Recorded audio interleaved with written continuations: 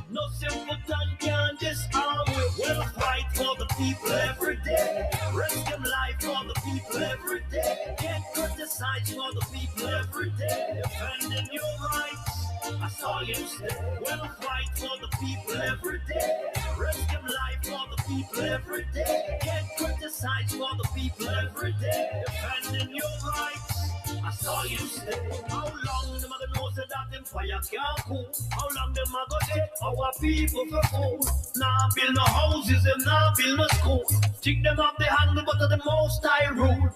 They better stop criticizing. Cause what them a do now face him. You know the man no lazy. All them a talk, them are the one who crazy. We'll fight for the people every day. Risk them life for the people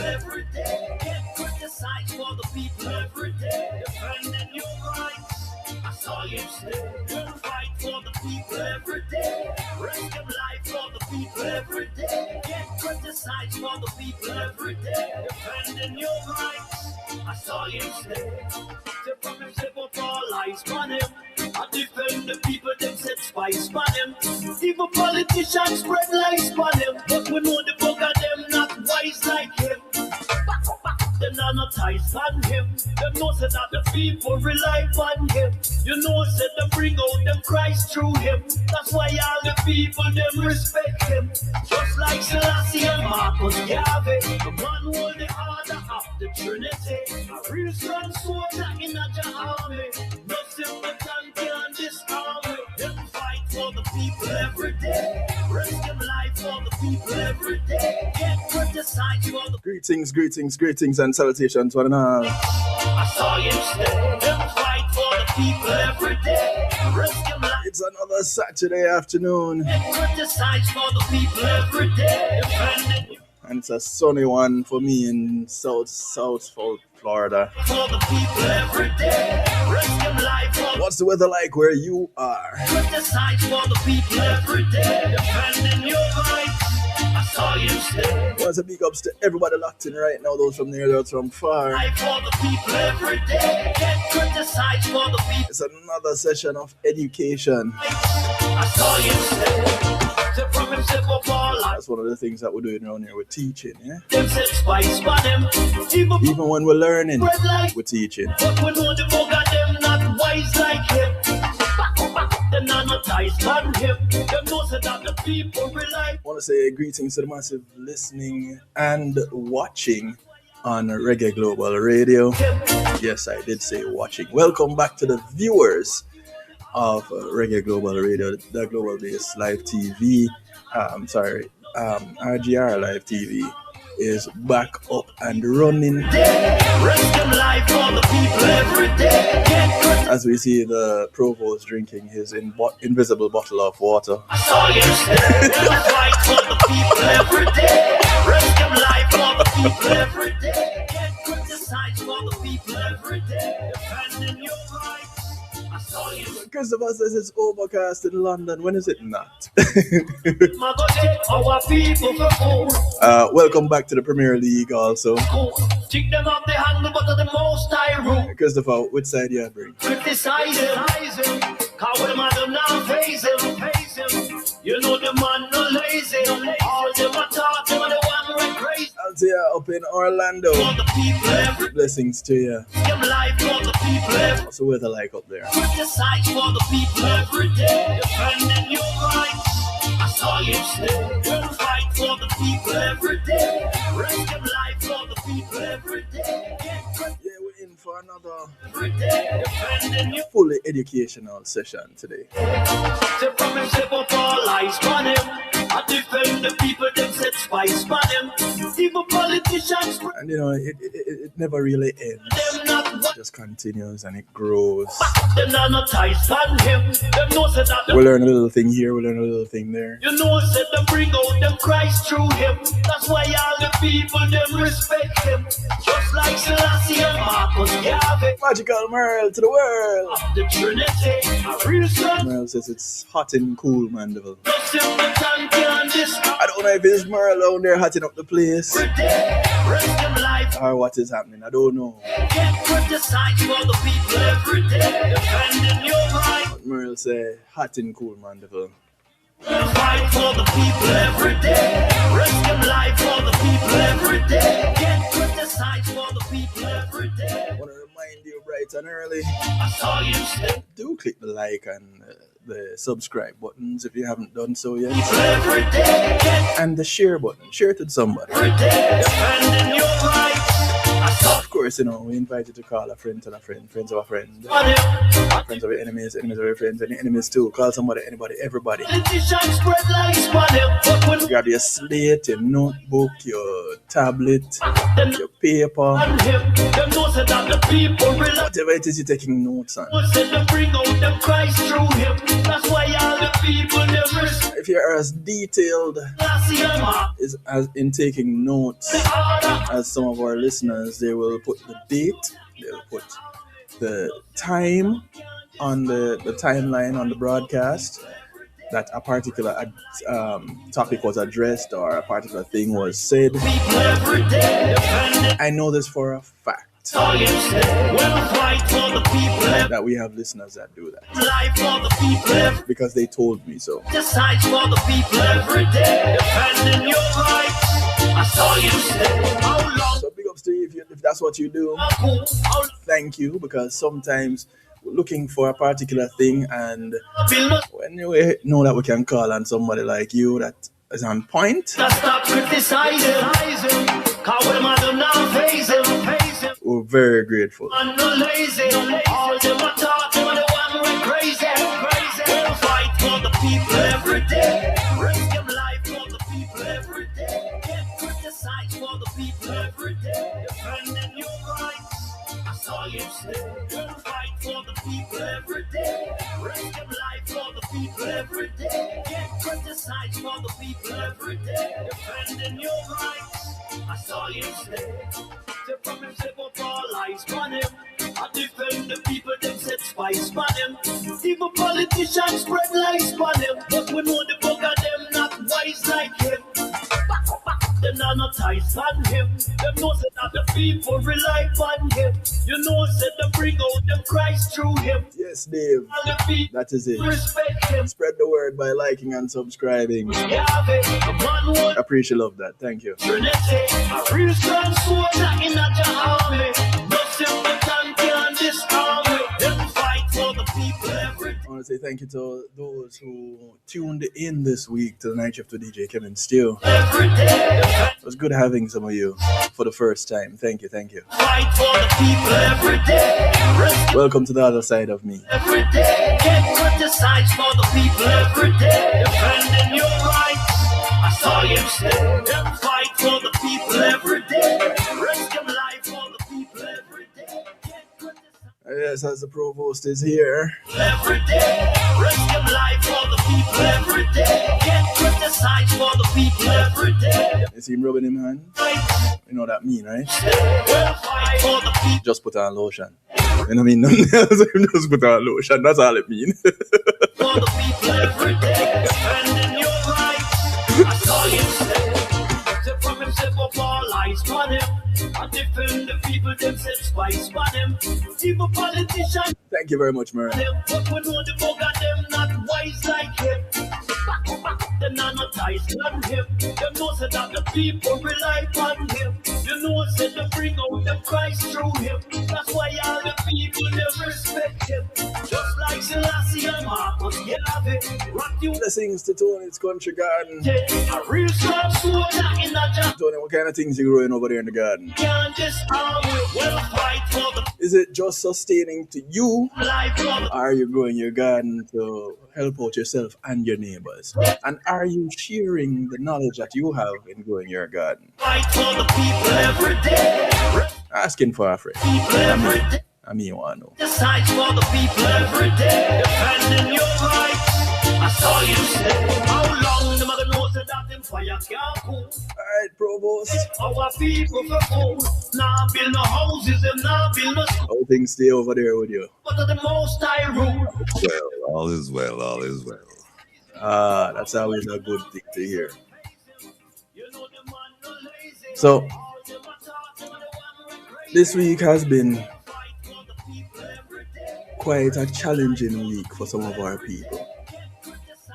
You know, on the heels of activities from last week, people recovering, and as it approaches the peak of the hurricane season, we wonder what next in our beautiful island home.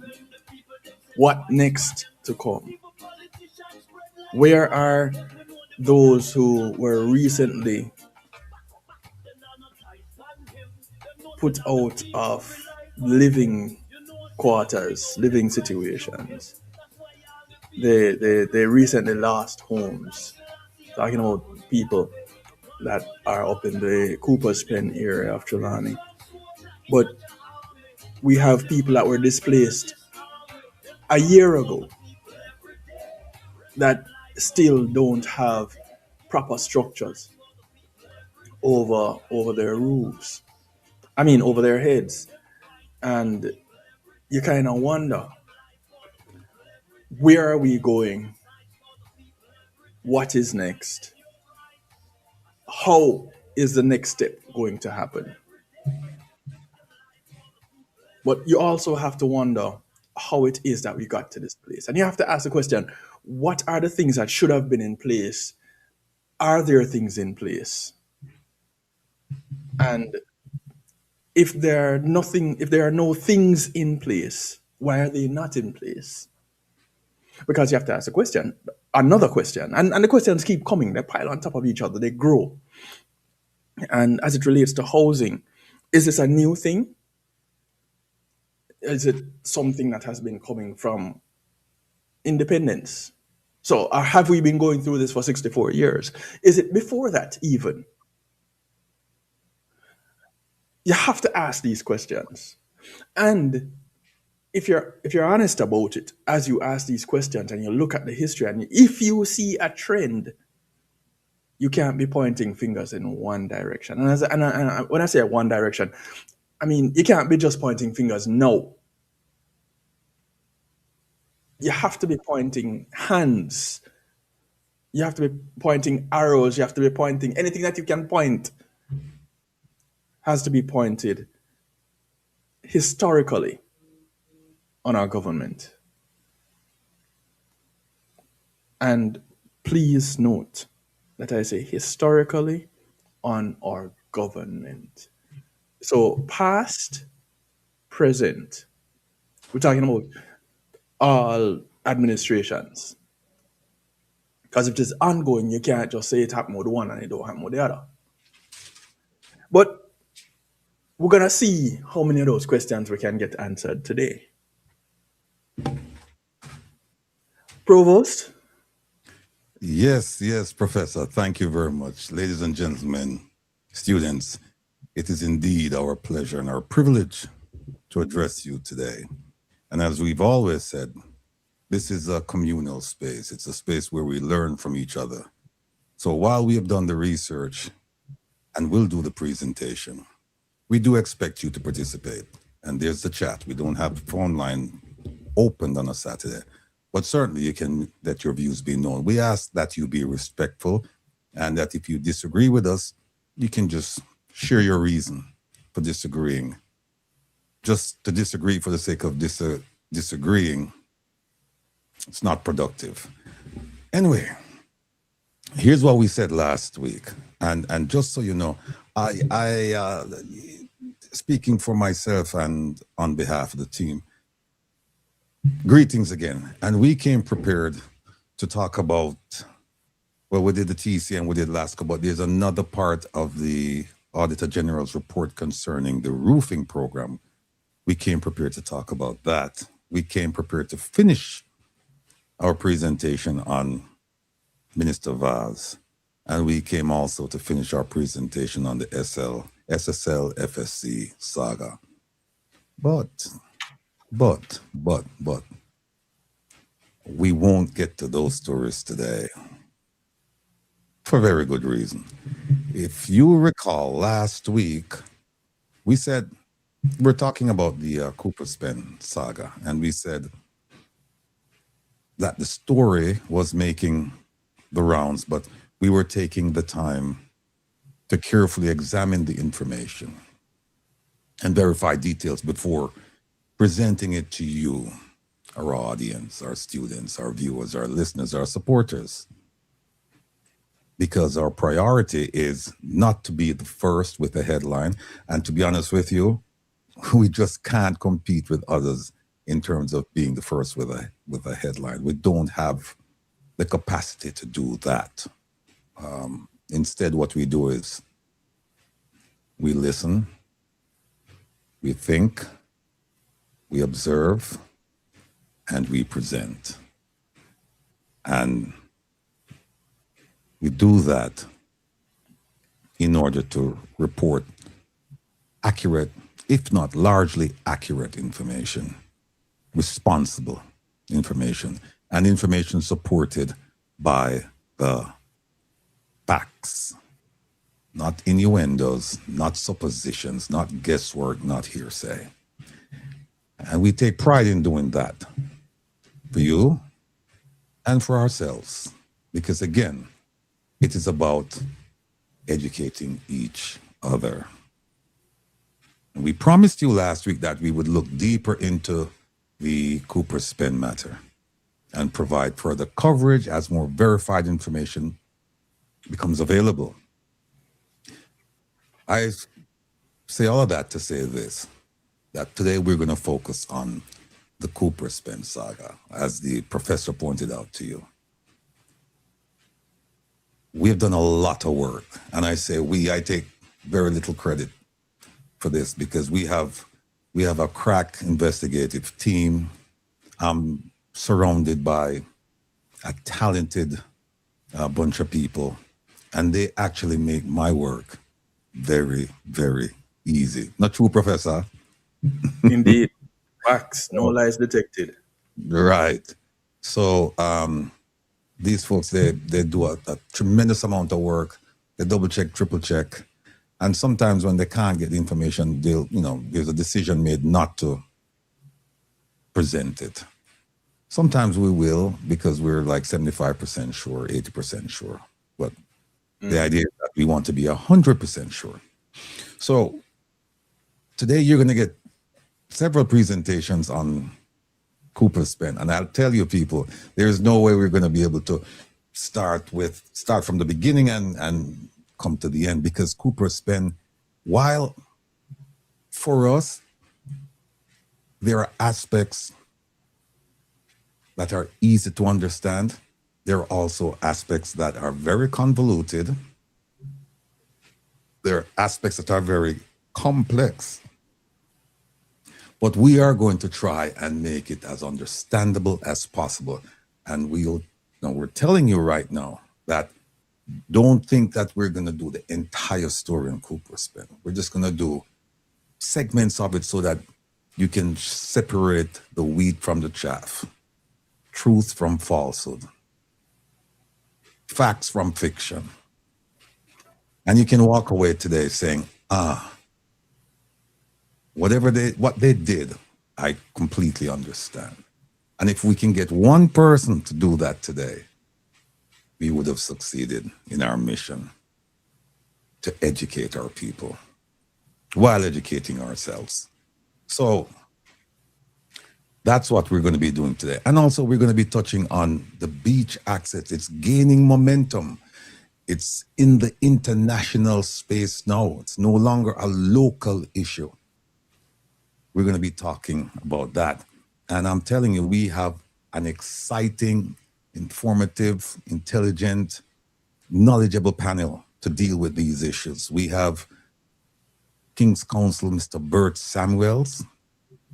We have Christopher Henry, Esquire, a noted attorney in Jamaica who's very familiar with the issues concerning squatters, etc.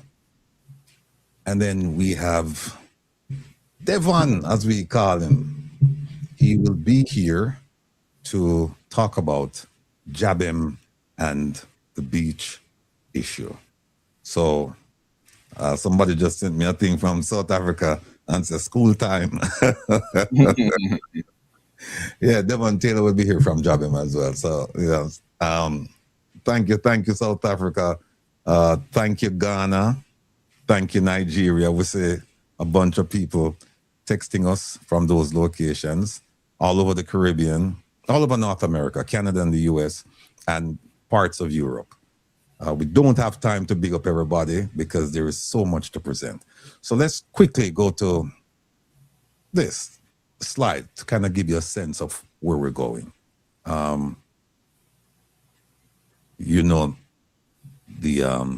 It's almost like our motto, or one of our mottos. Lies are dispelled and truth is upheld. And we're shaping civic minds for a better tomorrow, which brings me to the examination. We're going to get to that later. But I hope you've been taking notes and you've been studying, people, because the examination is next week, Saturday, a week from today. Here's what we're going to be talking about. Cooper spend saga. Do squatters have legal rights? We're going to explore that because when you hear the word squatter, you think of somebody who's just occupying a piece of land and without the owner's permission and it's illegal. Well, we're going to explore that issue to ascertain whether or not squatters do have rights. And from the way I'm speaking, I think you already know me well, students, and I know you've grasped my intonation, my inflection, the direction I'm going. Yes, squatters do have rights. We're going to get to that. And then we're also going to be talking about overwater bungalows. And that's something, it's not something new or unique, but it's something that is spreading in Jamaica. Where now, before they stopped you from accessing beaches, now they're going out in the Caribbean Sea. They're building out overwater bungalows. And remember, from past lectures, the sea and the foreshore, they actually belong to the crown. The crown. And we're going to show you how developers have managed to skirt the rules, because you know how it is when they put something and say, this is the rule, we're going to abide by it. They're usually the first ones to break it. And sometimes when they break the rules because of the rule. There are exceptions, but people don't look at the exceptions. They look at the rule and they'll tell you, the rule say you shouldn't do this. But in fine print, it says, except. And we don't read the exceptions. We don't. We just look at the rules. So we're going to be talking about those things today. There you have us both, as usual. I mentioned the guest lecturers, BERT Samuels, KC, Christopher Henry, attorney at law, and Dr. Devon Taylor from JABBEM, who will join us shortly. Professor, the floor is yours, sir. And as always, as we go through the day, I want to remind you to be active listeners, keep an open mind. And with doing so, we get to use the time effectively. And it shows that you are present, which is important, that you be present. Comment to contribute from a constructive standpoint and celebrate the contributions of others. Again, if people are commenting just to be seen, just to be recognized, if you do it over and over again, we have moderators here, you'll end up in timeout, if not kicked off altogether. Because this is a space where we share with each other and learn from each other. Not where we try to put anybody down. We're trying to lift our nation up. And in doing so, we celebrate the contributions of others. We redirect and reframe if necessary, so that we can stay on point. And of course, in the midst of it all, we want to enjoy the experience. We learn and retain the most when we enjoy the experience. So let's do that. And we get to move on from this experience to the other experiences for the rest of the evening that you naturally get to enjoy. You get to hang out and let your hair down and dance up a storm with me right after we finish this broadcast here at 8 p.m. with the Saturday Stew on Reggae Global Radio. You get to listen and watch just like you're doing here, those of you who are on Reggae Global Radio right now, and or on the Reggae Global Live TV stream. And of course, at 10, you get to relax with the Rebel. As he can yes, sir. Thank you. There you go, that guy. you get to experience the other side of the provost up until midnight. So let's be here, let's be present, and let's enjoy. Provost. Yeah, Professor, do you want to mention, I just saw a note a while ago about the TikTok and live Yes. type thing. Yes. For those of you who don't know, there's also a TikTok page for the One Jamaica Legal Defense Foundation. And I was going to touch on that when we get down to another slide, No problem. Provo. Yeah. All right. Because it goes hand in hand with the support. Okay. the foundation has been getting. No problem. All right, let's quickly move on. New members, big up on yourself. Welcome, welcome, welcome. You've made a very wise choice to be with us. We thank you, we appreciate you, and we trust that you will, like all of us, will learn something every single time we meet. That's the objective. Thanks again. And of course, producer Joan would like me to read this. Or, but is this tied into? This would tie into Please that go. aspect of it, Please go. where we say thank you from the foundation. Thank you for your donation and support to OJLDF, the One Jamaica Legal Defense Foundation. Your generosity has helped us to continue our mission and make a meaningful impact. We sincerely appreciate your contribution and your commitment to justice, courtesy of the One Jamaica Legal Defense Foundation, OJLDF. And in doing so, there are certain things that you do that are not financial. It is the liking, it is the sharing, it is the subscribing to the various platforms. There is this one where you participate in Reason with Rattigan on a Saturday afternoon on YouTube. There is on Wednesday night, the Come Reason with Rattigan broadcast, which happens on the OJLDF YouTube channel. And there is also the OJLDF TikTok. Now, once you go onto TikTok, you just search at OJLDF. It'll pop up. Please subscribe. Go over. Anybody that has a TikTok account, please do so now. Or tell someone. And if you don't have one, you can get one just for OJLDF. Because there are things that are to come that will also be happening on the TikTok channel. There are a few things that you may not see on this channel on YouTube. You may not see it on the Wednesday night YouTube channel, but you might come across it on the TikTok channel.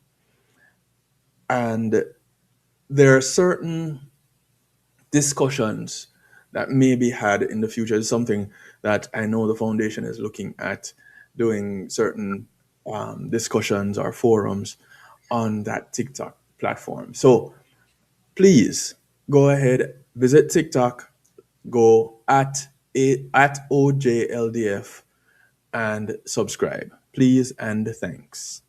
Provost. Thank you, thank you, thank you. I have a dear friend of mine. His name is, we call him, well, not give a nickname, but his last name is Witter. And he said that he's been watching the program and that he's been given the understanding that there is a lady with the same last name. And it said it's a unique name. It's not a common name. And he's asking for us to put that lady in touch with him. So, Ms. Witter, would you be so kind as to reach out? Just drop us a line on our website, our email, and we will put you in touch with my dear friend, Mr. Witter, Billy Witter. Thank you, thank you, thank you. All right. You know, as you said that, I want to give a big shout out to someone who started coming to my church recently, and we just hit it off. We just kind of click. And I met her husband when he came to visit. And last week I had picked her up to go to church, and he was on a call with her, and we got to talking. And he said, "Yo, you and Rattigan really bringing some information to the people, you know, really do a thing, you know. I'm watching her all the time." So I want to say big up, sir. Much respect, much love. Go and do the thing. Share it with somebody. Tell people about it, because them not gonna know some of the information that you know unless you tell them. So listen, this is where I get it. And these people show you how it is that they get their information. So much respect, much love. Thank you for the support. Yes. Quote of the day, thief not like fisty thief with long back. We all know this, right? And we know what it means. It's funny, Professor, when you patois for the most part is a spoken language and it's written phonetically. There are no hard and fast rules how to spell the words. And for some people, it's difficult, to actually look at the words and it's like a puzzle for them. They look at it and go, what that, and then, oh, teeth, no, and okay, I see what I'm gonna try to say. So them get to it. But we all know that one. Teeth are like the teeth with long bag. And it's weird though. Program. That's wrong. Nobody As says you get into the program, you're gonna understand. You're gonna understand. Yeah. You're gonna realize who the reference is, though. Here's another one. Some people feel the rain, others just get wet. Why you appreciate God's blessings as opposed to the nuisance and just get wet. The place just potter. And no, we're not look on it that way then. We don't look at it that. So we'll get to that. The professor mentioned it Wednesdays. Come reason with Rattigan at 8 o'clock. We're trying to have a narrow time space for the program, so we don't go overboard with it, because we understand that a lot of you work and you need your rest and all that. And we sincerely appreciate the time that you can spend with us. So we're trying to narrow it down so that you have enough time to, after you finish eating dinner and you watch us, then you have enough time to spend with your family, your friends, whomever, or whatever you choose to do, and have enough hours of sleep, unlike me. And I can take this, folks. I went to bed. I left where I am right now about 3 o'clock this morning. And I went to bed somewhere around 4. And I was up before 6:30. And I'm fine. I'm different. Man, live off naps. Yes. Live off a nap. Yes. The Saturday still, right after this program from 8 to 10, DJ Kevin, him change him title. Him go from professor to DJ. Actually, I'm going to be a professor too, professor of music. So tune in, catch Kevin at from 8 to 10 tonight and every Saturday night. And then I return at 10 and go from 10 to midnight. And midnight to 2, we have Dr. Love. And I think he's coming on tonight. Just so you know, tonight, I'm going to be, let me back up. Every genre of music, if you're a fan, there are some voices that stay with you forever. They're irreplaceable. They're unmistakable. And R&B is no different. I mean, if you hear Marvin Gaye's voice, instantly you connect with it. If you hear Stevie Wonder's voice, you connect with it. Luther Vandross, connect with it. But there's another voice, and we lost that voice recently, and that's Mr. Peebo Bryson. And we had planned on playing a segment for him. We tried to do it a few weeks ago, but got rescheduled. So tonight, we're going to be playing 2 solid hours of Peebo Bryson. A lot of the songs you've heard, some of them, I'm willing to guess that you haven't. In any event, you're going to enjoy this beautiful voice, powerful voice, gone but not forgotten. So tune in tonight, 10 to midnight, Peebo Bryson. The exam, next week, Saturday, a week from today. We're going to be testing you to see whether you've been paying attention, but not only that, to see if you understand. The questions will be more about understanding, because we know that you've been paying attention. We know you've been coming to class, but we want to see how well you understand the material. So pay attention to that. Get out your notepads, go back, review, and get ready for next week, Saturday. All right. Folks, listen. This thing came up, Professor, this one here. The most dangerous person is the one who listens, the one who thinks, the one who observes. And we had another one. and presents. And we know we are targets for some people because they don't like the idea that we are doing the research and we're presenting our findings to our people so that they can become critical thinkers, or if they're critical thinkers already, they can improve upon that skill. They don't like that. That, brothers and sisters, students, makes us very dangerous. And I say us. It's not just me and the professor.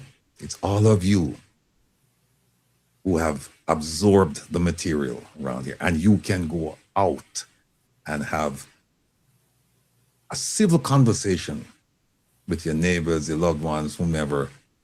Provide them with the facts. You, too, are dangerous.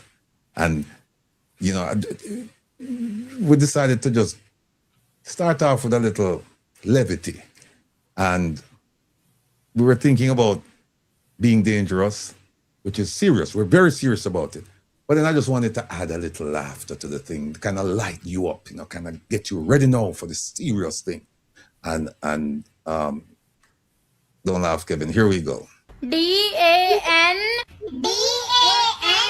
GER OUS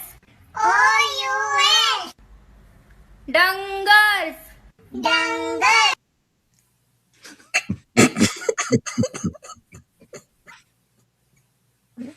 Yeah, that's Dungus. Kevin. He's Kevin, man. And here's another one. Moving right along, here's another one. Police, open the door. Who that? At the police, we need to talk to you. How much on a day? 5 away. 5, then talk to each other. Me busy. Yeah, if only that were true, that you could talk to the police like that, everything would be fine. Now, here is something that I want you to seriously think about. This next video. This is serious business, no laughing matter. Listen to this. If you hold a gun, and I hold a gun, we can talk about the law. If you hold a knife, and I hold a knife, we can talk about rules. If you come empty-handed, and I come empty-handed, we can talk about reason. But if you have a gun, and I only have a knife, then the truth lies in your hands. If you have a gun, and I have nothing, what you hold isn't just a weapon, it's my life. The concepts of law, rules, and morality only hold meaning when they are based on equality. The harsh truth of this world is that when money speaks, truth goes silent. And when power speaks, even money takes 3 steps back. Those who create the rules are often the first to break them.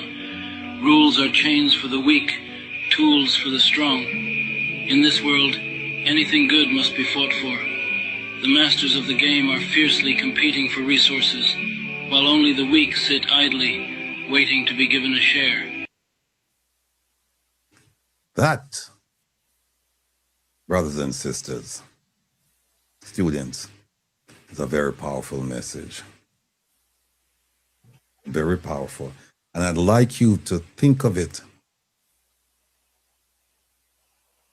in terms of the structure, the power structure in Jamaica. I'd like you to think of it particularly when we start to talk about Cooper's Pen. Because in Jamaica, we have one set of rules, but the application of those rules are different. There are people in Jamaica, in high society, who are thief land like it a go out of style. Yet, the rules don't apply to them. Or the rules are inapplicable. They don't apply them to them. But poor people, oh yes. And the very last part of that video where it says that when you sit down and wait for things to come to you,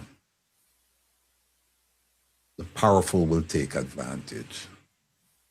And for too long, we have been sitting down and waiting. Part of that is because we lack knowledge of the facts, knowledge of self, knowledge of the law. And that's why it's so important for you to come around here on a Saturday and join us as we try to make the experience a very uplifting, informative education. We want to elevate your thinking process, but you have to do something with it. You know, you have to start with that. Then you move on to something else. So we're going to be talking about a whole bunch of that today. Let me just move this. In fact, you know what? I think I should just play it one more time, people. Listen to this. If you hold a gun, and I hold a gun, we can talk about the law. If you hold a knife, and I hold a knife, we can talk about rules. If you come empty-handed, and I come empty-handed, we can talk about reason. But if you have a gun, and I only have a knife, then the truth lies in your hands. If you have a gun, and I have nothing, what you hold isn't just a weapon, it's my life. The concepts of law, rules, and morality only hold meaning when they are based on equality. The harsh truth of this world is that when money speaks, truth goes silent. And when power speaks, even money takes 3 steps back. Those who create the rules are often the first to break them. Rules are chains for the weak, tools for the strong. In this world, anything good must be fought for. The masters of the game are fiercely competing for resources, while only the weak sit idly, waiting to be given a share. So much in that one video. All true. That's where we start today. Let me move this.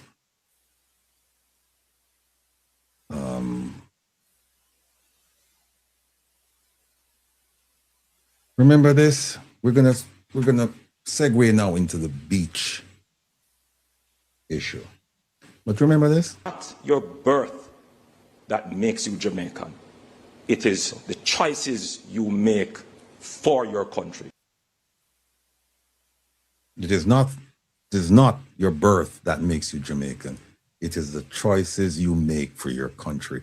We need to play that over and over and over and over and sear it into the people's minds.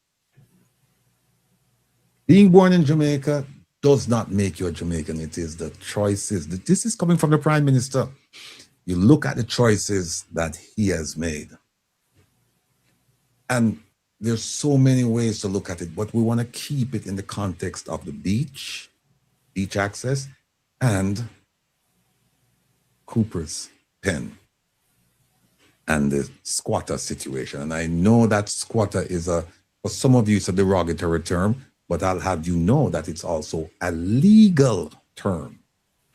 It's not a colloquial term only. It is a legal term. So you can't run away from it. The question you should be asking is, who is a squatter? Right. How is that defined? Who is a squatter? Right? Because no matter how you try and say, well, I'm not a squatter and I don't like the term. Yes, you understand. I don't like the term either. But we have to work with it. And let's work with it. And that's the beauty about what we do around here. You work within the rules to try and educate people and change the rules. Because if you try to do it otherwise, there'll be chaos, there'll be confusion, there'll be serious consequences. But use the rule and beat them over them head because they've been using it against you for quite a long time. Let's reverse the rules. Let's show them, say, no, we're just as bright as you are, brighter than you. We understand. And therefore, we can make the change. So that's where we start. Let me play you a quick video because we're waiting for Devon, he'll be here in about 10 minutes or so. So let's kind of set things up for you. How about this one here? Come on.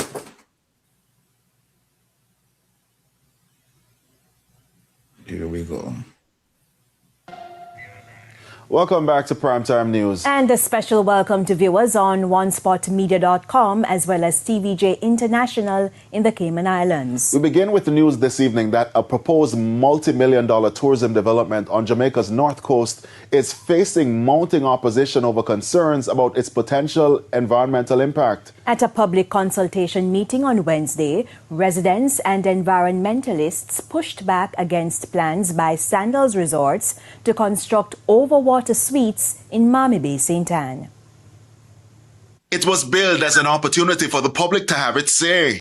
Representatives from Sandals, the National Environment and Planning Agency NEPA, environmental advocates and residents coming face to face as the environmental impact assessment for proposed Overwater suites at Sandals Duns River came up for public scrutiny on Wednesday. The public meeting is a preliminary action as required by the EIA process, and thus no final decision has yet been made on the application. Participants should know that this public meeting is deemed important, and the outcome from the meeting will be submitted to the Natural Resources Conservation Authority to guide the decision-making process. Questions surrounding coastal development, public access, and the environmental footprint of large tourism projects have been making their way into the public domain, with environmental activists challenging what they say is the gradual loss or alteration of sensitive coastal spaces. And for president of the Jamaica Beach Birthright Environmental Movement, Dr. Devon Taylor, this development brings those concerns directly into focus. The story is very clear as to the pressure that these developments put on coral reefs when we have none left in the country, and the scientists are working hard to try to regenerate the reef.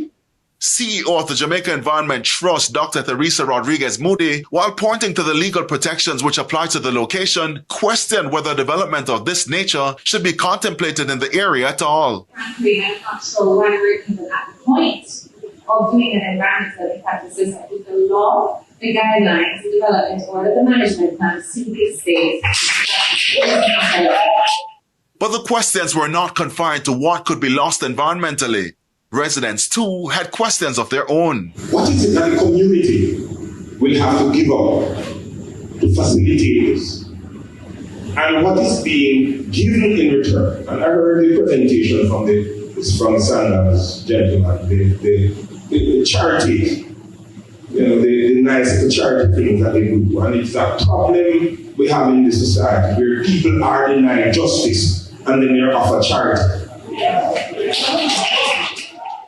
Wednesday night's consultation may have been centered on one proposed development at one resort, but according to those in attendance, the questions raised are bigger. For the representatives from Sandals, they remain open to dialogue and collaboration. Sandals recognizes that protecting Jamaica's marine and coastal environment is not optional. It is a shared responsibility, a core obligation.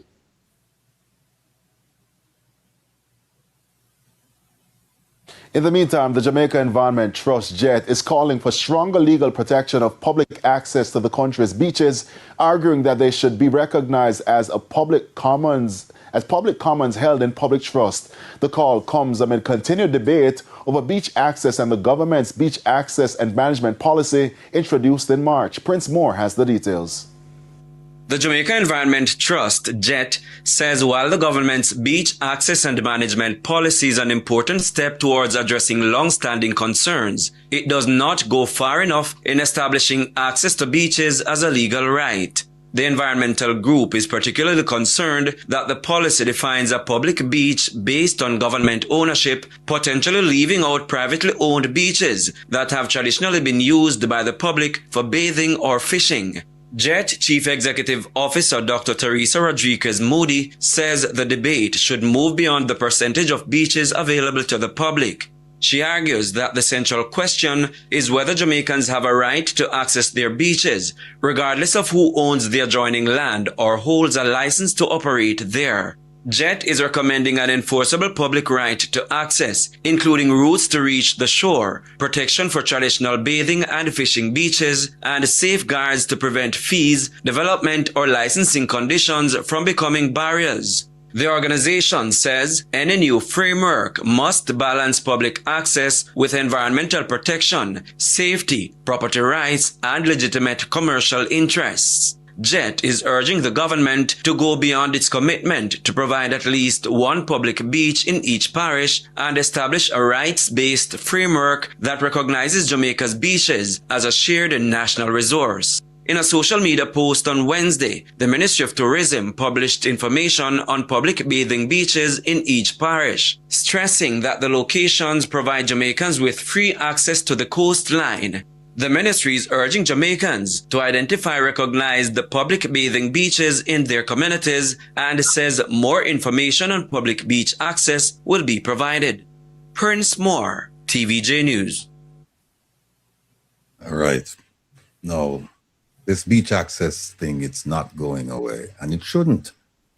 It shouldn't, because as we have learned over the years, Jamaica is one of the few islands, one of the few islands in the Caribbean where, maybe the only, where you don't have access to the beach. Where the locals have restricted access. Yeah, private ownership trumps, fun on word, but trumps whatever it is that, whatever rights you may have or may think you have to access beaches. They just fence off the beaches and that's it. Can't think of any place in the Caribbean where that is happening. So Jamaica is unique in that respect. I want to show you something. I will wait for Dr. Taylor to come. We have a few more videos, but I want to put this up for you, show you something. You hear them say that we have 60. They say that they have 60 public beaches, right? And what we're going to do is we're going to show you what you need to know about these beaches. Here it is right here. On August 11th of this year,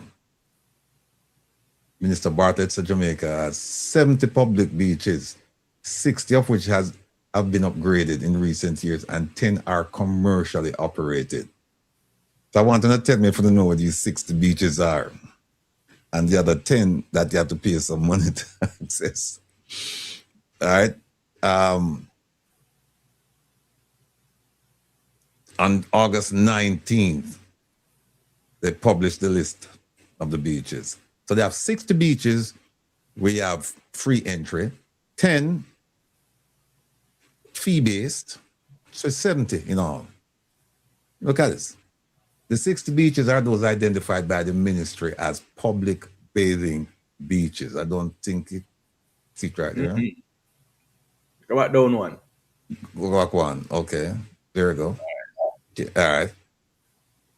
And it says this is a recognized list, but it doesn't necessarily mean that these are the only beaches to which you, Jamaicans, have a legal or practical right of access. This is just what the ministry is saying. Here are 60 beaches that they can use and another 10 that they have to pay. And all this is coming from the Ministry of Tourism, NEPA, all that. Now, here are the 60 beaches. See if you see one in your neck of the woods. Hanover, 5. You won't read them out because you can't see them. St. James, 6. Trelawney, 4. St. Anne, 5. St. Mary, 4. Portland, 8. St. Thomas, 7. Kingston and St. Andrew, 1. St. Catherine, 2. Clarendon, 3. Manchester, 3. St. Elizabeth, 9. Westmoreland, 3. Wait, I have a question. Sure. It's been a while since I've left Jamaica, but my recollection is that Hellshire is in St. Catherine because Portmore is not a parish yet, so it's in St. Catherine. So Hellshire Beach is no longer a beach, or it's no longer public access? Elshire, I think you have to, it's no longer free, I think. I'm not sure. But I believe there's one out there. But there was Puerto Rico, which was decided. Out in Puerto Rico is out in is it Saint Anne, Puerto Rico? No man, the one right beside it. I know I've been away for a while, but Jano. Yeah, they're doing that. I think they're Fort Clarence. Fort Clarence. Fort Clarence is the one that you have to pay for that one. Yeah. And so the one that you're mentioning, I'm not even sure if you can classify that as a beach because there is soil erosion. And I don't know. If you look at some of the restaurants, they're right on a cliff. I don't even know if they can properly classify that as a beach. So Port Innocent. No, he's not. Port Innocent is next to that prison, Fort Augusta. No, he's not. That's back road. That's back road. Talking about that. I know the one that he's talking about. That's the one where you go and eat fish and all of that. Yeah, right? Yeah, but I'm not even so sure you can even call that a beach any longer because of soil erosion. I don't know. But then again, remember, these are the ones that have been identified by the government. Look, ladies and gentlemen, you know him. Very, very serious man when it comes to a lot of issues, particularly the beach issue. And he's not a person who just read about the beach issue. His lived experience is about the denial of access. First of all, access, and now the denial of access. And he's taking it on. He has a personal crusade to make sure that all, A-L-L, all Jamaicans at some point, hopefully soon, will have access to all the beaches in Jamaica. Not the ones that them want shubwe, and say, go over there, so. And he will tell you that even the ones that them want shubwe, if you look at it in terms of the total number of beaches, even land space for beaches in Jamaica, it's very, it's a small percentage. Most of the beaches, they come within the preserve of the government's friends, hoteliers, resort owners, not the people who voted for them. And so I won't take up much of your time by introducing this man, because he's doing yeoman's work. It's not just him, and he's a very humble person. He'll tell you that it's JABBEM and all the support that JABBEM is receiving internationally. Now I sound like Dana Morris Dixon, internationally. But he's receiving support internationally. The movement is gaining momentum, and we need to support him in every which way we can. Ladies and gentlemen, without further ado, my brother, Dr. Devon Taylor. Greetings, Rattigan, Kevin. Yeah, man, good to be here again, Yes, sir. Yeah, give thanks for them nice words there, No, thank you, because we know that you're a very busy man, and for you to take the time out to come and explain what's going on to our people, we are eternally grateful and indebted to you, because without you, a lot of the things, you and your organization, a lot of the things that we now know, we would not have known. And people tell you how determined and courageous this man is. Whenever there's a hearing in Jamaica concerning beach issues, this man makes it his business to attend and speak on behalf of the Jamaican people. He don't care what political party, what color, what neighborhood, he doesn't care. He just says, as long as you're a Jamaican, I'm going to speak for you. And we have to support him. So, brethren, welcome again. We just played a video and we were going over a chart here explaining the 60 thing, but the 60 beaches, the 60 free and the extra 10. But I want to play this. I want to play this one before you come in.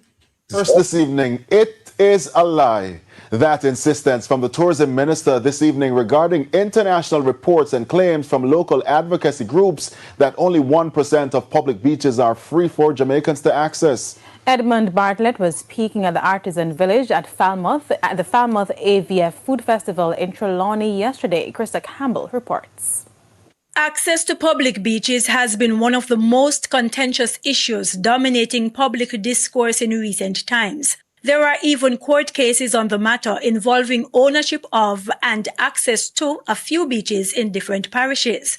At the front line of some of these legal matters and public discourse is advocacy group Jamaica Beach Birthright Environmental Movement, JABBEM.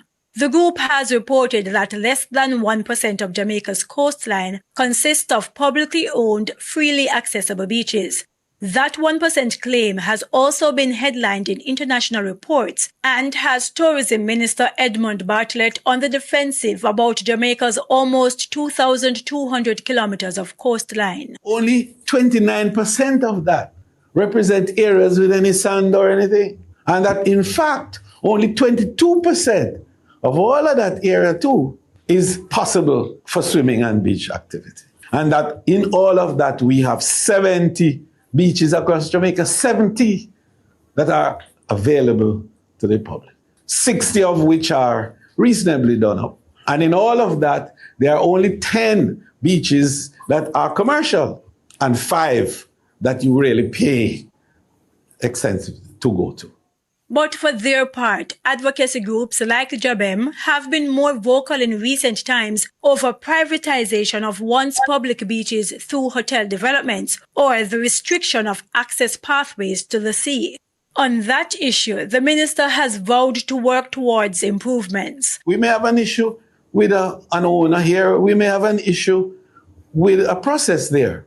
But we must not make the world define Jamaica as a country that denies its population of beach access, because it is wrong and it's not true. We can deal with issues that we have, we can correct, because we're going to make the beaches better and to enable it to have a more commodious arrangement. During his 2026-27 sectoral presentation in Parliament, Minister Bartlett outlined a multi-million-dollar investment to expand access to a few public beaches in different parishes.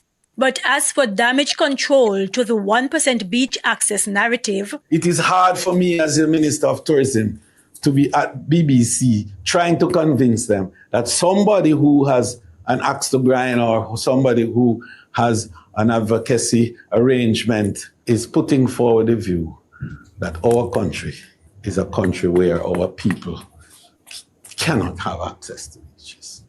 On March 17, 2026, Prime Minister Dr. Andrew Holness tabled the new beach access and management policy in Parliament, which, among other things, promised increased physical access to and use of public beaches and the sea by all stakeholders. However, at least 2 advocacy groups have taken issue with the wording of sections of the policy and insist it does not address some of the fundamental issues with beach access. Krista Campbell, TVJ News. Devon, let me start off by asking you this. Do you have an axe to grind? Or do you have an advocacy arrangement?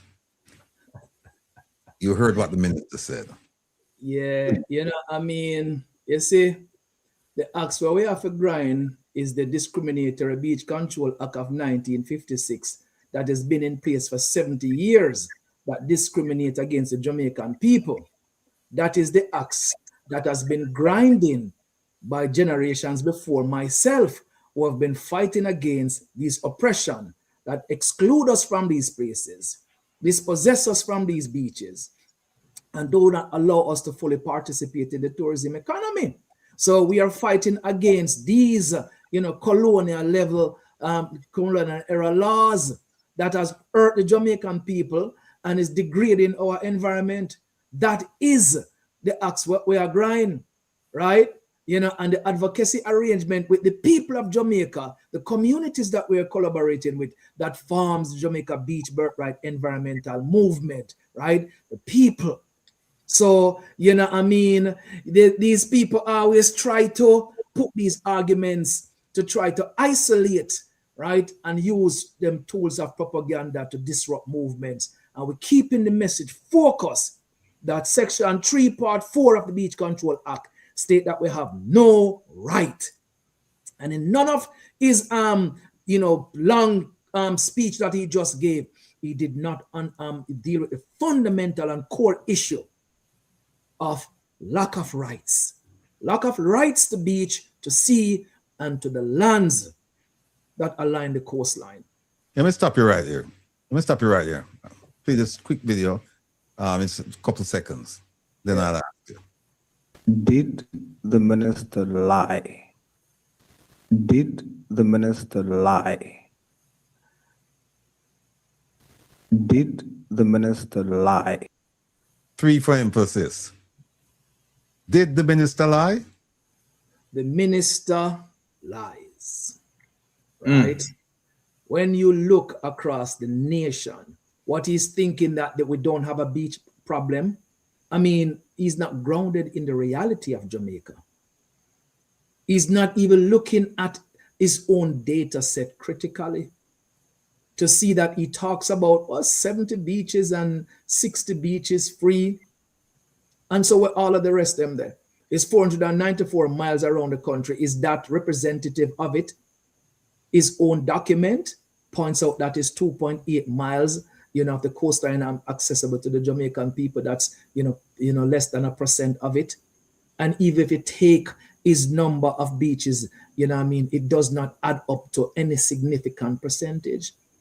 And so they try to make the conversation around statistics when our lives are being impacted by a policy that has been in place that inherently stripped us of any rights. No right to swim, no right to bathe, no right to fish, no right to walk along the foreshore. And the dispossession continues. And he should qualify his statement by saying that within the last 2 weeks, what have we seen? Drapers is on his list. Attempted dispossession from Sanko Bay, which is the same as Drapers. Right? So while he's reading out that him and him brethren them a plan to take over Sanko Beach. While you're looking at that, New Pera, Johnny Beach out there in St. Thomas, right, is said to be dispossessed from.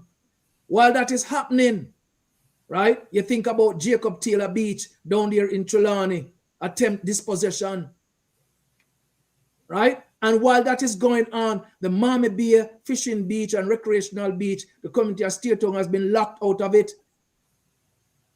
right? And the Commissioner of Lands is a party, as a defendant in the case. While he's talking about that, we have UDC in court, for Little Duns River and the Portland Municipal Parish Council, when he says Blue Hole, which is in the Blue Lagoon, we have access right to the government of Jamaica, Heritage Trust, and the Portland Municipal Council is challenging the people's prescriptive rights to Blue Hole, and he has the audacity to publish a list with those names on it. Success Beach, Mount Palace is being, structured there. Overwater Bungalow is going to go there to dispossess the people. When you look at Walter Fletcher Beach, you can't set foot on it. It's chained up. One Man Beach down there in Montego Bay is slated for divestment, such as Trial Beach, which is on his list, and Font Hill, all slated for divestment. So who is lying about the real reality, the reality on the ground about what this government is doing? They're trying to disrupt the call for fundamental rights, change the law. The Beach Control Act must be abolished. That is not a law that should be in effect in Jamaica. And it's not only that, it is a dispossessive tool. The document is an authoritarian document that gives the minister ultimate power to do anything that they want to do. Even if our beach is a sensitive ecosystem, the minister can overwrite anything and grant development in that area. This is why right now they're dumping up an entire section of the Trelawney coastline that is mangroves and wetland for hotel development, and the NRCA has given permit to do that. That is the violation, and that is what the Beach Control Act of 1956 does. It violates land and people. Hold on 1 second, Devon. Let me ask a quick question, and I know the professor wants to jump in. we heard about 60 to 70 beaches. 60 free, 10, some fee arrangement for you to use those beaches. Can you tell us how many beaches we have in Jamaica? Because we heard about 60 for public, 60, 70 for public. How many beaches do we have in Jamaica? And also in terms of the size of these beaches, in terms of the measurement. Relative to the amount of coastline we have available. Yeah, to the coastline. Yeah, how many beaches we have, and in terms of the coastline, how many? What does that compute to compared to other beaches? Right. So we rely upon data published by NEPA, right? I mean, we're in the process of doing our independent, calculations, right? But over three different two administration over 25 years. Okay. Mm-hmm. When you look in 2000, there are 336 beaches that are associated with hotel, guest houses, and villa. Okay, 2000. At the time, they had a registered amount of 88 public beaches and 336 hotel beaches. So 79% of the coastline that was in use was associated with hotel, and only a 26% associated with public beaches, right? When you jump into 2020, that number moved from 79 to 82%. There were now 348 beaches associated with hotels and villas. And you jump into 2025, there are 352 hotel beaches compared to their 60 beaches, 70 beaches. We calculate the number to about 72 beaches, right? To 352 that are associated with hotel. So more than 80% are the coastline. And when we go to access to information and got the beach license, there are like 366 beach licenses, which and a hotel need a beach license, a villa need one, right? So when you kind of look at those numbers, which is the real evidence about how many licenses have been issued by, NRC for, commercial purpose on the coastline, reflects, there's some duplication in there, but it largely reflects the number of beaches associated with hotels and villas. So it far surpasses what is available to the public. And you can see the state of the coastline, that they are assigning the Jamaican people to say that's your spaces, because the hotel lock behind their walls most of the best beaches in the country. Mm. And so, when we don't have the measurement, right, of individual beaches, right? It's something that, we are doing. But what does it adds up to? If the data in 2000 was saying that, well, you have, 2.8 miles of this coastline accessible. You can just think about what it is in 2025, 2026. It's been reduced and shrinked. And that's what we're living. So, yes, he should have named the amount of beaches that are associated with hotels and villas. And then the Jamaican people would have been like, whoa, 352 beaches associated with hotels and villas. And, that's behind a paywall. Most of us cannot afford a night in those hotels. And the beach access policy that this government put forward is one that says they will empower hotels to charge us a fee to use the beaches before the hotel. Our beaches, our sovereign spaces, we'll have to pay a hotel to use the natural resources of the country, not the other way around, where the resources of the country is to the benefit of the people and funds would come from that to the people. No, the people will have to hand over money to a hotel to use a beach that belongs to the country. Mm. So there's inequity in here, right? And as I said, fundamental, Rattigan, Kevin, we can dive down into the weeds and, list all of these hotel beaches and all of these beaches that they're listing.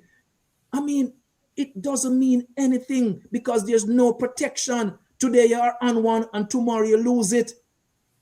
Okay? We have lost Miami Bay Beach so far. We're in the coast trying to claw it back. And that was a recreational and a fishing beach. and now hotels slated to be developed there. Same thing is Bungalow Beach, which is not on this list, but it's a beach that we use. It's behind a concrete wall with razor wires. So is Laughing Waters, locked away. And the list goes on and on and on. Landovery, the problem exists there. All of these places we get dispossessed. And the reason why is because of the law. The law allows the government to, treat the shoreline as a property regime. Just as the Titles Act of Jamaica, a system inherited from colonial England that assigned a piece of land to a title and dispossess Jamaican people. So the whole land question, whether the land is the shore or the floor of the sea, or the land is terra firma, okay, is where black people catch hell. Because there has been never any kind of reparative justice or framework that was put in place to deal with the issue around landlessness, which we are seeing all across the country right now. All across the country, whether it is the demolition that would violate all human rights law that just happened in Cooper's Pen, what happened in Lloydersville, or in blanking on it right now, Bernard Lodge, Clifton, right?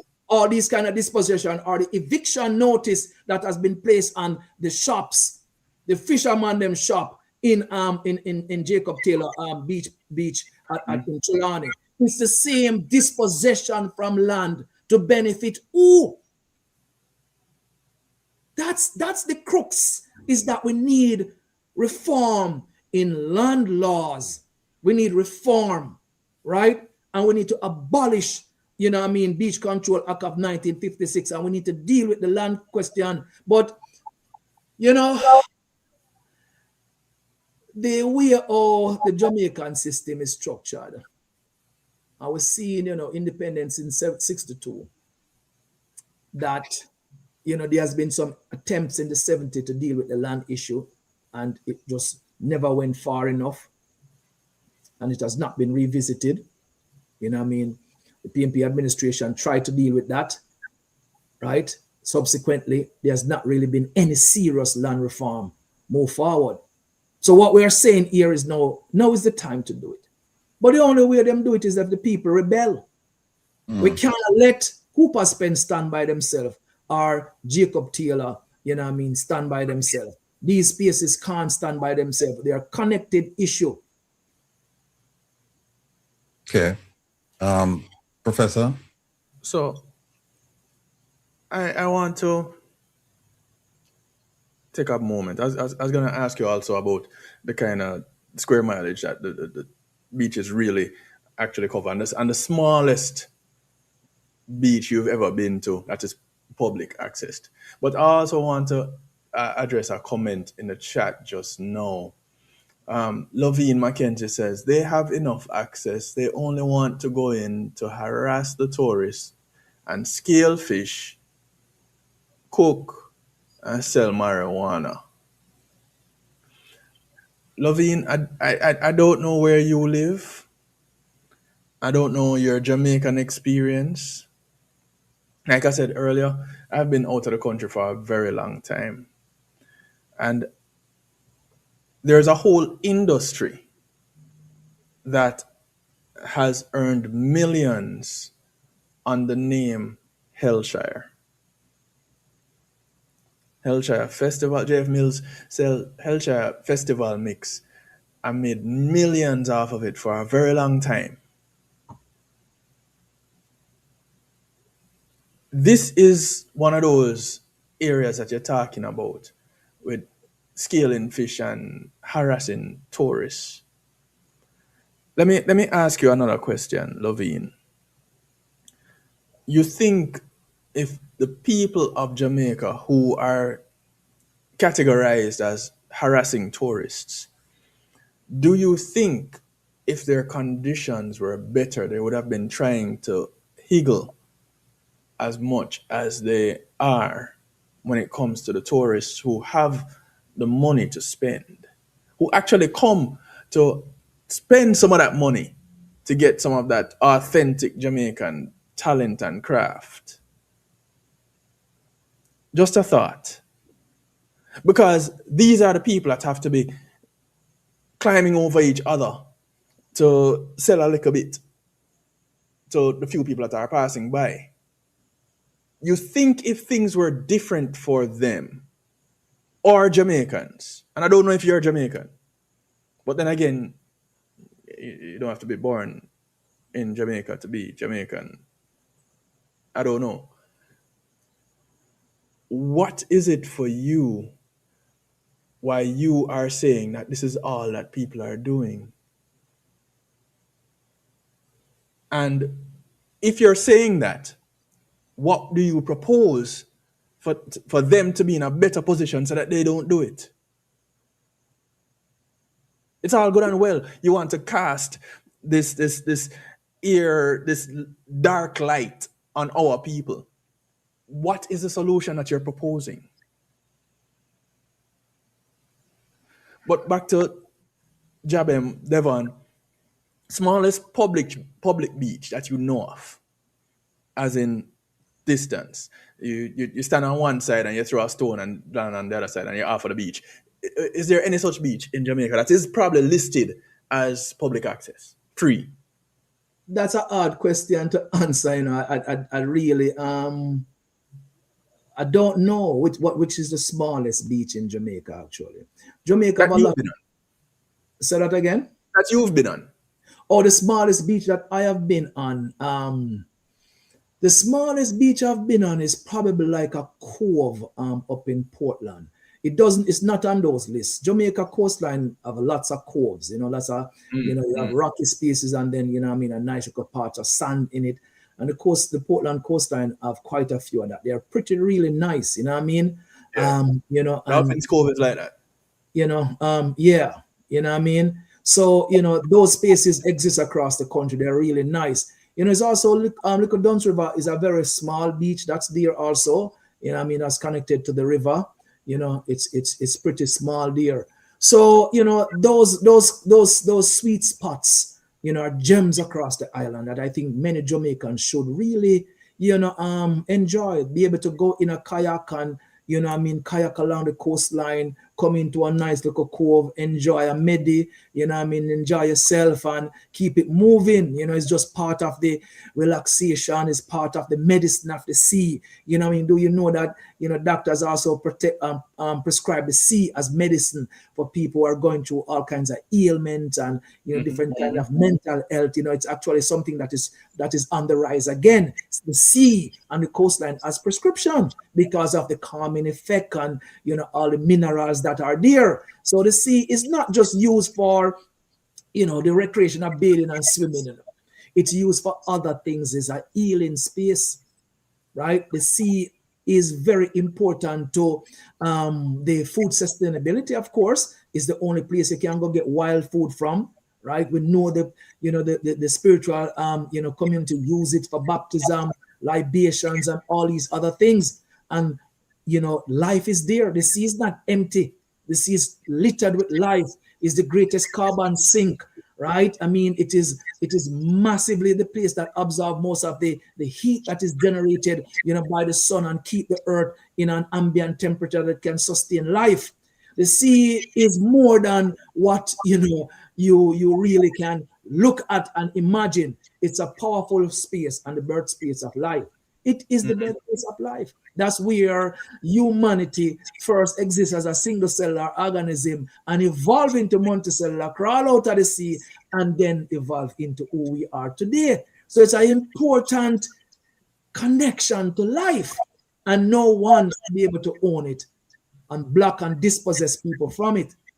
But our laws that we have in the country does that, right? And the sister that writes that piece, you know, about, you know, the behaviors and attitudes that they are labeling as, you know, something to criminalize, right? Or something that hurts the industry, right? The industry, as we know, all inclusive, is carrying out massive amount of exploitation in terms of labor, right? You know, I mean, on those same coastline. This is why we're turning plantation, the money that is made does not stay in the country to benefit the country and grow other sectors and industry. That money leaves the country. So it is creating those kind of inequality and the concentration of wealth in the hands of few. So that is very clear. And the degradation that is happening, we went to this EIA meeting that shows the privatization of the sea and the building of hotel rooms, and the footprint of this development is 10 acres of the sea, right? That is going to be built in an era where you have endangered coral. You're muted, Provost, you're muted. Yeah, hold on a second. That is where I want to go. But before we do that, because I really want you to talk about this overwater bungalow development and explain to the people, because this is something that a lot of people aren't aware of.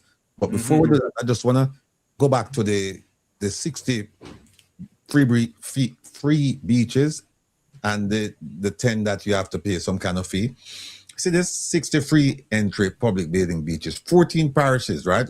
At least one in every parish that we know of right now on the list. And 32 of the 60, right, are in the 6 North Coast parishes, Hanover to Portland. Don't have too many on the South Coast. No. Tell me what you think about this now, Professor. See this? It's not just the number, the 60. The real question is access. Because it says here, a beach can be public, quotation marks, on a list, but that does not automatically mean that Jamaicans have meaningful, practical, and legal access. Because if your parish have one beach and it's over, you really don't have access. You have a plan for that trip. And here's where it comes down to physical access. Can the public actually get to the beach? That's one thing. Roads, walkways, public entry points. Then the cost. Is there a fee for entry or for facilities that essentially restricts use because you can't afford it? Here's another one. Are the beaches clean, safe, usable, and properly maintained, like the ones with the master hotels? Legal status. What are the rights of the public under the law? Beach Control Act, leases, licenses. And here's the one that we alluded to, proximity and equity. Are beaches reasonably close and accessible to local communities? And it says right here, the beach access debate is not just about how many beaches are on a list. It is about whether Jamaicans can freely reach, use, and enjoy their coastline. What do you think about that, sir? I mean, Rattigan, you see, when you try, you get caught in a lie, Government get caught in a lie, trying to, the advocacy and the people rising up, right, is putting the message out there and putting their life experiences out there. And it's showing up the injustice, right? And it's showing up also the complicity of the government in the injustice. And the government is abroad advertising to come to Jamaica, invest, you will get your private beaches. And the people are saying that locks me out, that hurts me, that dispossesses me, and that's wrong. And so the government is trying to tell us that our own experience is not true. We are lying to ourselves. And you have enough beaches, so here's the 60 that you have. And they don't put into context the other 352 and growing lists that you don't have. And they don't put into context that the law does not give you any kind of fundamentals and unfettered rights there. So they are really lying to the Jamaican people. And they're trying to engage to a campaign. You hear them say they might use up bandwidth and have to take money now to go there to counter the lies. Counter what lies? Right? You're going to cover up the lies that you are making and cover up the injustice that is in Jamaica as it relates to the lack thereof of the inherent right to the coastline and the right to the lands to cross over to get to the coastline and the land that is necessary to properly conserve the space, because the beach control consists not only of the wet sand, but the dry sand forms part of the beach. And that area is often ceded to the landowner who do what they want to do on it. So the hotels build on an ecosystem that is linked to our survival. Talk to us before the professor come in. Talk to us about this Overwater bungalow, and talk to us about the meeting that you just attended in Jamaica this week, I believe. Yeah, so the Overwater bungalow is now part of the government beach access and management policy of 2026. And I want the Jamaican people to pay close attention that this government have unleashed something worse than the Beach Control Act of 1956 in a new policy that was tabled in March, right, by Prime Minister Dr. Andrew Holness. And in that policy, there are several things, right? We'll talk about them where Jamaicans will not have fundamental rights. They will have this qualified rights, which is based on sets of conditions that you have to satisfy before you could go on a beach. And those conditions are going to be set by the person who holds the license for that beach. So you're not going to get any fundamental rights under this government's policy. Your rights will be qualified, right? Right in that policy also is what? The government reserve the right to sell beaches. And these are not things that has to go through the entire parliament, but just the cabinet will make those decisions that they can sell the beaches. The policy contains that the government will allow for artificial beach to be created, which means that you could transform any rock face that kind of keep back high energy, coastline. You have waves coming in that just very, lots of energy that would damage land, and nature put rocks there to control these. The government is saying that, well, a developer can buy these lands, rip them down, create a beach out of the space. And that beach will never be accessible to Jamaican people because they will be fully divested. This is in the policy. The Beach Control Act never have those alienation of the foreshore that you will be sold off and you'll never be able to touch it. And then the act went further to say that they will privatize the sea and allow for hotels to be built into the sea. And you will not be able to swim and fish and use that space again. So Overwater Bungalow is now an expansion of the dispossession in the country. And I have to say that I don't know what these people are doing other than harming both environment and the people of the country by permanently transferring the resource of the country to private interests that benefits only private. And most of these multinational corporations and Jamaican elites, their companies are not publicly traded, where a man say, I buy some stocks and I get some return. All of these things are held in families, that all of that wealth and money of the foreshore is made, and go into their pocket. And so the Overwater Bungalow, there are now 3 of them built in Jamaica. 3 Overwater Bungalow has been built in Jamaica so far, right? We know of the one in White House that is built by Sanders Resort International. We know of the one in Royal Caribbean, Sanders Royal Caribbean in Montego Bay. And we know of Princess Sense in the Mangrove in Hanover. Those 3, and many of them now are on stream to be built, and proposals are submitted to NEPA. So we know about the one in Westmoreland, in Paradise Pen. We know about one coming up in Success. I think Moon Palace is projecting to build that one, and then Sanders have 2 more: Sanders Montego Bay and Sanders Marmy Bay, Sanders Duns River Marmy Bay. And that is the EIA meeting we went to, because all of these, to build in the sea, you have to carry out an environmental impact assessment. And so we had to show up because that beach is currently subjected to court action. NEPA should have never entertained seeking anyone to build there, because that is in the courts right now. 2 cases have been filed, and that's an active court case. But the government is entertaining a permit application to build in the sea. And that is going to privatize not only that section of the sea, but that component of the beach. And Jamaicans, you're locked out of that forever. Done and dusted, gone. And this is why JABBEM and also JET is saying the same thing, that we can't move into the privatization of the sea. The value of the sea far exceed any return on investment that you can make off any hotel.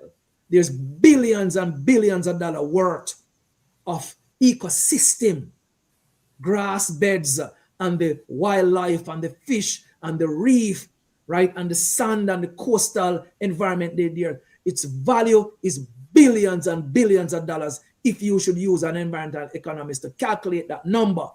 And no return on investment can really correct for that. And then the damage that is going to be done to the coral reef when they're dredging and digging and parting over 379 pylons in the sea, and the harm that will do to the reefs, and removing, so much, square foot of grass bed, and then build something that shades the floor of the sea and impact things, that requires, sunlight to grow. Right? It's the beach itself is also a nesting ground for the arc-billed turtles that are endangered. And 2 endangered species of coral have been identified right in that sea. So this is a new form of dispossession, right? Making land out of water. That is, what the overwater bungalows are. And then they are privatized to the level where you can't go there. So a fisherman like Norris and Capo, you know what I mean? I have Crooksy and all these brethren who has been fishing in these waters. And the recreational users from Steertown and Greenwich and Chalky Hill and, you name it, that use this space will never be able to go back there and swim. So you have deracinated these people from the space and cut them off. And that's what the threat of the overwater bungalow, right? That we have to abolish that. That cannot be part of any beach policy. We have seen what happened with the Beach Control Act of 56. That if we quantitatively look at it, and so we say 60 beaches versus 252, we're going to lose the sea. We can't lose the sea. How can we lose the sea to that kind of capitalism that concentrate wealth into the hands of a few? And the destruction of the environment, the environmental footprint, Rattigan, is the most dangerous part. You know that the seas in the Caribbean have been warming over time, and there are several what we call coral bleaching events that have taken place over time. And of course, all of that is related to man, the activities of man. And the Jamaican reef is around 85 to 90% of the reef around Jamaica is dead. Right? And so anything else you put in there is putting pressure, and it's trying to recover. And there are quite a few groups of scientists in the country working, trying to regenerate the reef. And they actually work off the Miami Bay coast. And you want to know something that I'd want your listeners to really understand? In order to build in the sea, you have to have legislation. Jamaica have no legislation. That is law. Jamaica have a guideline that was written in 2016. And that guideline was partially written by the same developer who's building in the sea.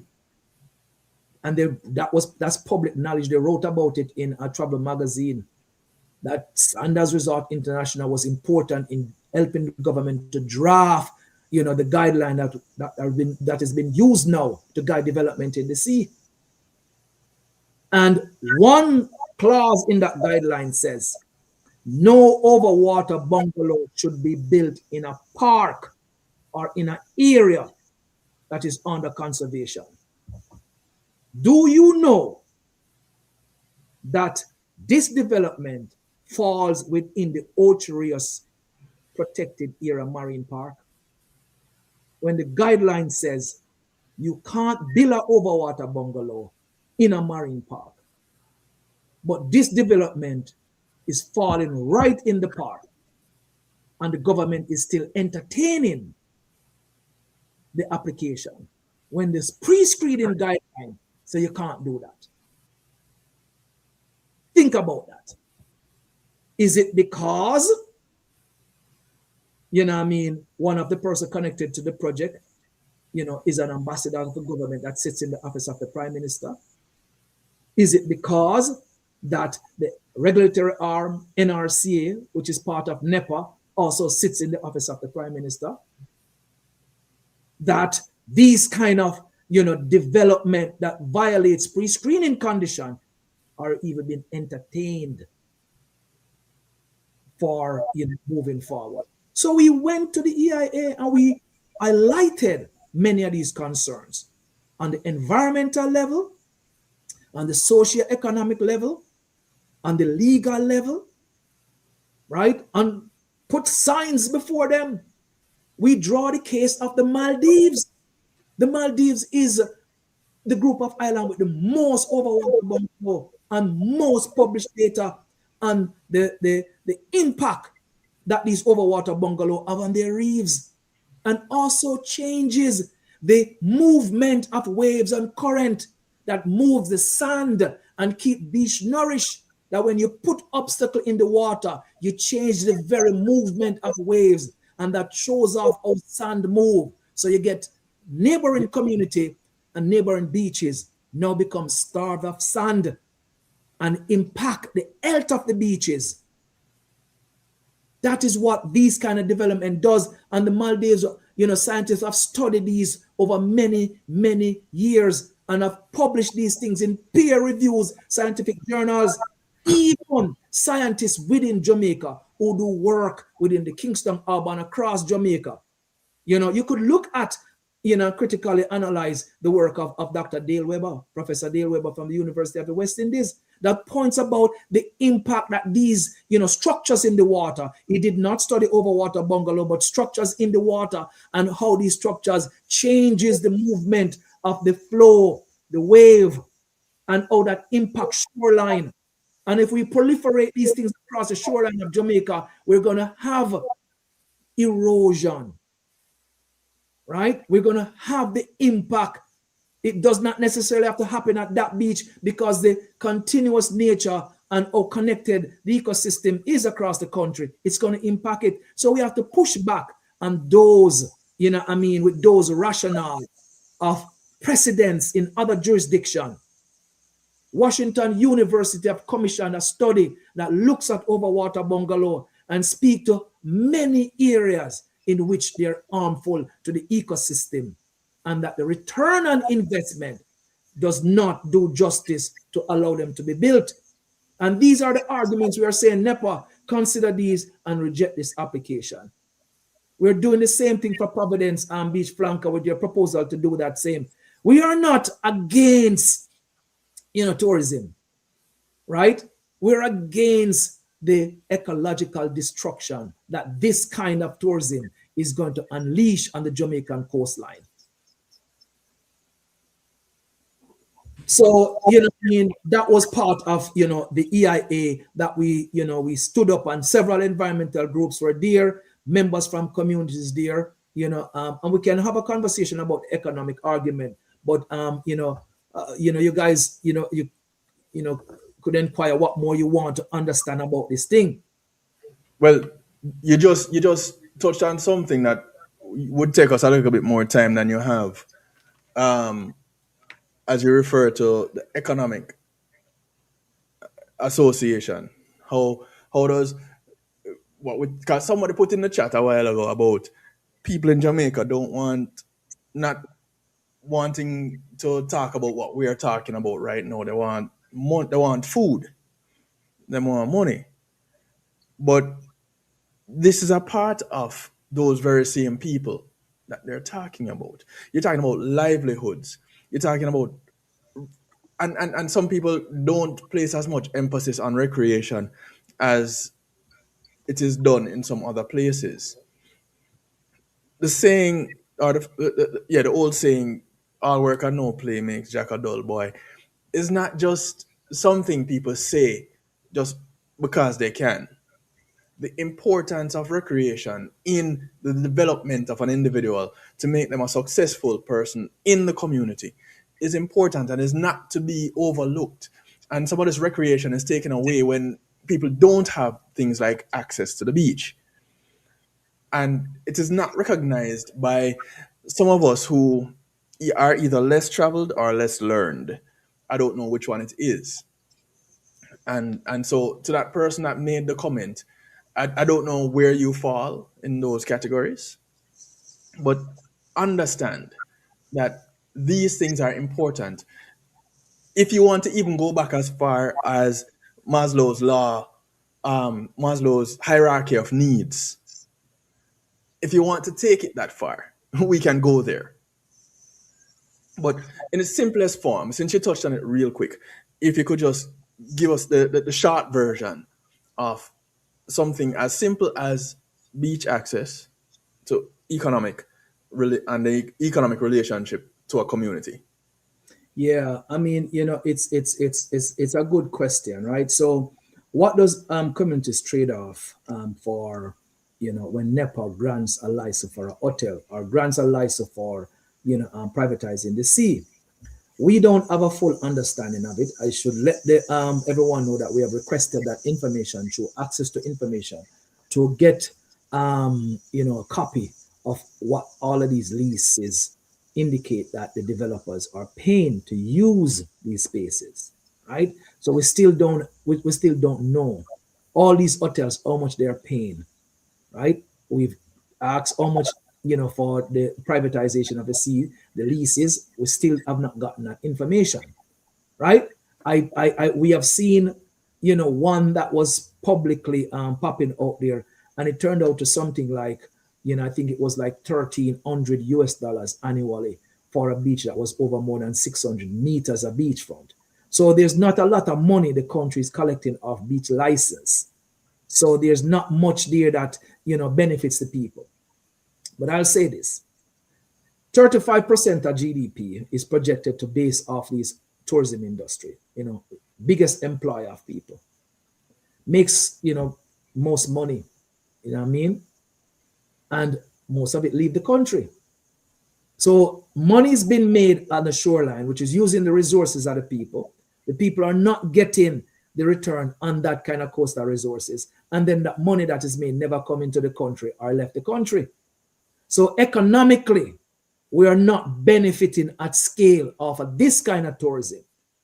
We could have benefited better off our more community-based tourism, where the tourist infrastructure and the rooms are spread out within communities around the country, that ones can benefit from, the restaurants and the taxi drivers and the tour guides and all the artisan and the craft, that you could participate as a tourist when 4 million people visit Jamaica, and mixing the population and spending the population. More of that money could go into the local economy, but that's not the way how the product is constructed right now. The product is constructed in an all-inclusive brand that see most of that wealth leave the country, while they are using the resource of the country that does not benefit the country. And in this particular EIA, the economic return was not stated to the extent that even the ones who are there that says, oh, we need this project, understand it, because it was just based upon asking a question. Do you think you will benefit from this? Yes. Oh, I'm going to get a job. How many jobs are going to be created? A similar 18 Overwater bungalow, right, is projected to be built in Providence Flanker. And the developer put how many jobs were going to be available, right? It was 50 jobs. 50 jobs. For what? For the sea and a beach. 50 jobs. Where the sea and the beach were billions in ecosystem that protect Jamaica. So if we do the cost analysis using an environmental, financial person, you will see that we're not really benefiting at scale. So we have to change the model, protect the ecosystem, move the hotels them inland more, and everybody goes to the beach and use the space, and we protect it, we conserve it. And so we are encouraged when, JET joined with JABBEM to say that the foreshore and beaches and the sea must be declared commons, as we have been saying, that they must be declared public land and trust in the people, not in the crown. So the people of the country benefits from it and have all the legal rights to go there and to use it, and of course, to conserve it. And that is the axe, and that is what is rattling the government, because more and more people in the country is saying that we want this fundamental right. We never knew that this was the situation about rights, because we've been going on some of these and then we see them disappear. Why did that happen? Because you have no rights. Now the people know that these Beach Control Act does not give us any right, and they're really rebelling. And then the international media is asking that question of the country. So how is it that other Caribbean islands, other countries across the world, has guaranteed their people fundamental rights to their beaches and rivers and lagoons and wetlands, and Jamaica is not doing so? Proliferation of private beaches and continued dispossession. Every hotel route goes up, dispossession. And that's what is threatening the current colonial logic. That is what's threatening the establishment. And so they're going to come out, call us liars, and say all kinds of things to try to disrupt the movement. But we are steady, right? And the Jamaican people know what they have been experiencing and are joining in this fight, for fundamental rights to our beaches. Well, brethren, I'll tell you what, we couldn't have a better person than you to come and discuss these issues with us. And we're looking for one document right now that we wanted to get your take on, and it has to do with the mangroves, because you mentioned that. It has to do with the mangroves, wetlands in Falmouth. Right. And we wanted to just show the people the trickery that they do when they create laws, ostensibly to protect the people of Jamaica, but it is to protect themselves. And I started out the program by telling people that you will see these laws, beautifully written laws that says, thou shalt not, you are prohibited from. There are consequences to doing this. And then in fine print, it says, except. And you see the exceptions. And the minister of the power to grant, right, any license for any spaces, and that is not questionable in the court of law. And that is built into the Beach Control Act of 1956. So when the NRCA grants a permit to dump up and reclaim the wetlands along the Falmouth coastline there, that's the power of the Beach Control Act there, damaging your environment. And people must understand the consequence of what nature have built to be a space to absorb excess water from the ocean, to be the breeding ground for species, to be the habitat of a lot of wildlife, right? Purify, the water and absorb a lot of CO2 in the space, maintain the integrity of the coastline, right? People must understand when policy goes against that, is the people suffer. We, the people, will suffer from these things. Indeed. What was that, Kevin? Wouldn't have much time because I beg your pardon? Yeah, that is true talk right there.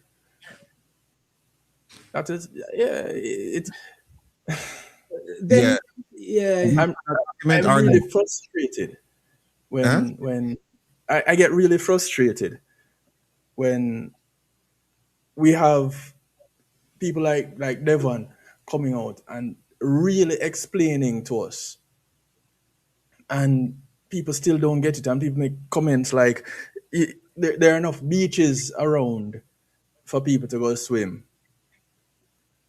They just want to become a nuisance. People just want something to say. I'm just missing it. They're missing it altogether. Yeah, man. I'm trying to pull up this document before you have to leave us, Devon. Yeah. Got you. We can do another. And so I'm gonna have to show it on my side. Yeah, go ahead and show it. Yeah. Let me just pull this here.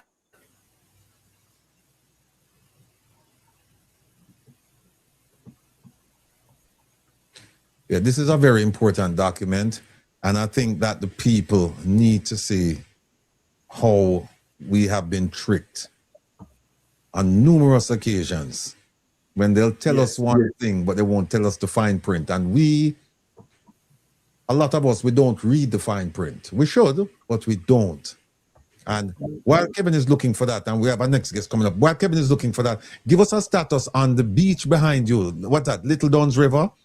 Give us a Duns status River. on that, please. Right, Little Duns River. And it didn't even appear on the list, right? And it's the last remaining free beach that exists, you know what I mean, between St. Anne's Bay and Ochi Bay. There's no more. In the big tourism mecca is only this space. And this space is now in the courts.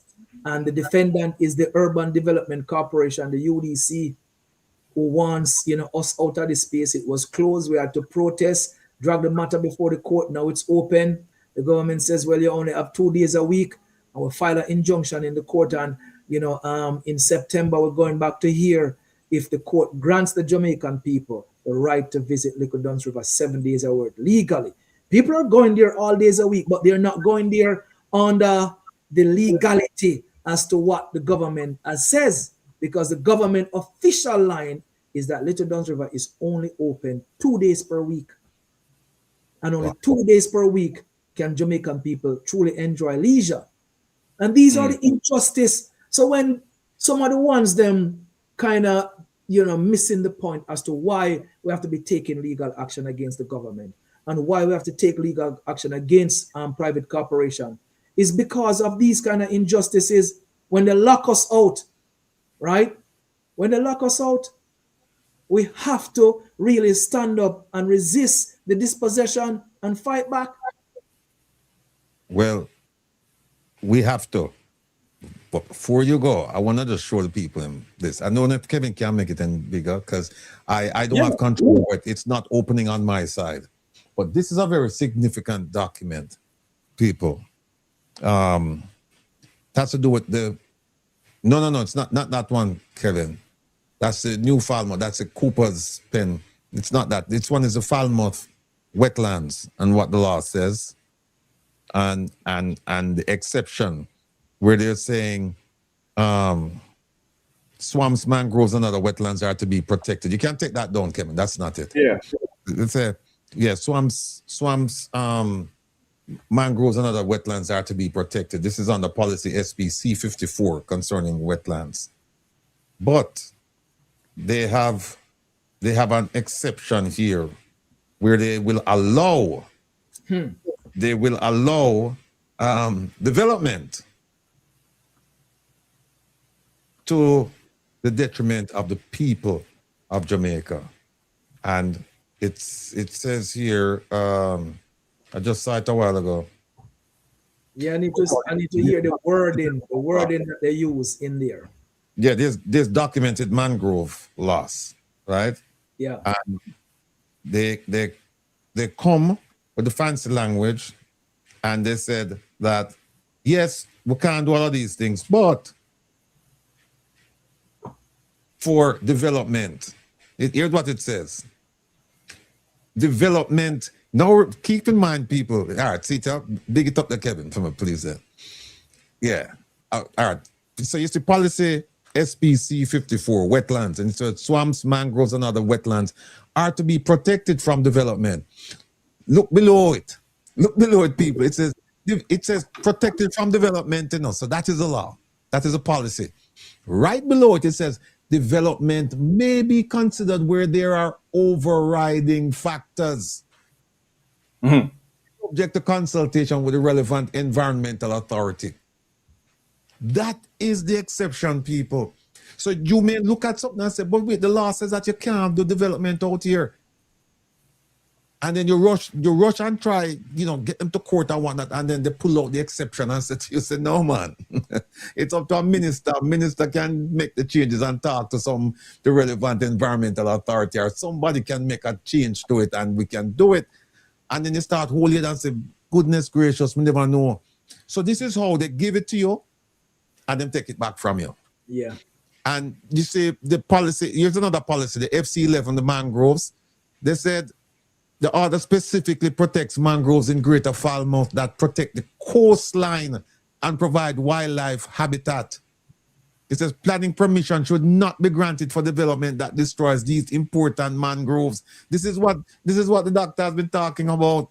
Yeah. And what did they do? What did they do? They violate their own law with no repercussion, because they write a policy and then violate the policy and are not accountable. But this is why, you see, finish your...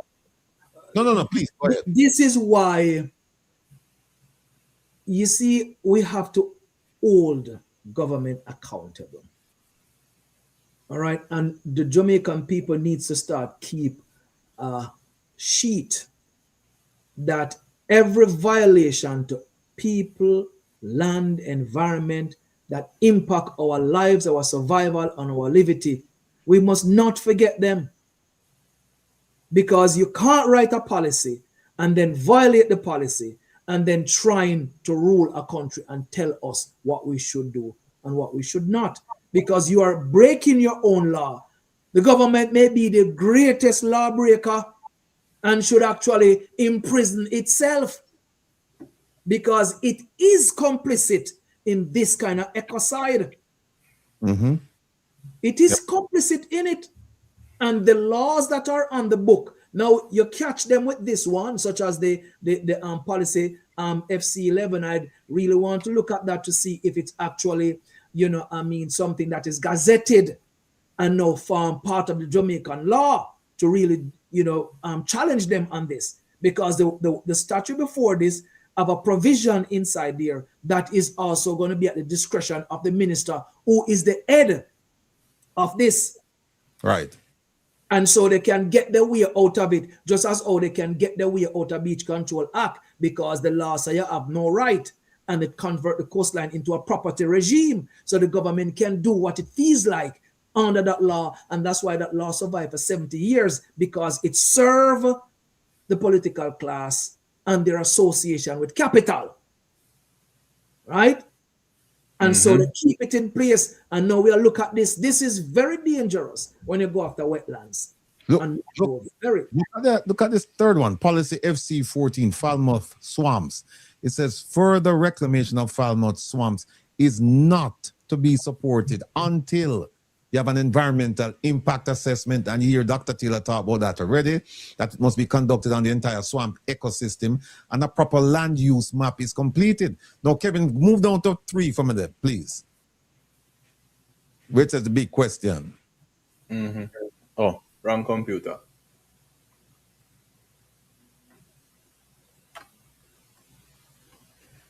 All right. Look at this, people. It says, the big question, the development order says that these wetlands and mangroves should be protected. Government records document about 42 acres of mangrove loss linked to 4 developments. And we're going to show you the 4 developments. So the question that you, me, Dr. Teal, all of we need to ask the government is this: who approved these developments? When were they approved? What permits and licenses were issued for these developments? What allowed development in conservation areas? Them couldn't go find another area to do it. And were overriding factors used? And if so, what were they? These are the questions we need to ask. Go down, let me show them. We could show them the four developments. Please, Kevin. Go over. See them right there, sir? See them up there, sir? 4 developments. Yeah. The new Falmouth Market, the Royalton, Burwood, the Coral Spring, and the Champion Supermarket Plaza. Commercial, tourism, public, commercial. And see, you have the amount that's lost, right? The amount that's the loss, the amount of loss, 42. And then we have one down as Oyster Bay Excellence, Oyster Bay Environmental approvals and coastal licenses exist. But the original project began before the 2013 development order. So, them do what them want to do. Keep over one more. We say Rio Palace Aquarel. And it says Rio is not included at this stage. More information is needed to confirm whether that site is one of the conservation areas in question. We don't know about Rio yet. But the important point to note, people, is that we have a law and they have an exception, and they're using the exception to damage the coastline. They're using the exception to build structures that in the end will not benefit Jamaicans, will not benefit Jamaica. And that's why we have an advocate like Dr. Taylor to hold them to what the law says and try and get them away from using the exception. We want to talk to Kevin. May I get a caller from one of the listeners? Yes. So- yes, and I have to jump off in two, right? Yeah. But, you know, so Well, these go ahead and make your final statements, Devon. Yeah, as regards to here, you know, we're going to do an ATI request to see, you know, how much information they're willing to share about this, you know, and then figure out how we can act in the interest of the public, because this is very dangerous. And I know those mangroves, right? I know them, and I work with communities that are close to them, right? You know, and I've seen the impact that is happening there. You know, I mean, they're killing them. They're dumping limestone in them, and limestone is very dangerous. That changes, you know, I mean, the pH along the coastline, and it's going to leach out into the sea and impact a lot of wildlife there. So the damage is just not, you know, dumping up what's there, is also moving beyond that boundary into the sea and to larger ecosystem in the space. So these are the kind of things that we're saying that we need to move in a rights-based framework where coastal land and ecosystems are protected. And the Beach Control Act is something that violates that, because it empowers the minister to do exactly this, to override things and make decisions and allow for building and development in protected area. So the whole cadre of coastal laws and land laws in the country needs to be revisited, right? And repealed in most cases, and put in, you know, better legislation that protect both the Jamaican people and environment. And so, you know, I'll say in closing that, you know, one can visit, you know, JABBEM at jabbem.org. One can email us at info.jabbem@gmail.com. You know, reach us on all our social media spaces at JABBEM or at JABBEM, and, you know, bring us into your communities.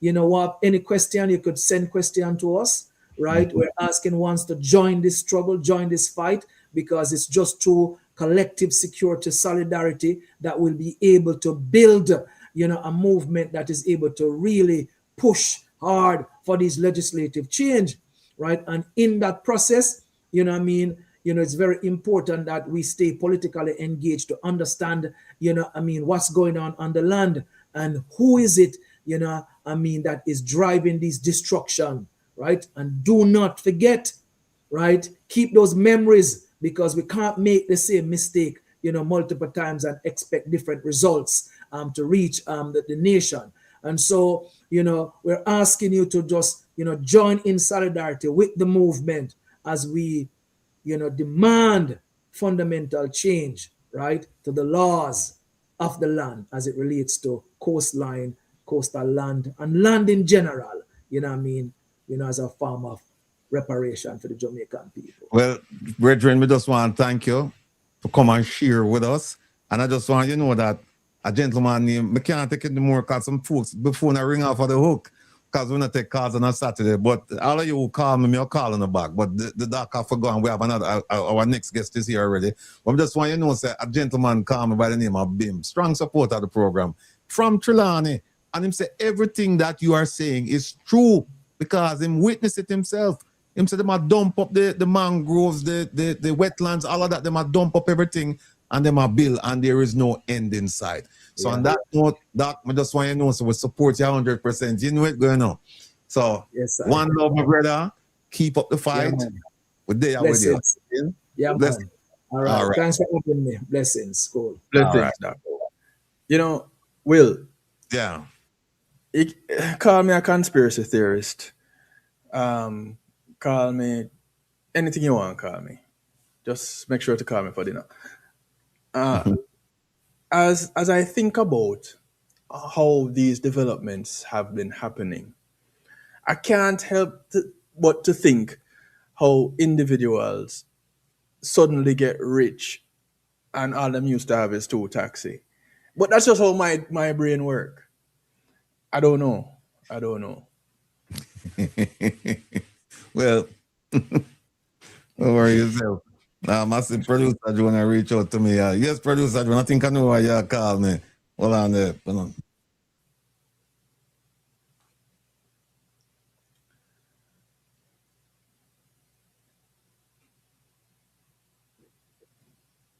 Okay, so as the provost gets scolded by the producer, let's see. Okay, so Chris is here. I'll wait for the provost to do his introduction before we bring him on. But um, it's just how my mind works, and so when you can't just look at a particular subject area, especially something like this as it relates to development. Development doesn't happen overnight, and so over the course of time, when you look at some of these developments happening, and you ask the question, but wait, how? Just like a series of questions that we'll just put forward. Um, when was this? How was it signed? What exceptions were put in place? When you go through all of those questions, you have to ask, well, who were these arrangements made with? Yeah, And lots of questions. Lots of questions. where is the because there's a kickback somewhere.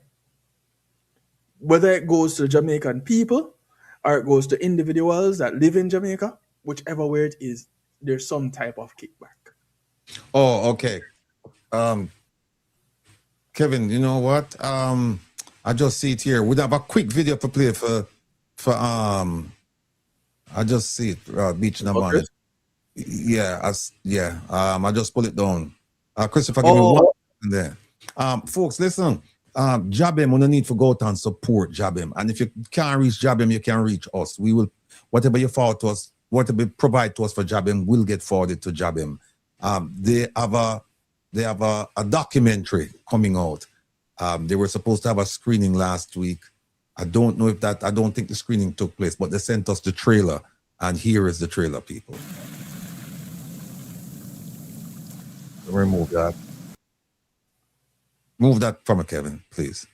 All right, here we go, folks.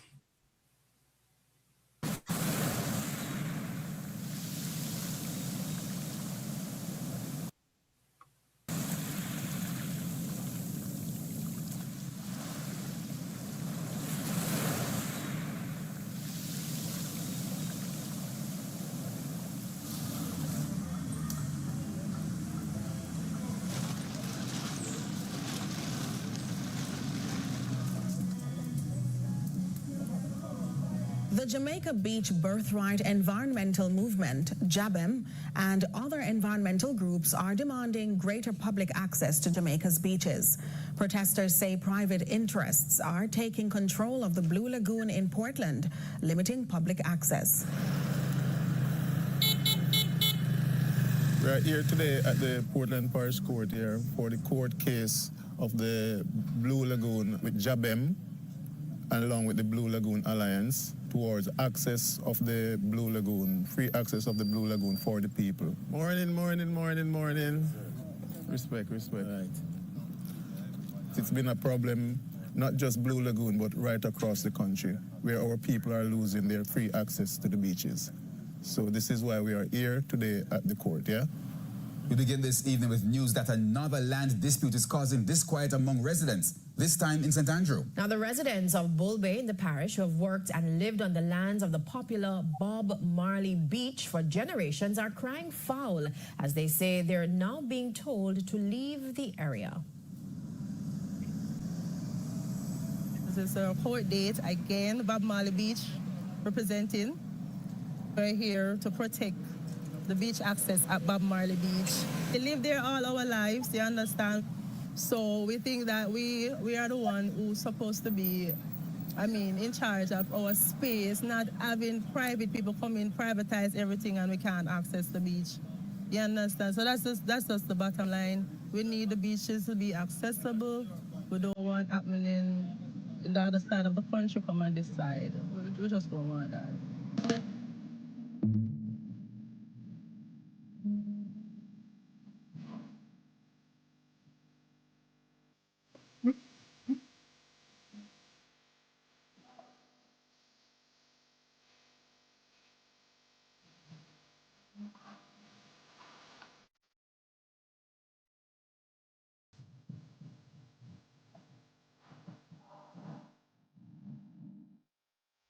Yes, my people. Coming to us to a theater near you, right? Or coming to your screens. That is the documentary produced by JABBEM for one and all of us. All right, big up yourself. Big up yourself, Doc. Thanks for stopping by and sharing with us. Now, folks, listen. Right now, we're going to deal with this Cooper spend thing. And as I said to you before, we're not going to deal with it in a comprehensive way. And we can't in one show because it go all the way back to slavery, and we can show you. We have everything here to show you. But what we're going to do, in order to bring in noted attorney Christopher Henry, what I'm planning to do is just put up this document and just quickly run through it, give a timeline, and then we can get into the explanation and the question and the questions and the answers with attorney Henry. All right, here we go. This is what we've been able to gather so far. Right? That Orange Grove Estate, out of Orange Grove Estate, this is a big parcel of land. That in 1970, we had 284 acres.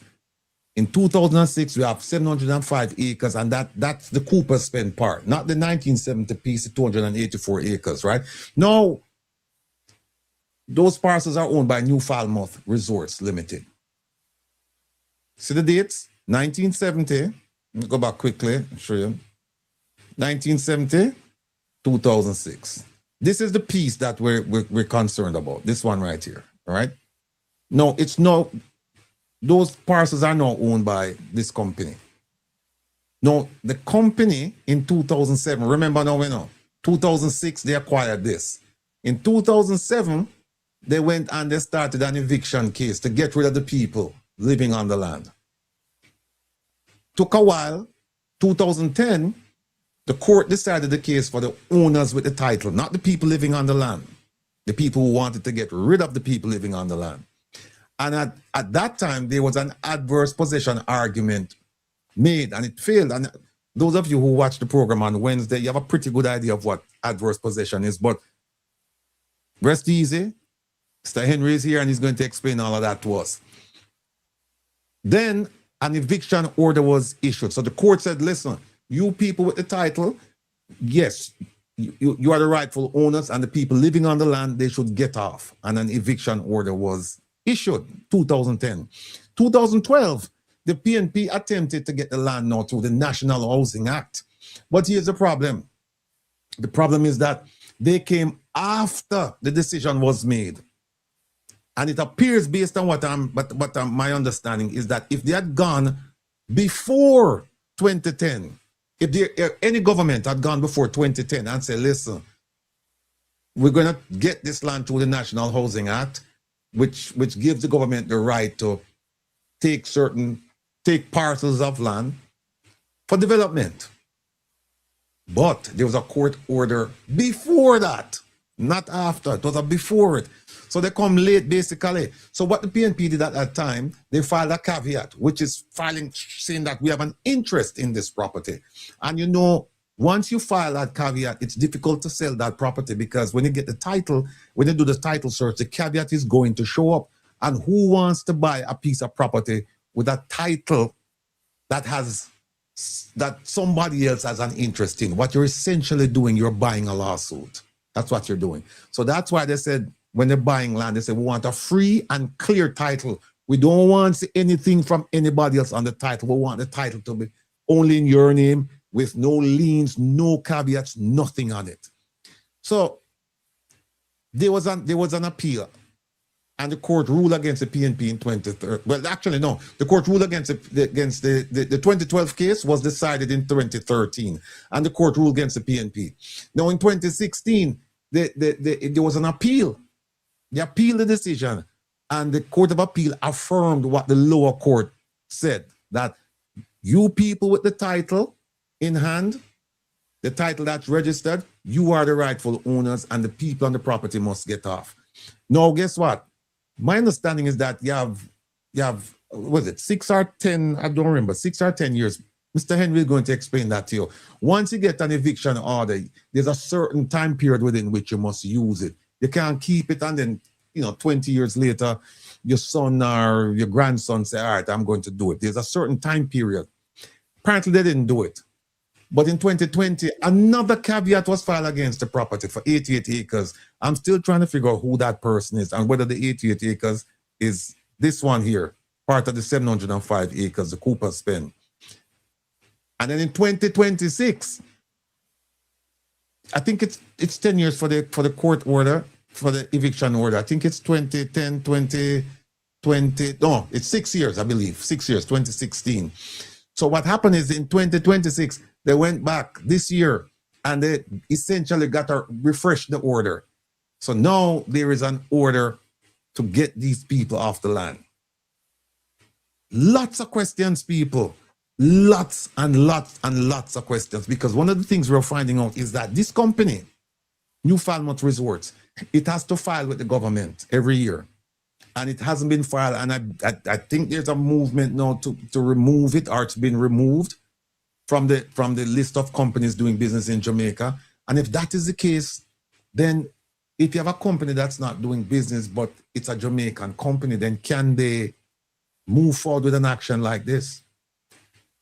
And overriding all of this is this one question: who is responsible?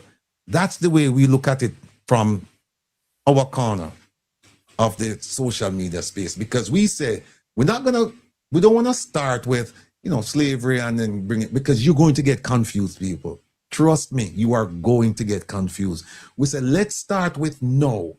Who's responsible for getting those people for demolishing the homes? Start there. Let's look at the order. Who signed the order? Who is the claimant? Because up to now, we still don't have full answers to all of these things. Once you start there and you start going backwards, trust me, the whole thing is going to unravel. That was a quick look at what we think happened. Now I'd like to bring in noted attorney Christopher Henry. And full disclosure, I know Christopher quite well. So, if you see me and Christopher get familiar, I know Christopher quite well. Notwithstanding, he's a professional. And relationships have nothing to do with facts and the law. And so I'm going to bring him in now and have him explain to us his understanding of what's going on at Cooper's Pen. And I'd particularly like him to explain adverse possession. What does it mean? Without further ado, family, welcome.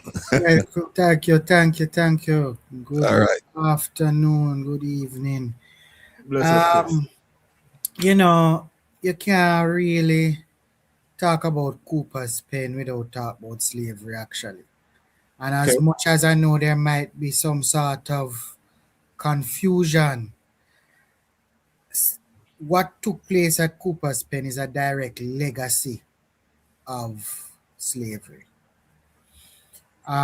It has its roots in racism, in classism, everything, because the persons that have been displaced are persons that are more than likely descendants of those who were slaves on the sugar plantations that were in Trinidad. But let me not bother start there. So the most interesting situation is I haven't fully read the judgment yet regarding the adverse possession. And I'm wondering how the judge was unable to state in the first instance where they said that the adverse possession was not satisfied, how he was able to arrive at that position.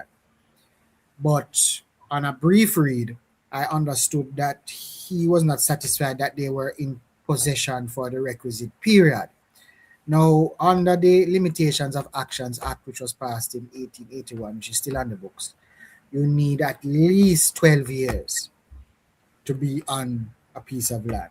It is 60 years if it is what they call, quote unquote, crown land or government land.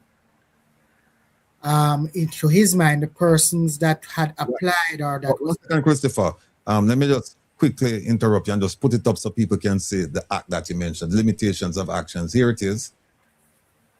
It is right here. And it says right here, just hear Mr. Henry mention it. It says right here, right of entry to recover land or rent limited to 12 years. 12 years. See it right there, sir. Right. It's that. All right, let me move that. Continue, sir. Right. So it has been interesting to see that the adverse possession application was defeated in that situation, because the persons who were on the land, they were unable to, Justice McIntosh's mind, who is now retired, that they couldn't prove that they were in possession for the requisite period. Fast forward now to 2026. Eviction order was given. You are correct, it is 6 years. When you cannot enforce an eviction order after 6 years, you have to get permission from the court to enforce it after 6 years. Fast forward to 2026 now, I suspect, and I am of the view, that the persons who had applied the adverse possession argument in all the way back in 2011, 2013, thereabout, they now actually have a right, or have established a right, of adverse possession in the lands at Cooper's Pen, because 12 years would have gone. So in my view, there is what they call in law an equitable interest, not the legal interest, which is on paper, an equitable interest that these persons, if they can prove that they have been on the land from 2013, that can establish a right to be on the land via adverse possession, despite the eviction order, because they sat down on the eviction order for how long? They knew these persons were there, the persons were there open and everything, and they just didn't decide to move on it until just the other day, as we saw. So I am wondering if the order was carried out, the order was fulfilled, yet the paper owner's title had been extinguished. And it is quite possible that that was the case, because these persons, if they can prove they were on the land for more than a 12-year requisite period, then an adverse possession case would be established, and that section could have defeated the paper owner. So when they get the eviction order and come in like Nicodemus in the night to enforce it, I am wondering if they enforced a null order. And that is the question now that arises. Well, what they're claiming is that they refreshed that order. I guess the 2010 Yeah, order. I saw that it was refreshed. I saw the only person that seemed to have that that order is Nationwide. I don't know why. Right. Yeah. But you know what? You mentioned something about them coming like Nicodemus in the night. And we're skipping around because people, you know, in order to do it sequential, it's going to take a lot of time. But we want to get to the salient points, the important points that you are talking about. One of them is whether or not the bailiff acted in accordance with the rules. Here is another law. And this one talks about a bailiff, here it is, power and duty of bailiff under such warrants. Where the bailiff get a warrant, right? Now let me go right here. Look at this. Look at, because remember now, we've been told that the bailiff arrived on the scene somewhere, well, in the wee hours of the morning. Yes. With a battalion of policemen. And there's also a question as to whether or not the policemen, if they were not deputized or they were not bailiffs, if they acted outside the scope of their employment by removing the people's possessions. They weren't supposed to do that. Now yes. Look at 249. It says, any warrant to a bailiff to give possession of a tenement shall justify him in entering upon the premises, naming the warrant, meaning that If the bailiff get it from the court and him say, go ahead and execute, fine. And he says, with such assistance as he shall deem necessary, meaning that you can call the police if you believe that there will be a breach of the peace, meaning that people stop you from exercising your legitimate and lawful purpose, which is to remove people from the property. So he said, I want the police here as backup. Yeah. And he says, and in giving possession accordingly. But look at this. Look at the next part. Let me wipe off this. Hold on there. Let me wipe off all of this, because this is important. Look on this part, you know. It says, but, see here, no entry under such warrant shall be made except between the hours of 8 in the morning and 4 in the afternoon. So, I actually had it at to 6, so but I'm enlightened now. Thank you for this. Thank you for this. So we want no. All them end up there at 2 and 3 in the morning. That is another question. That is another question. I see one of the comments saying the order was first read by Emily Shields. Them is only labor rights seem to have that order.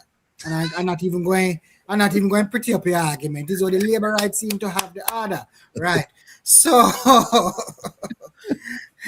so now it becomes more than just a legal argument, but it also becomes a political argument. Yes. Yes, because interesting, I thought any way you put it, if it's 6 a.m., if it's 3 a.m., the act is quite clear that it says between 8 and 4. 8 a.m. and 4 p.m. 8 a.m. You can't enforce any order for eviction other than between those hours. So for them to reach there at 6 a.m., it's still ultra virus, or what they call out of the ordinary. So my view, even if the order was refreshed, and I still maintain it, is that the adverse possession interest is there. And I think Donovan Williams' counsel has filed a constitutional motion for the violation of rights, and I think within that application, it speaks to now the adverse possession interest being established, as well as the violation of rights of breaching of that section that you just read. Well, let me ask you a quick question, Chris. As it relates to adverse possession, 12 years. Mm-hmm. Does it mean then that me, if I were the person involved here, so Kevin Stew is on the property at year 1, do I have to be there at year 12 personally? No. You as we say in Jamaica, your gingeration can be on the land, so you can tack on time. So you, Kevin Stew, don't have to be directly, but your son can be there, and he can tack on the time that you had before, right? So it can be one big long time. As long as my family is represented there. Yes. Now, is there any provision for non-family members? No, unfortunately not. It has to show a continuity between the family. Okay. Mm-hmm. So as long as so for me or anybody related to me, so property number 1, lot number 1. Mm-hmm. If I am there or any relative of mine is there for the duration of the 12 years, then we have an adverse possession claim. Yes. What else would I have to have been doing on that property? It's simple. You have to be, the first major factor to prove adverse possession is that you have to be in possession. In possession don't literally mean say you have to live on it. It means that you have to do acts of possession. So for example, you fence it off. You put a no trespassing sign there. You have cleaned it up if it's just land. You've cleaned it on a regular basis. You've visited it on a regular basis in terms of you plant, especially in country, this is a live issue. You've planted your crops on it. No, everybody knows a Marsh Jan land. Like them think it's Marsh Jan land because it's open and undisturbed for the requisite period. And then another factor is that you pay the taxes on the land. You pay the property taxes on the land. So once all these factors combine, then you have a successful application for adverse possession. Do the taxes have to be paid during the course of the 12 years? Yes. Well, it doesn't have to be paid during the course of the day. It can be paid all in bulk at one time. But it would be advisable to pay each year on time. It shows more of an ownership status rather than you're just on a land grab. So everything have to speak to that. You know, you don't own it, but you're exercising acts of ownership. So let's say the title owner has been paying their taxes, but doing nothing else. The possession can trump, in my view, there are probably senior counsel that would argue differently, but based on the court cases, for example, Wills and a case from Trinidad called Ramnarans and Lutchman. Wills is from Jamaica, and I'm going to get to the facts of that one. That one is very interesting. I think that the live possession can trump the payment of the property tax. The possession is the key to the adverse possession. So Wills is very interesting. Wife and husband bought a property on Sundown Crescent off Malines Road. Wife, marital problems, wife get vexed, take off her ring, gone a foreign, left husband. Divorce come through. Nothing was done with the title, so it was still as like a joint tenancy. He remarried, divorce come through, Mr. Wills remarried. Long story short, Mr. Wills dead. So Mrs. Wills, the new Mrs. Wills is now seeking interest in the property. Old Mrs. Wills come back now and say, but I mean, own it, see the title clear. Me run this. So it went to court. The Privy Council, I know we don't like talking about the Privy Council on this show. The Privy Council decided that, look here, Mrs. Wills firstly severed the joint tenancy when she took off that ring and left the place for good, right? And then she divorced him as well. That is one. Two, the new Mrs. Wills, by living with Mr. Wills for the requisite 12-year period and more, she defeated the old Mrs. Wills' title by adverse possession. Gotcha. Yeah. So the possession is the key in the doctrine of adverse possession. Once you exercise your acts of possession, you could have paid the taxes still in blue. Could have paid the taxes still in blue. Right now, I actually have a matter for a property off Walton Park Road that they paid the taxes all in bulk, but the paper owner knew the persons were there. They did nothing to try to take them off. And this has been going on for nearly 40 years. They lived on it, them have permanent structure, them address, them register to vote from it, them fence it off, them everybody knows everybody that is them premises. The new owner now is trying to argue that they must come off their squatters, etc., etc. My argument is that the previous owner couldn't have given you good title because your title has been extinguished. Their title was extinguished by the doctrine of adverse possession because they were in possession. The matter is supposed to be finished. Supposed to be finished being heard in September. So we'll see how successful I'll be. But I suspect that I'll be going to the Court of Appeal with it.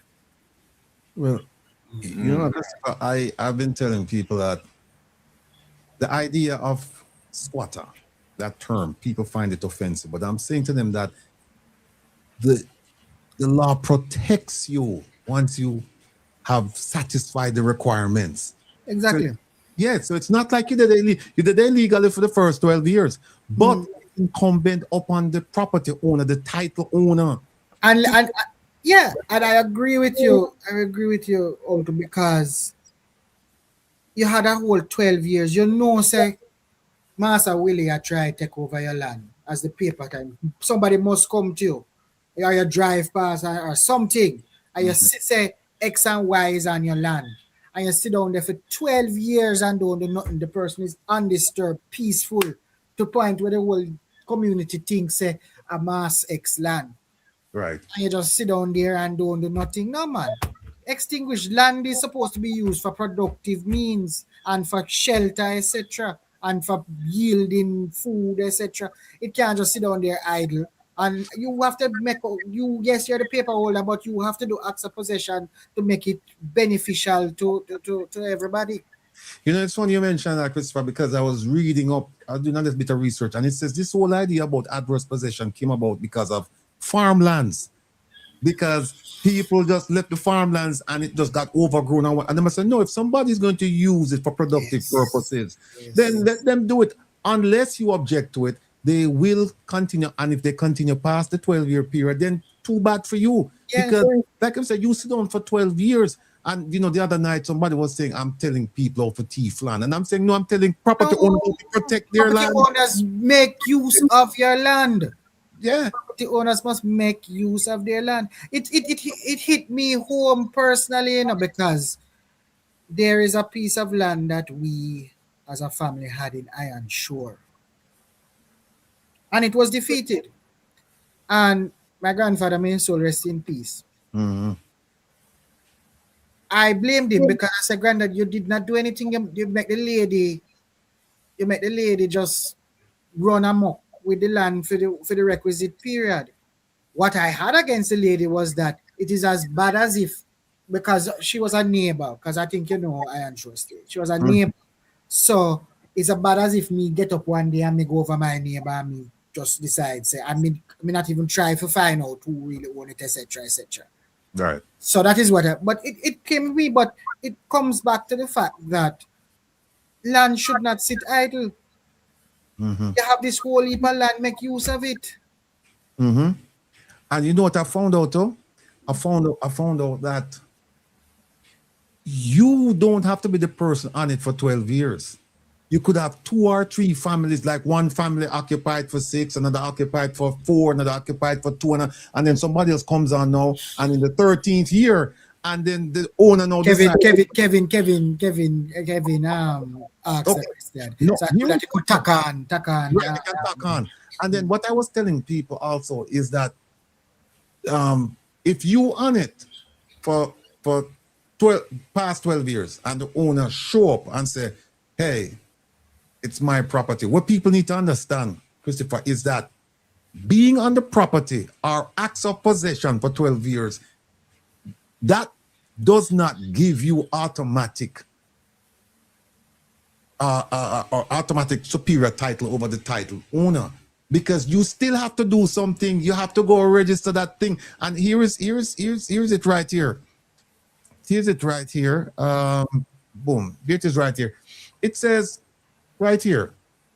It says, this is National Land Agency. It says there are 2 types of applications that can be referred to the adjudication secretariat. They are applications for first registration where the root of cannot be established, and 2 applications by adverse possession. It's right there. First registration now is an easier one when you have the unregistered land and it just hand down from grandma to this one to that one. But grandma knows that she knows that she did buy it from Mass John. And Mass John gear that. You know, gear no conveyance or anything. Well, some of them have a deed of conveyance and you can use that as root of title to register the lot. But some don't. Them just have like informal arrangement and then money did pass and nothing. So you just have to trace it back, and then you have to get 2 witnesses from the community that lived a long time to say, yes, man, is the Rattigan family land that. Right. And you just register it that way, and nobody objected. Adverse now is when a title exists, and the title owner just disappear. We have it even here in Kingston. I know I'm doing for a client down in Trenchtown. The title holder just, the person went in as a tenant, good tenant, was paying the rent. The original lady passed, family gone a foreign, disappeared, nobody don't know what happened. Make the adverse possession application. Right. And again, I found out that even if, and you mentioned it about extinguishing a title owner's right to the property, once you get to 12 years, if the person with the title, the one who's not living on the land, if that person show up 13 years or in the 13th year and said, look, you have to get off and them serve you with a notice, you can go down to the land agency and register for get adverse possession. Possession, make your application. Make it go to the referee, and then can probably defeat the paper owner. And then when it is in court, you go to the court and you say, look here, I have an equitable interest. Mm-hmm. I have an interest in the land because I've been on it for 10 years, and the doctrine of adverse possession and the limitation of actions that protects me, gives me a defense. Right. So, I've been telling people that, listen, this is what is good for the goose is good for the gander. It is saying, the law is saying, if you have land, take care of your land. Make sure that people know that you still own that property. If it's even for send somebody and bush it out once a year or whatever, you show possession. Because if you run the risk of leaving it idle for 12 years and beyond, and somebody could show up and say, listen, I've been living here for more than 12 years, and you're going to lose your title. Exactly. Without getting a cent for it. You're going to lose it. So, I mean, this thing with Cooper's pen, like you said, it's puzzling to me as to why is it that they weren't able to convince the judge that they adversely possess the land. Yeah, that part, and I really would love to get my hands on McIntosh's judgment. McIntosh represents a generation of old-time judges that usually have very sound judgments. Here's so what I really want to get my hands on it properly so I can read it to see why those persons were unable to prove that they've been on it for 12 years. Here's an answer that's been provided, at least in the public domain, is that when the lawsuit came up, first they were saying that we are in negotiations with the true owners to lease some of this land. So they admitted that, hey, the ownership belongs to somebody else and we're negotiating. And so so they didn't have a what I call it, the mindset, the men, for want of a better word, the mens rea to possess. Right. So when they turn around and say, oh, by the way, adverse possession, they say, no, that argument that can't done because you don't know, say you lease. Exactly. Oh, yeah, okay. Right. That is what I've heard. That's what they undercut them own selves, because them put the first argument second. Yeah, they should have never done that. So they were badly advised. Because interestingly, you know what the problem is with down there too? There is a plan for an elegant, quote unquote, elegant corridor stretching from Trelawney, come straight back to Westmoreland. And the government is pushing forward with that elegant corridor. And there's nothing wrong with that elegant corridor. Let me put that out there. There's nothing wrong with it. But if you are going to move people, firstly, give them advance notice. Secondly, you're going to resettle them properly. Don't allow private landowners to jump up and talk about Nicodemus in the night and remove the people and they don't have anywhere to go. There are many ways to skin the cat. I hear that there's a big name involved in the situation because Cooper's pen is right in front of a very popular, I've been to that hotel too, very popular hotel. And frankly, I get the position that they want vacant possession, and them I hear that them don't want certain looks in front of them hotel because it take away the aesthetics. Right. All the parties could have come together and said, all right, you've been on it for X amount of time.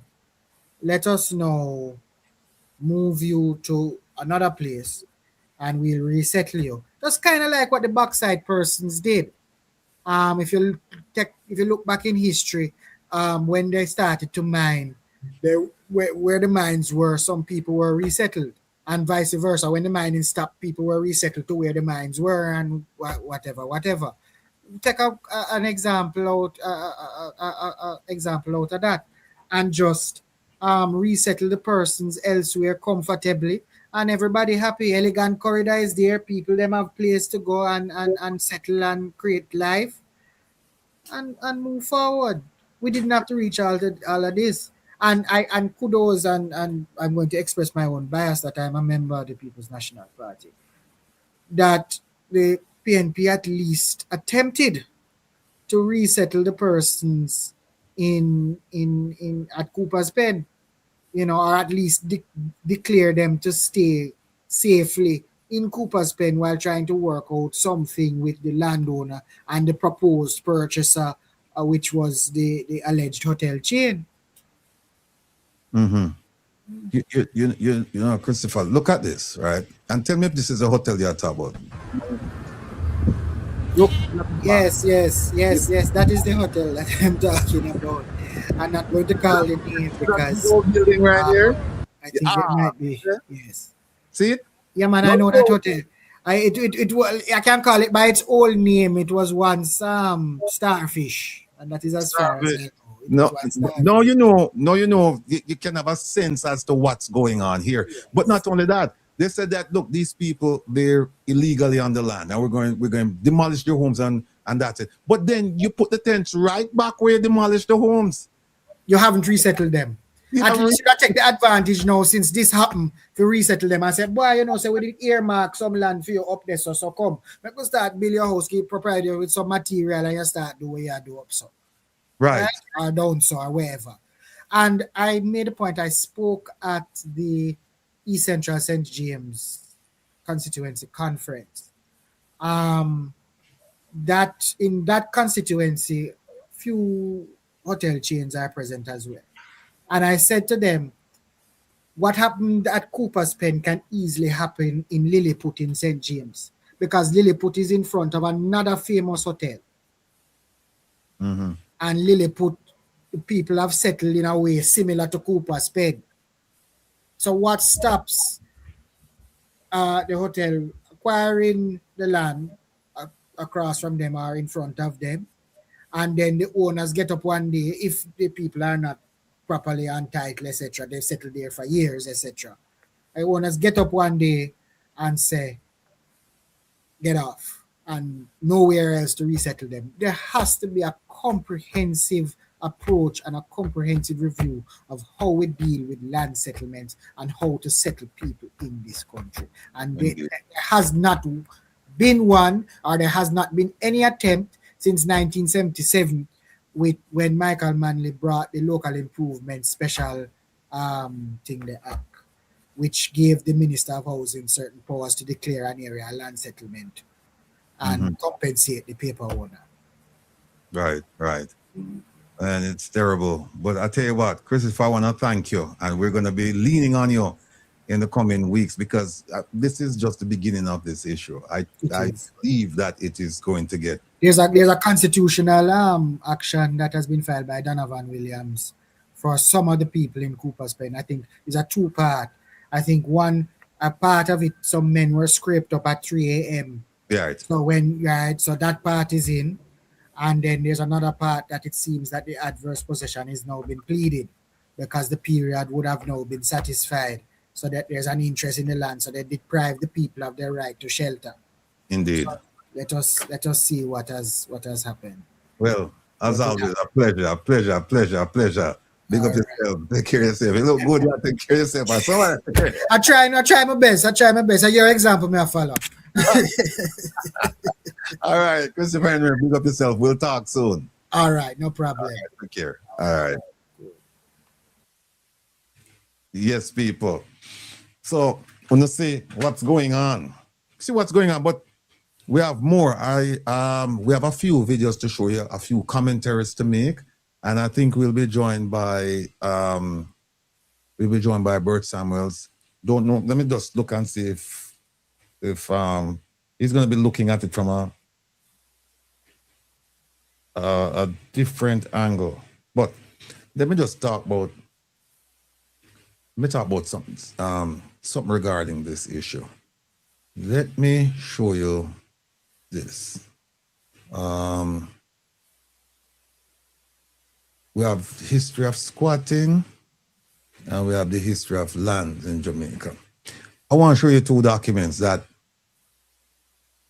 our team put together. Big up on yourself. Big up yourself, research team.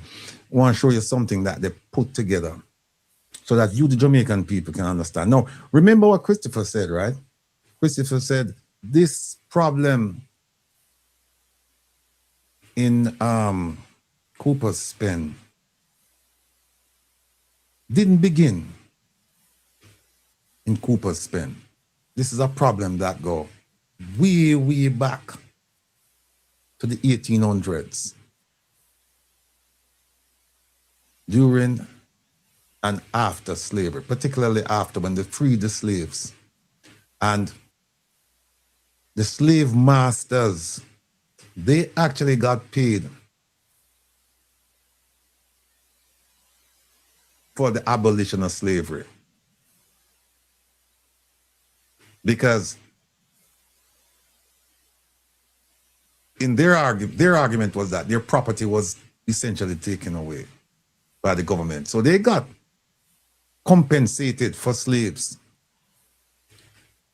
that were now free. But the slaves got nothing. The slave got nothing. And here is one of the things, let me see which one. All right, here's one. Here it is, A History of Land in Jamaica, from slavery to the present. And it's how land was taken, controlled, resisted for, and passed down. And see, we go all the way back to 1655. And you know what happened in 1655? That's when the British came to Jamaica. Cromwell and the rest of them come and get rid of the Spaniards. And they said, right here in 1655, oh, you can't, I don't think you can see it. Hold on. Kevin, where you there? I don't know if you guys can see it. I can't make it. Okay. All right, yeah, man, big enough. All right, see there? Lands were seized from the Spaniards and indigenous people and was given as land grants to soldiers, officials, and settlers. That's how this started. And land was the foundation of wealth and power. From that, you have your estates. Now, that is from 1655 to 1700. We call it conquest and colonial land grants. That's when the colonists started giving land to people who they felt deserving of it. Essentially their own kind. And then we get to the 1700s up to 1833. Now you have the plantation economy and slavery. And here it is. Africans were forced to work the land. And land was concentrated. That land was concentrated in the hands of a small plantation elite. And the enslaved people, our people, we had absolutely no rights to the land except to work the land for others. We had no rights. And then here it is now, 1834, 1838.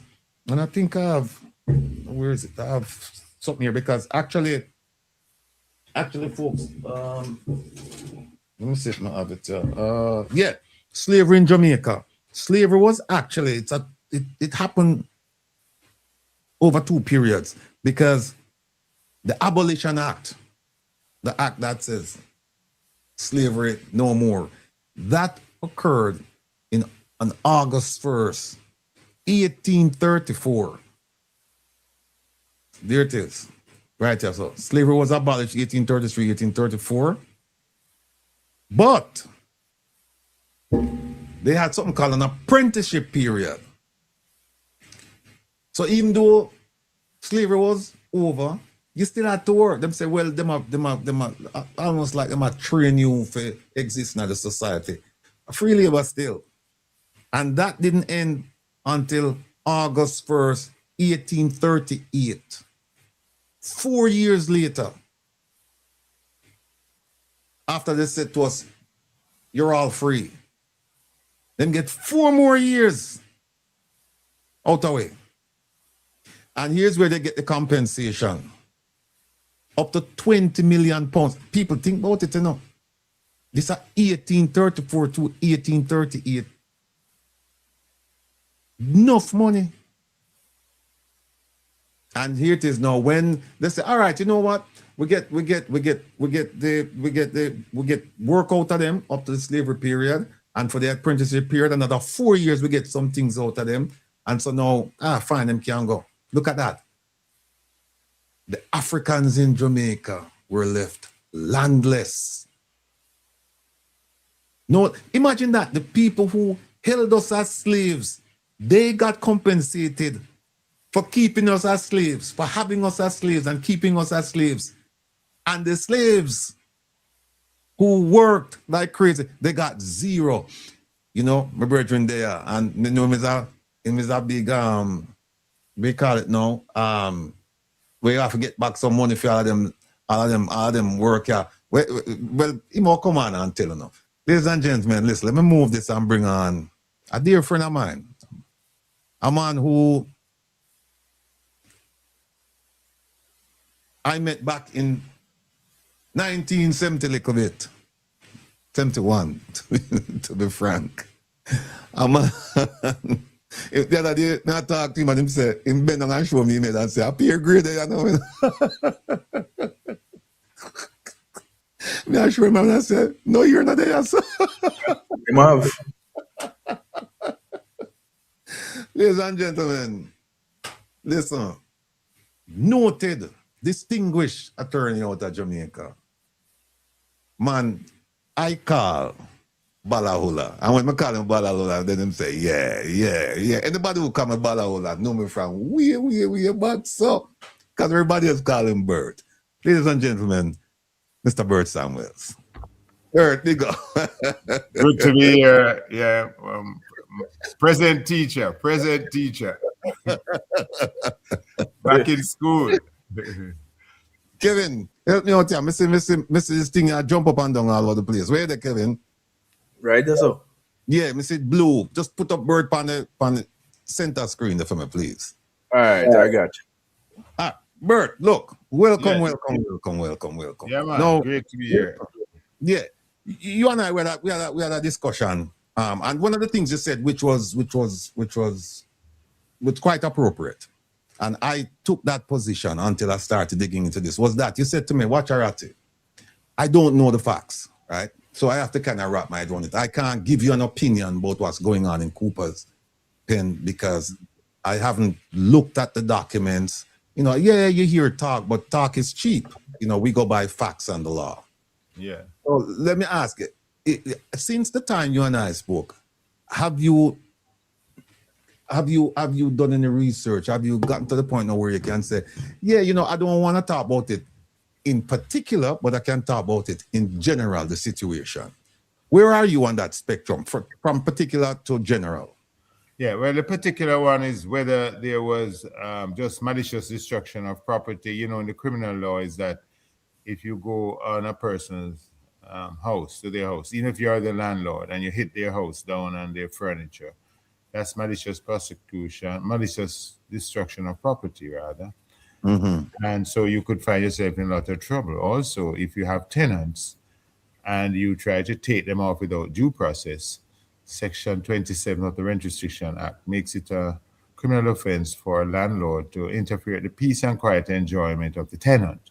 So tenants have lawful rights and are protected under the Rent Restriction Act and under the criminal law.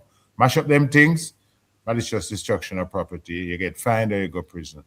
Interfere with them, even if they owe you rent, even if they are not paying anything, and you go there without due process, without a court order, then you are said to be in breach of Section 27 of the Rent Restriction Act. So against that background, I now said to myself, did these people who hit down the property, were they acting on their own or they had a court order?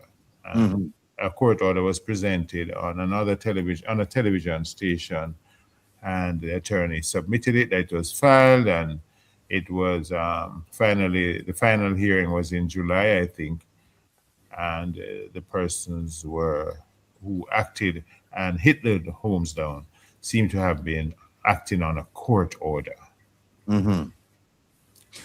Well, you're saying no self-help. No, you can't do that on your own. And you can't just take a bulldozer because you own the property and just mow people down. So if the court order that I saw being waived on television, that it was in fact, the final hearing was in July, it seems to me there was a court order. I mean, no one has challenged that that document is fake. Right. So the court order. So that's the particular. Now, if you want to go wider now, tell me how wide. Well, I'll leave it up to you. You're the noted attorney, you know. All right. Well, I heard you going back in history, and that's so interesting. I'll give 3 minutes of the history. You know, we were brought over here with 18 inches of shelf space on the shippers, the slavers, coming, and we worked for hundreds of years on plantations belonging to others. And as you've just said to your listeners, the others being the planters, the white planters, were compensated when they lost us as their property. And in 1834, as you said, they got an add-on. And we've done some research recently in the reparations movement. And Vice Chancellor Hilary Beckles found some of the debates in the parliament in England. And they said, planter would basically say, listen, the 20 million pounds not enough, you know. Give you another 4 years. And them say, yeah, we give you another 4 years on top of your 20 million pounds. And I hear that is when them take out the whip, bro. They get the last out of me. My great-grandfather, Edward Samuels, was a slave boy when that happened. Right. So I am 2-3 generations removed from slavery. And that's why I take it so serious. You know, I mean, other races, 2-3 generations is like last week. Right. Come 1838 now, we get this dirty piece of paper coming down to Jamaica, which they call it the Emancipation Proclamation. Bo, I looked it over recently. Is a dirty piece of legislation. And basically, the Queen Victoria at the time sent it down and behaving as though she was doing us a great favor to freeing us. And therefore, I looked at the terms of the Emancipation Proclamation. That's what them read. 31st of July, 1838, with the 1st of August. They read it out to us, telling us, oh, you are now free. But Brother Rattigan, if you see what a part of that says, can I just read it? Certainly. Go ahead, please. He says, the 1st of August next is the happy day when you will become free under the same laws as other free men. And they go on and say, I strongly recommend, listen to this now, I strongly recommend that you remain on those properties, that's the plantation, which you were born and which your parents are buried. But if you must not mistake in supposing that your present houses, gardens, or provision grounds are your own property, they belong to the proprietors of the estate. And you will have to pay rent for them in money or labor according to what your employers. And listen, if you don't take up employment but go wandering about the country, you will be taken up as vagrants and punished under law. Wow. So here it is. We don't get any money. We don't get any land. And there are laws now to keep us like back on the plantation, not even like an old house them that we were put in, they say belong to us. So the African Jamaicans were driven from the plantation, landless, penniless, and uneducated. And that's how we start nation building in this country. Isn't that a shame? Kevin, Wind Blues, you can correct that for me, please. You and I. It seems to still be the situation today, though, Bert. Yeah, it is. Because remember now, what didn't belong to the white planter belonged to the white king, called Crown Lands. Can you imagine that? So you have 100% unemployment among us. You have nobody owning any land. You have nobody being guaranteed a job. And if you come off the plantation, you become a vagrant. If you're not doing anything, you become a criminal. Is that freedom? Can we revisit that Emancipation Proclamation in 1838, 1st of August? We were not given freedom. They want to pin us up back in the plantation. Well, let me throw this out to you. I'm sure you know Dr. Rosalie Hamilton, and she has consistently made the argument that the problem with the development of Jamaica, or the lack thereof, is the lack of a system in which we as a people can thrive. She said her argument is it no matter who you really take and put them in them positions there, the result will still be the same because we're constrained by that system. Yeah. Talk to us about that, please. Yes. I mean, well, listen to me. How your great-grandfather or your grandfather, him start with nothing, you know. He started with nothing. So if you have a society where unemployment is 100% to begin with, then that's going to feed into crime, right? Because when people don't have money and they're idle and you can't provide for your family, the crime rate is going to be high. So that's what Dr. Hamilton is saying. Irrespective of who we vote for, if you don't have land reform that people can say your most important investment is guaranteed to you, then we are in the same position as the man and the woman who walked off the plantation 188 years ago. Look, you've been involved in the reparation movement for quite some time right now. As far back as I can remember, you've been a stalwart in that movement. But you just touched on something about land reform. Yes. Present day, tell me, what does land reform, what does it look like to you? Or what should it look like to you? Because we have this Cooper spend thing, so what should it look like? I don't know about no reform, you know, what it should look like. Because we agree, no, we didn't own anything. God bless who could, the little one and two of us, Paul Bogle owned about 40 acres. But when he went out to 27 years after slavery, 1865, Governor Eyre wouldn't even open the door and let him send out the butler to him. So them close the door on us every time we try to say, let's help the poor people in Jamaica. Let's give them land. They have constantly closed the door on us. And when we say we can't take it anymore, they killed 400 citizens in Morant Bay. So the history of Jamaica is that when we try to get land, we have been massacred and killed by colonial violence. So that 1962 independence flag and the British flag going down and the Jamaican flag going up, it's just a ceremony. It means nothing. How could you give us independence and don't give us no land? And the lands remain and still being called today crown lands. Just like Brother Rattigan, you go to court. When I go to court tomorrow on Monday morning, they're going to say, God save the king. Yeah. Brainwashing.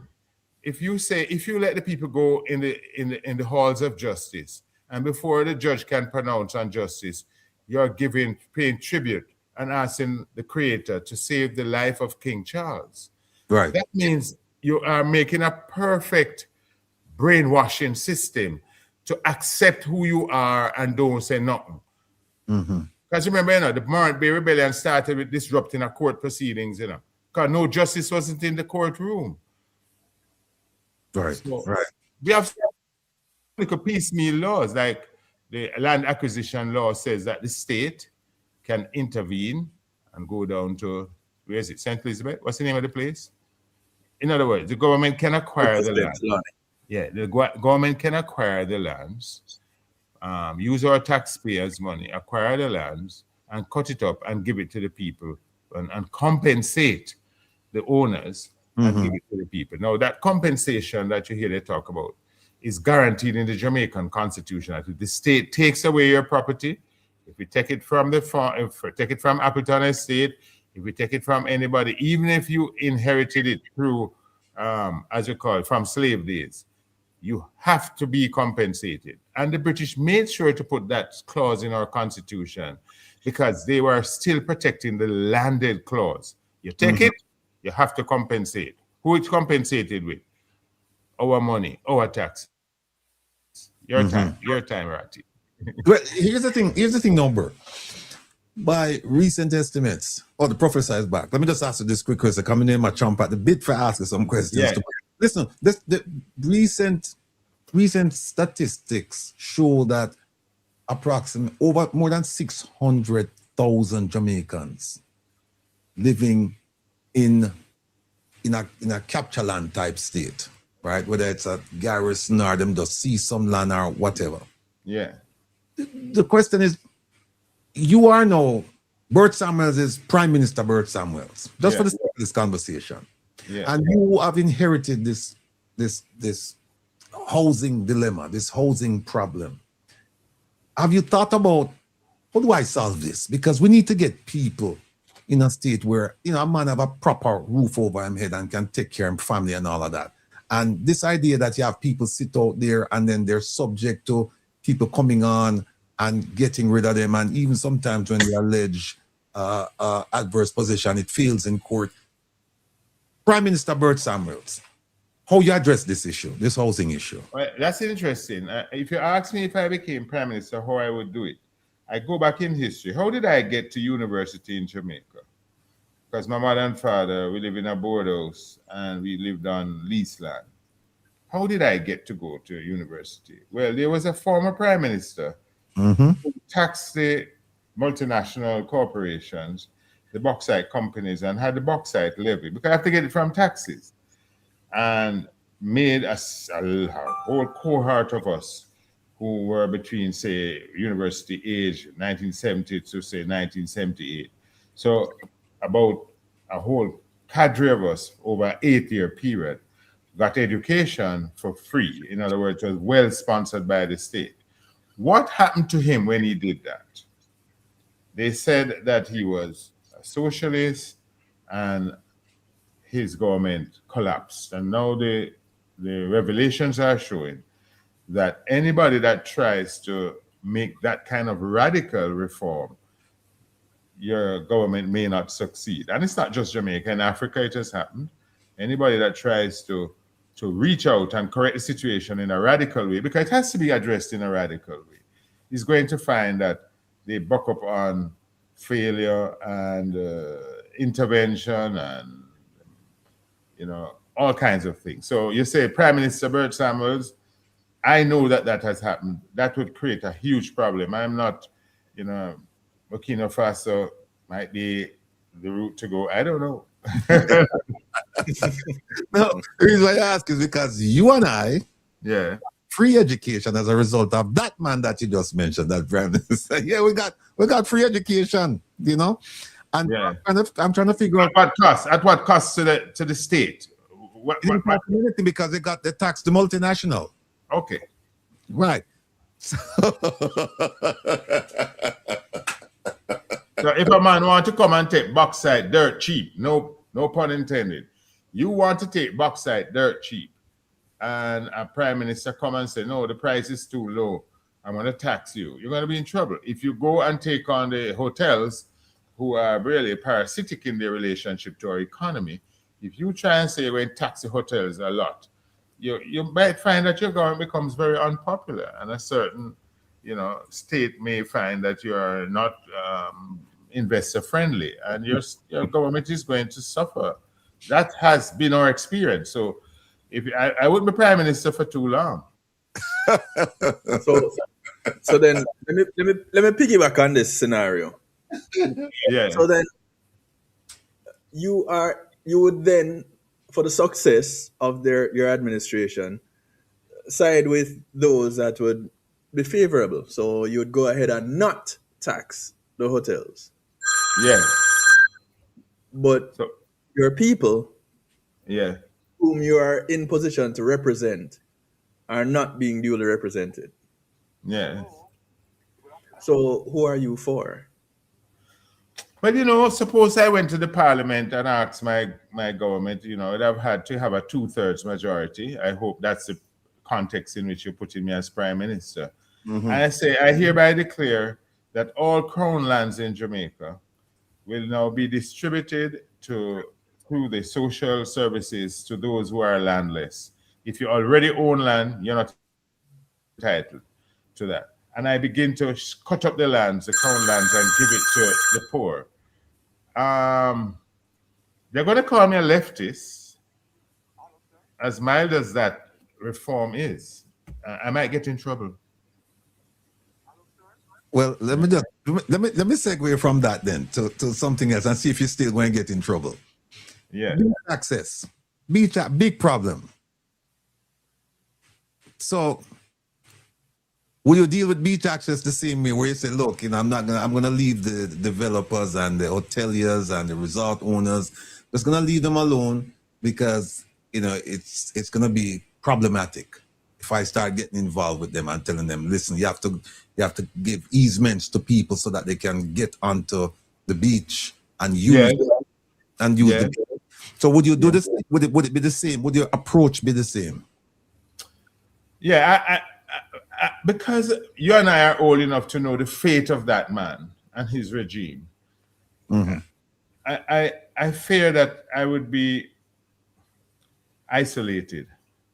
I may get blackouts. I might not have enough electricity, and maybe any country trying to come and help me would be whitelisted by a certain state. So right. The geopolitical system doesn't allow for what you want me to do, Rattigan. You know that, bro. The geopolitical thing, they're going to alienate me and say I'm leftist, and if you don't mind, they run a propaganda campaign against me that my own people vote me out. Well, listen, I know you have to go. Let me just ask you one more question. No, I can see another 5. Okay, cool. That's the phone ringing off the hook. No, they're not important. This your university more important.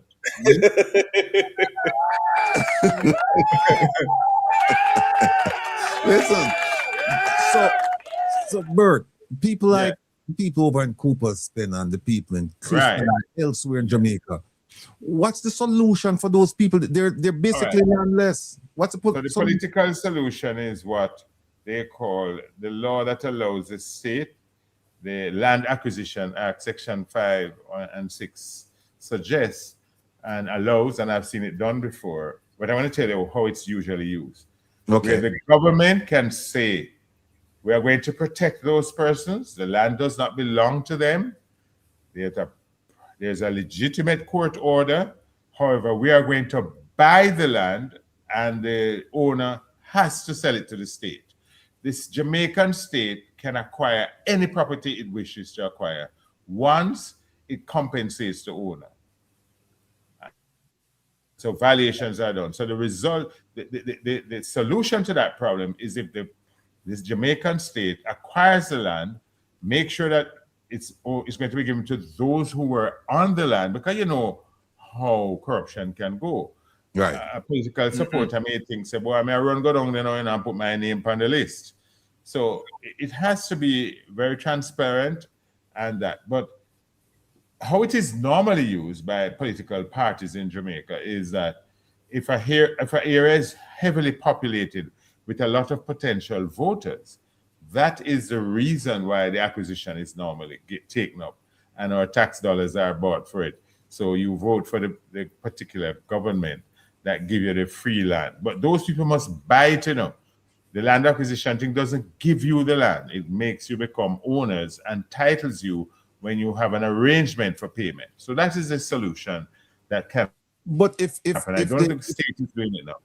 If the purchase price is fair market value and these people are unemployed or underemployed, how are they going to afford? Good question. And remember, they have lost the homes, Right. Rebuild them, have to rebuild. So they would have to give them at highly concessionary rate and give them moratoriums of maybe 5 years before they start. They'd have to work that out. But it is a social problem, and it's not just down there, It's all over the country, because Rattigan, I just read the Emancipation Proclamation. It said that if we're not working and continue to work for the planters, we must come off. And when we come off, we are vagrants. That's what we have. That is where the problem starts. Nobody wants to look at history to see, oh, Jamaica is just a third world country because all of we lazy down here. No, we started with nothing, bro. Started with nothing. And that is why I'm a part of the reparations movement, where, the Brackett report, which has been spearheaded by a former member of the International Court of Justice, Judge Robinson, says that when you use the minimum wage in England at the time, what is owed to us is $6.9 trillion US, for the centuries of slavery. 6.9 trillion US dollars. Wow, wow. All right, I know we're down to like about a minute or so. I'll leave the last question to Professor. Professor, what's up? So, how we can get it? Oh, the money? The money? Yeah. Yeah, let me tell you, hey, Rattigan and Professor, can you imagine 200 years ago, 300 years ago, hear the conversation, Ratty, boy, 100 odd years gone, you know, how we will get freedom? Right. Man, over the road, over across the tree, and the tree say, boy, this not look possible, you know, we not gone. The other day, some sharp thing, you know, and then hang him and about 400 man with him, you know, the thing tough. So a lot of times, it looked impossible, eh? Mm-hmm. A lot of times, I think that freedom was harder to win than the money. Honestly, 300 years not easy. You know? You wouldn't give up, man. If you hear say, boy, 200 years it a go on now, you wouldn't give up. Mm-hmm. Remember, you know, master can rape your sister, rape your mother, shot you, kill you, no consequence for that. And that system worked for 300 years. So the answer to that, how we going to get the money? We're not stopping to fight. Outstanding. Remember, institutions have been paying reparations, you know. Some universities, some artifacts are being given back. So it's not hopeless for me. I have to be optimistic that, you know, the rights that we are entitled to, we can't compromise them. That payment must be, because Rattigan's grandfather, who got England in the 50s, him helped pay back the planters, you know, because the taxpayers of England stopped paying back the 20 million pounds to the planter in 2015, 11 years ago. My brother, who lived in England, went there in 1961 and paid taxes as a worker. He helped to pay the white planters, you know, guys, them just don't pay back the money in taxpayers' money. Wow. What a corrupt system, bro. Brethren, is there anything that we didn't ask you that we should have asked you? We're going to present a petition on the 7th of September. We're going to file the petition for reparations in the British court, and I'm part of the delegation going up for that, and it is historic. When I come back, I give a talk. My virgin. You're looking forward to that. The eternal. Hey, just tell you, when Ratty used to go Meadowbrook, he was a troublemaker, you know. Don't make him come out there going like he was a goody, Mr. Goody Goody. You know. Hey, Professor, after thing, I will tell you. But know certain things, but know certain things. Just know some of these certain things. Mom's the word. Thank you, my virgin. One love, ita splenda los vestra. So let your light shine, my brother. See? Right, all right. Big up yourself. All right. Yes, people. Nice conversation. Nice conversation. Well, Kev, people, by the way, let me just say, we've had two splendid guests today. You know, Christopher Henry and, of course, my brother, BERT Samuels. Wish him all the best with the reparations presentation. Let's keep him in our prayers. Not just him, but all the entire team going there seeking reparations for the atrocities committed against our people and for the unpaid labor, the development of several countries, including Jamaica and the UK. Like he said, reparations have been paid, reparations are being paid. So then the question is, why haven't we received reparations? So BERT, my friend, big up yourself. God go with you. And we wish you all the best. Success. Come back with a win. Come back with a win. Come back with a win. Right. Guys, so, you know, the BERT put some things into perspective and he painted a picture. And I can't help but to see that the way that picture is painted doesn't quite differ a whole lot from what we see today in Technicolor. Right. And the actions being taken by our present administration and how they've been operating is akin to that of back in the days of slavery. And it baffles my mind that we are okay with that.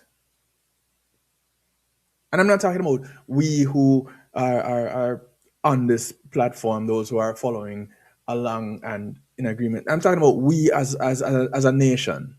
Mm-hmm. Because if we're going to sit and not take a hard position, then we're okay with it. And we have people like the ones who came in the comment section and said there are enough beaches for people to swim, and the only people that have issue are the people in uptown, because people in downtown can't afford to go beach because I'm afraid to try hustle. All right. So since it's not very different, how do we make a difference today? That's the tough question. And here's my take on it. And people, stick around, don't go anywhere. Bert step off, and Christopher step off. But believe me, the professor and I, we have some more things to share with you concerning this Cooper spend thing. We're not done with it. And the chart we just showed you, like I said, it's just an overview because so many things happened between 2007 and 2026. And then you're talking about different parcels of land. You're talking about different owners on the title, not to mention the people who possibly had an adverse possession claim. We're going to touch on that. But Kevin, I wanted to show the folks something. Now, our Prime Minister, I say our because he represents all of us, Jamaica. Mm-hmm.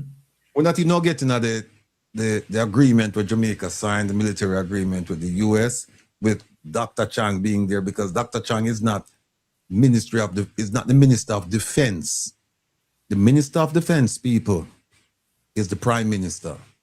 It's not the Minister of National Security and Peace. Completely different ministry. Like the JDF doesn't respond to Minister Chang. The JDF is under the direct control of the Prime Minister. So we could just get that clear. No, this idea about squatters, and like I said to people, the law recognizes squatting and squatters.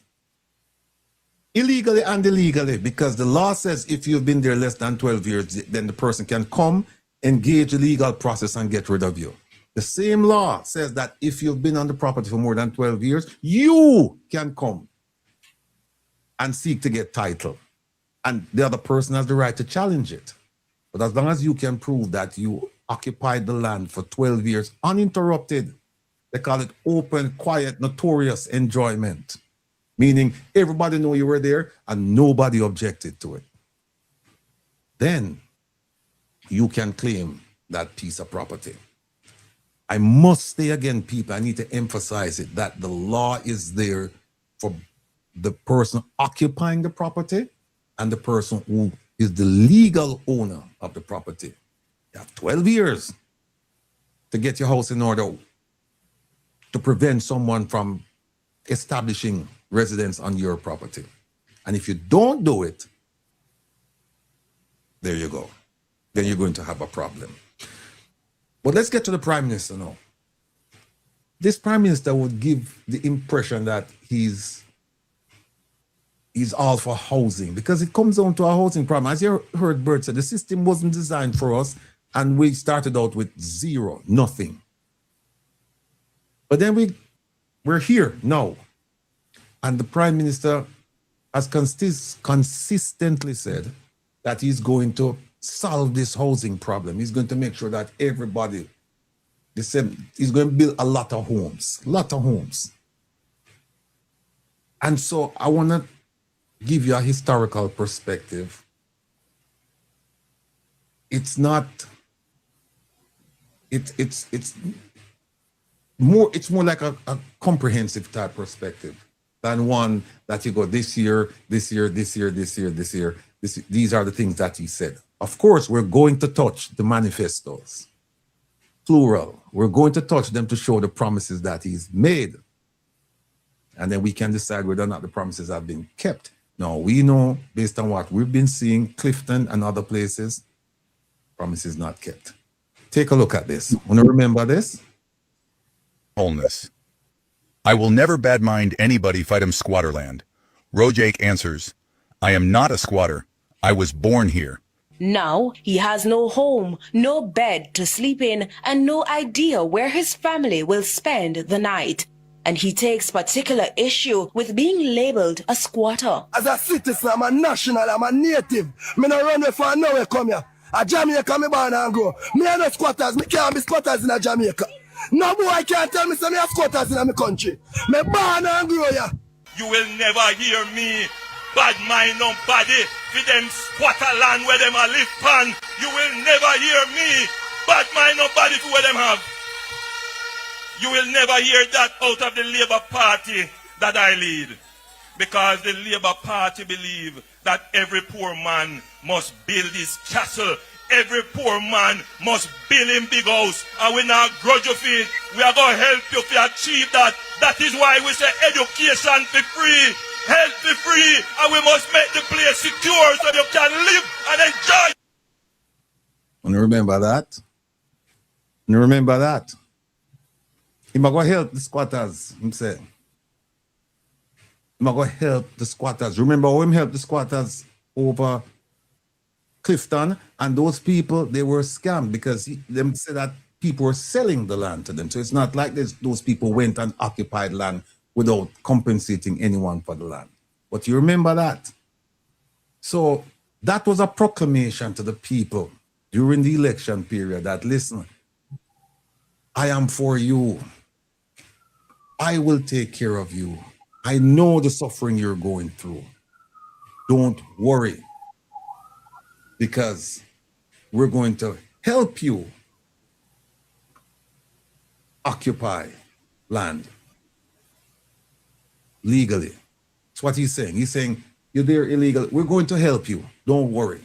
And we say the kind of help we get. Look at this. Look at this one here. The only way to prevent and genuinely enforce on someone who decides that, boy, me want a house and the market not provided me a house, so I'm going to go and find a piece of land and put up something. The only way to solve that is when you have your housing market working in such a way that it is providing housing solutions to meet all the demand price points in the market in a timely and efficient manner. When you drive through Jamaica, you see so many unplanned communities. It makes the place look chaka-chaka. Oh, yeah. People don't want to live in chaka-chaka circumstances. But our systems have not been so well developed to support a formal process of home ownership. No, you hear that? Him said the solution to it is to provide housing solutions in a timely and efficient manner. Has that been done? He's telling you right there, I know what the solution is. I know it all. Then the question is, why haven't you done it all? Why Clifton? Why Cooper Spring? Why all of this? Here's something else. Let me just quickly move this.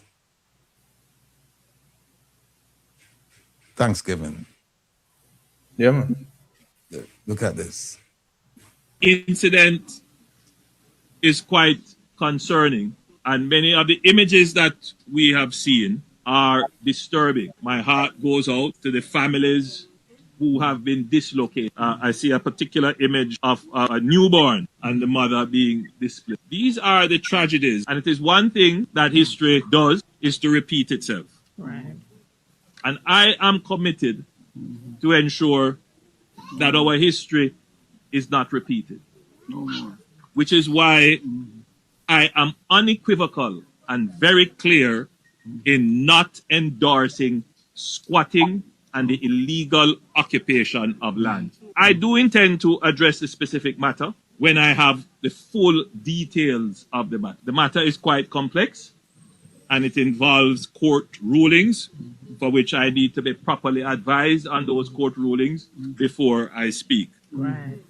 I do intend to, however, address the matter. As soon as the matter occurred and it was brought to my attention, I had no prior knowledge of it. None of our ministers, certainly not the member of parliament. I got a call very early in the morning. Hold on a second, Professor. I don't understand this. You have a massive show of force, law enforcement. You have a destructive event. Prior to that, you had the removal of men from the area, detention style. And then you have citizens being displaced, dislodged from their residences, only to stand and watch in horror, as those places were destroyed.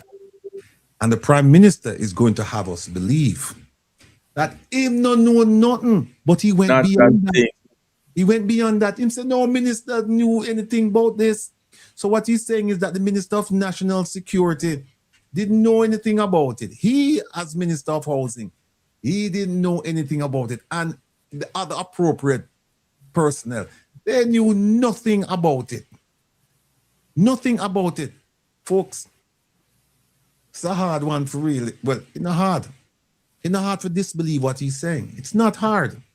Because if him tell you, said, him have the wherewithal, he has the technology that him can find people, him can do this and him can do that and that, then how come him not know all of these things happening?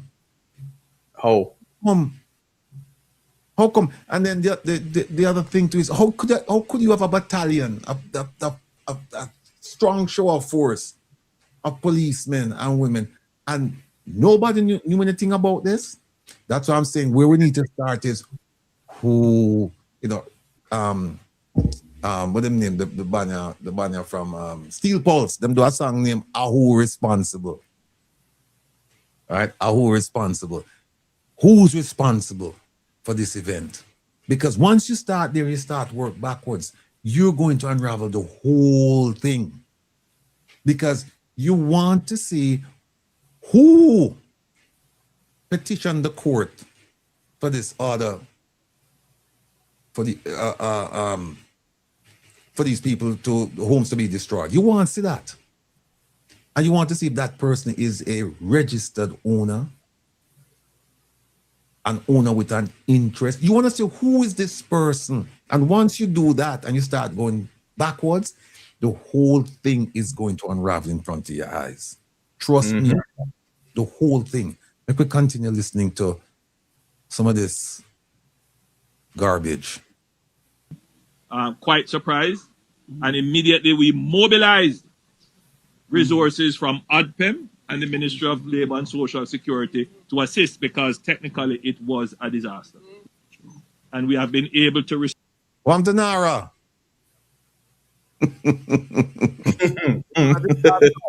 Him said it was a disaster. So where was Anthony Anderson? Where was Ambassador? Where was Chief of Staff? Where was give him any title? Where was this former police commissioner? Where was this man? Where was Nara? I thought Nara, the bill passed, and I thought it was established. Nara was established for precisely something like this. Disaster. Well, let's continue. To fast track resolutions and rebuilding and what do you call it? For put the people in somewhere else. Replacing them. Resettlement. But here's the thing. Yeah, but here's the thing, Kevin. Remember now, and Merle put it in. Bless up yourself, Merle. When him say, one of the reasons, him say, look at the country, the way it's running. You get what you paid for. That's why we need a razor pay so that we can attract the best and the brightest. And this is what we get. This is what we get out of that. Here you are. In the humanitarian crisis that has been created. There is a longer term response that is necessary. So whatever the government does, it has to address the issue of informality, and we can't be too mouth about it. We have to speak straight about it. Squatting is wrong. Informal settlement is not encouraged. But yes, every single Jamaican should have equal opportunity to get access to land and housing. We will have to. How them I get it? One. And the man said, me no bad mind, no bad for them squatter land, them squatting property, them. You're not going to hear this administration bad mind, no bad. It wasn't bad minding. It was badding up. Yes. But it wasn't bad minding.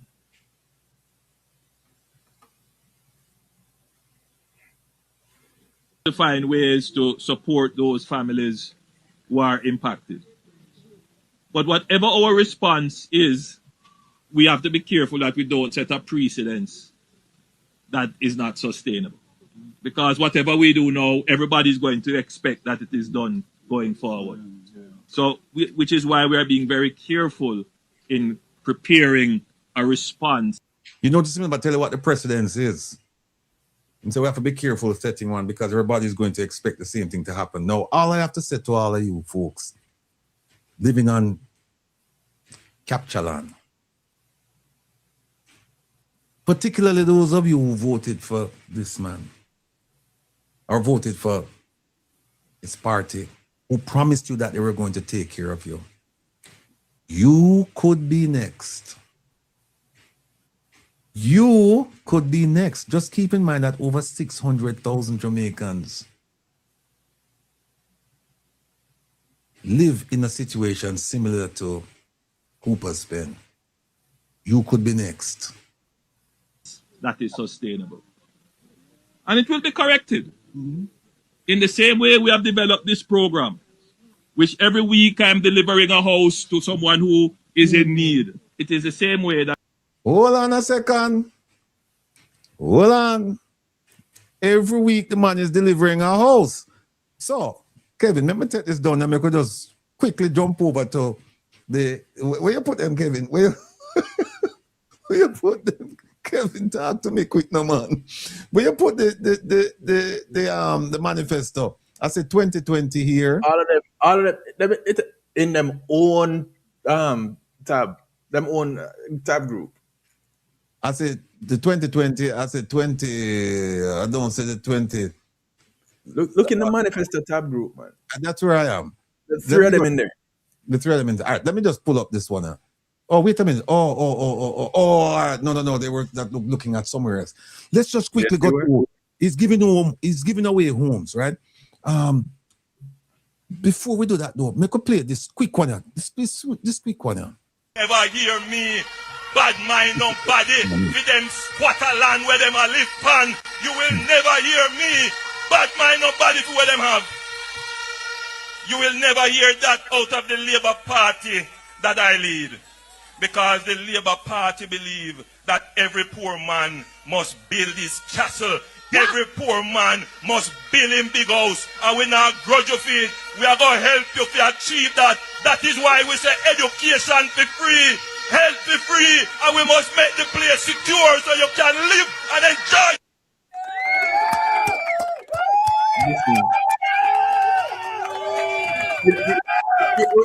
Hear my interpretation of that. Hear what me get from that. And then you can take it to wherever you're going. Yeah. Education be free. They're free of education. They're free of education. They're free of healthcare. Yes. That is my interpretation of what he said. Yeah, we're going to free you of those things. We're not going to give them to you for free. We're going to free you of them.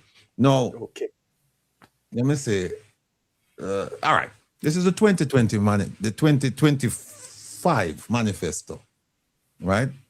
So you hear him say, I'm going to give you houses and I'm going to make everybody's life nice and decent and everything like that. All right. See this? See this? Housing, transportation and development. Them deliver 23,500 plus land titles. They built over 34,000 homes with thousands more already under planning and construction. They delivered 300 plus homes. And they have some key projects in Moran. Well, Bernard Lodge, this one, we need for that one here. So, that is where him said, this is a 2025. No, this is a 2020. Is this a 2027, 8, 7, 8? All right. So then we go to 19 now, Kevin. 14. All right, 19. I hope this is it. No, this is not it. Go to the left hand to the page number. This is which one? Hold on. This is the 25 one. The 2025 one. So right.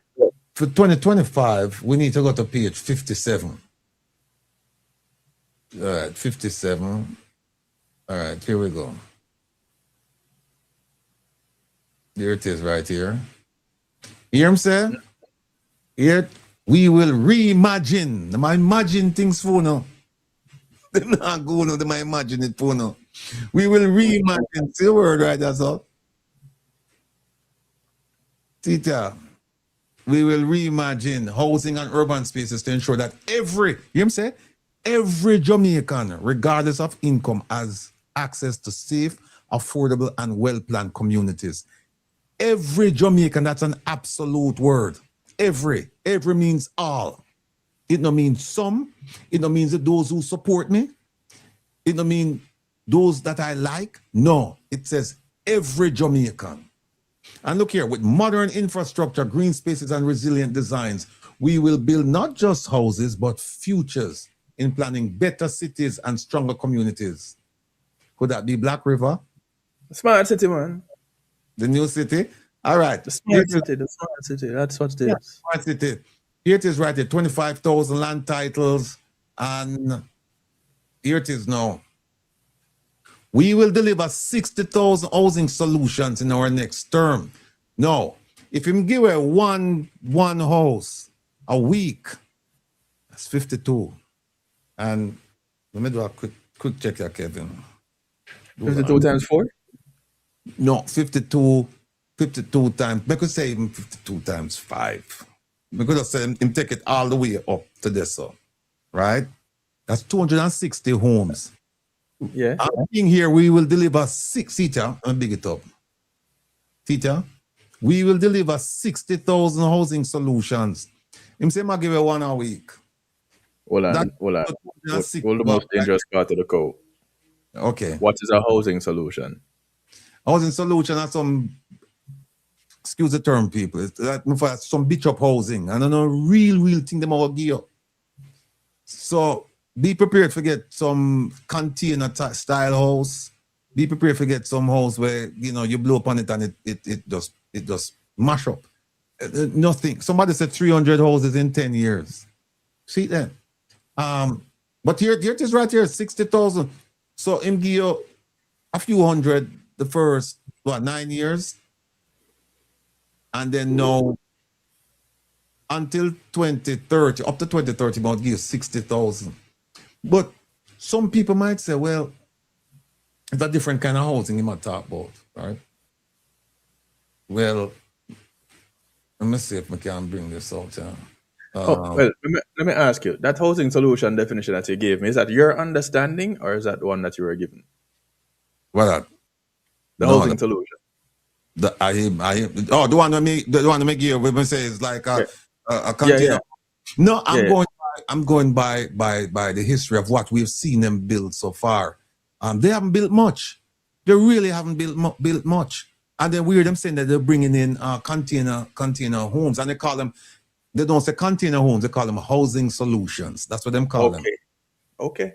Right.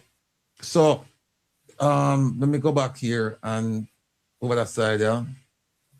There's one where I'm talking about some other homes. This This is the more reduce the deposit for our house, NHT house.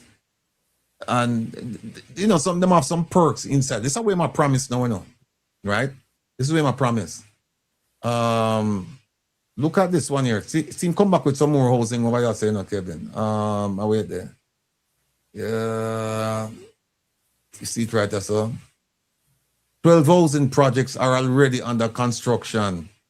11,322 units, and that NHT will start construction on 19,575. We don't know where the houses there, right? Well, next week we're gonna talk about this, you know. This one here, the roof repair program, and we're gonna talk about that in with reference to Melissa, the money we're coming for roof repair. But make we take down this, Kevin. Make we move this and go to this is what, the 2025, right? That's 25. Yeah, make we go to the 2020. We'll go backwards. All right. 2020. Let me see where we are for 2020. We have page 7 and 8. Hold on. Go up there. Go up. All right, 7 and 8. All right. This is 7. I talk about Chick V and them construction a new hospital. Or here it is right here. We delivered. Share it, man. You're keeping it to yourself. Oh, sorry. We delivered. See that? 20,000 HT housing. And the Marlies are trying to compare it to previous administration. If you do something, just do something for the people and stop make comparisons, because when you make comparisons, you're going to fail. Because you are a group of failures. You are a group of failures.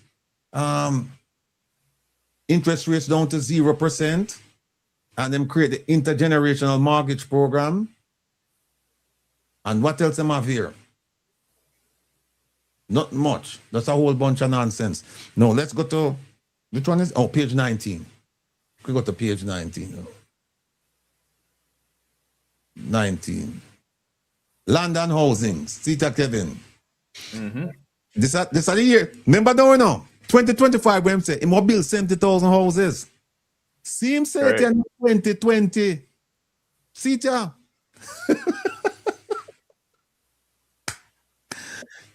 2020, the man said, we will build 70,000 houses.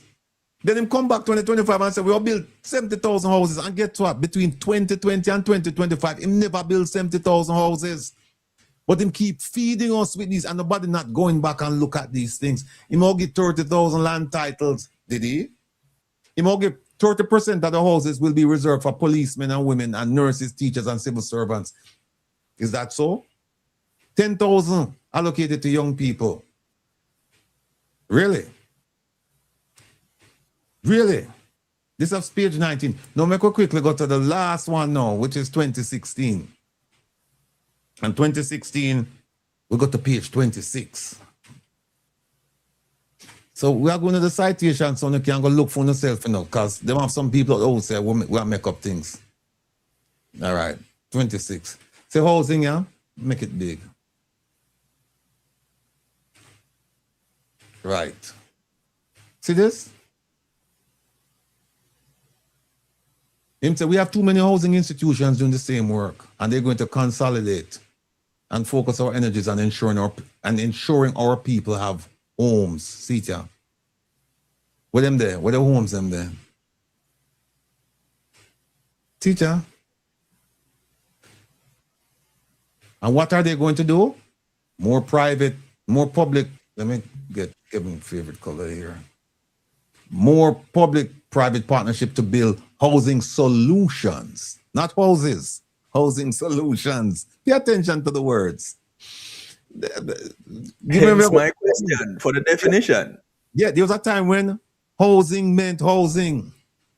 Now, housing come with solutions. So it's a different kind of housing. They must say they will give more long-term mortgages, and they will lower real estate. Now, sweetheart, let me just move this over. So HAJ, NHT, Mortgage Bank, but there's something here I want to show you.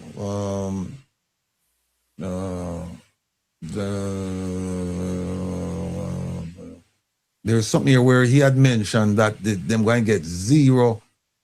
Look at this, 50 to 60 year mortgages. Anybody get that in Jamaica? No, this is 2016, you know, people. And them say them going to offer you mortgages for 50 to 60 years, not 20 or 30 years. And there's one here, I don't see, but there's one here, maybe I skipped it over, where him say, you're going to get the homes, you're going to get homes with no money down. No money down. And we don't see that happen. Or 100%. Them going to get 100% mortgage. And we don't see that. And then he's saying that no, you can combine your resources with other people and buy homes. And you know what, the problems with that, right? So the point we're driving home is that promises have been made about this housing solutions going all the way back to 2016, 2015 actually, and things have not done. So then we have to ask the question. Did the minister lie? Did the minister lie? And most people would say, yeah, he lied. And here's one that we haven't played in quite some time. I've always said to people, do not trust the words of politicians. Do not trust the words of politicians. Does that mean the prime minister too? We mustn't trust the words of the prime minister. He's a politician. Yeah, and so you have one politician saying, don't trust politicians. And you have another one here now saying, we can do whatever we want because these people are stupid. Oh my God. And they're stupid. They are dunce. Oh my God. And they're stupid. So one said, don't believe the words of politicians. The other one said, yeah, them people, them dunce, them dark. They're stupid. Make quickly. Whoa, time of fly. I can just show you a little bit about this. About the for some of you who are still trying to grasp the concept of adverse possession. Listen to this. Squatting at the outset is illegal. It's trespassing. But if you squat for at least 12 years on privately owned property, 60 years government land, if it's open, if it's undisturbed, if it's quiet, peaceful, nobody's trying to take you off, if you satisfy all of those criteria, you can claim it. You can make an... You hear that? You hear that? Squatting is illegal until it is legal. And when does it become legal? After 12 years and you did all of those things. Then you go down at the land agency and you file for your title. Application for adverse possession. 12 years, you said? 12 years for privately owned property, but if it's government property, government didn't make a mistake, 60 So even if the man who owned the property paying the property tax for the 12 years, but somebody lived there for 12 years, is still that person can... Correct. And my Jamaican people, yes, you should pay your property taxes, but by itself, it's not enough. Adverse possession. That is the key term, possession. It's who has physical control, physical possession of the land. So, I mean, I would love if you start paying my property taxes. I need some expenses. I need to get rid of. But if I'm still living at my house and you start paying my property taxes, you can't take it from me. So paying property taxes by itself is not enough. But Calicia, it's my land and the law says I must pay the property tax. It does. I pay the property tax. Nobody don't call me and say, well, I moved to live in your land. And then I go down from my land and a man say, I've been here 12 years. Yes, Neville. It is unfortunate for some, but the law also says as a property owner, you have a continuous obligation. You have to exercise a continuous right over your property. So you can't just get title, lock up your title, go about your business, and leave it there. Yes, let's say you're in New York, wherever you are, you're paying your property taxes. That's not enough. You have to exercise physical control of the property. Let this be a warning to all of you people who own property in Jamaica and you live abroad. And you say, well, I'm paying my property tax, so therefore I don't have anything to worry about. You need to go and check on your property. And if there If there are people occupying your land, you need to immediately take steps to remove them, because if you don't, you run the risk of losing that property. We can't say it enough. We're going to continue to say it because I've heard it many times. People say, yeah, me I pay my property tax on my land. And when you ask and say, how long, when was the last time you check it out? No, 8 years or so, man, but it good. It good. It good. It good. I know people who have lost land in Jamaica simply because of that. They were paying the property tax, but they weren't exercising ownership over the land. And when they went to Jamaica, them see 2 family build up on the property, and there's nothing they could do. What does that mean? So you live there, Okay. you bush it, you pay a man to bush it, you have a caretaker there, you put your animals out there, but you have to have some physical connection with the property. What went on in Cooper's Bend? So I am not involved in that matter. Let me say that at the outset. But from what I've gathered, this matter has been ongoing for maybe almost 20 years. So, as I said before, when you want to claim title by adverse possession, it has to be open, quiet, undisturbed. It seems, and anyone, correct me if I'm wrong, it seems their possession may have been disturbed. So I gather, let's say some of them may have been there for 20 years. During the 20 years, their possession seems to have been disturbed. What does that mean? The property owners seem to have been actively trying to get them off the property. Okay. So they were not undisturbed. I could be wrong, but that's just based on what I've read so far about the matter. So if the property owners try to get me off their land and I don't come off, and they come and them lick down my house because they were trying to get me off, the property owners didn't do anything wrong? It depends on when they did it. So if you want to evict someone from your property, you have to go through the process. You serve them with a notice, court gives you an order, say, all right, Neville, you have to come off my property within 30 days. If Neville doesn't come off my property within 30 days, I then have to go back to court to make an application for the bailiff to come. So if you do all of that, then it's legal. But let us say you have someone on your property and they're just there, don't go through the due process, you just call in a bailiff to take them off, then that is incorrect. But if you go through the steps, then yes. Let that be word to the wise, that there's a legal process to evicting people. There's no self-help as Bert described to you. You cannot do that. You know, you have destruction of property and a whole host of charges, including criminal charges, not to mention civil. You have to go through the process, or you should go through the process. Now, whether you want to go through it or not, that's your business. But we're advising you and we're advocating that you follow the law, you go through the process.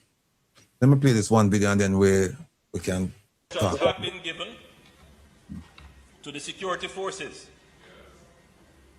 to have a strong presence in the area to treat with any threats. Turn up that one, Provost. This illegal capturing and building on public or private land will not be tolerated. The government of Jamaica, therefore, will make a stand. The government of Jamaica, therefore, will make a stand. And I repeat, Madam Speaker, the government of Jamaica. You hear what I'm saying? Public or private land. Where the government is involved with private land. That part. Because if you have an accident with someone on private property driving, police can't come and really do nothing about it. You're on private property. So the government is going to step in to address a private property situation. How? Under what jurisdiction? Make it make sense. It won't make sense. And then he make this speech and everybody take it and say, yes, 1 p.m. I saw the thing set.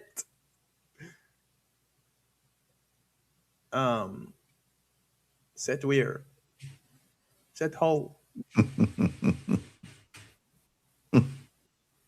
Remember now, this was, we are go backwards, but this was when them are going to mash up the places, the houses in Clifton.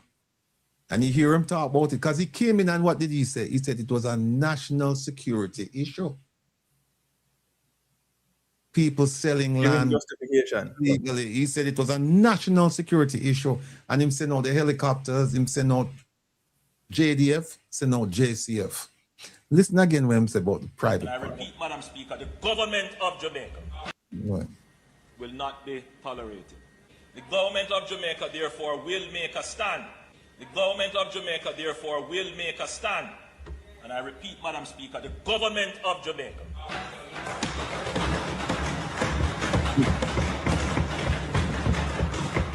Strong presence in the area to treat with any threats. This illegal capturing and building on public or private land. You hear that? You hear that, Kevin? If you capture public or private land, the government of Jamaica, the central government, is going to take a stand against you. Never mind that you have a private owner. So you see him stand up and say all of these things, and then now him come and would have us believe that I don't know anything about anything. I don't know about it. And watch people. Watch and see if he's going to come out and make a statement concerning Cooper Spence and say, okay, I have all the facts. Here's what happened. Let's see if he's going to do it. I'm challenging him. I'm challenging him to keep his word, to come forward within a reasonable time period. It can't be next year. And say, listen, here are the facts concerning Cooper Spence, and here are the people responsible. Let's see if he's going to do that. Will not be tolerated.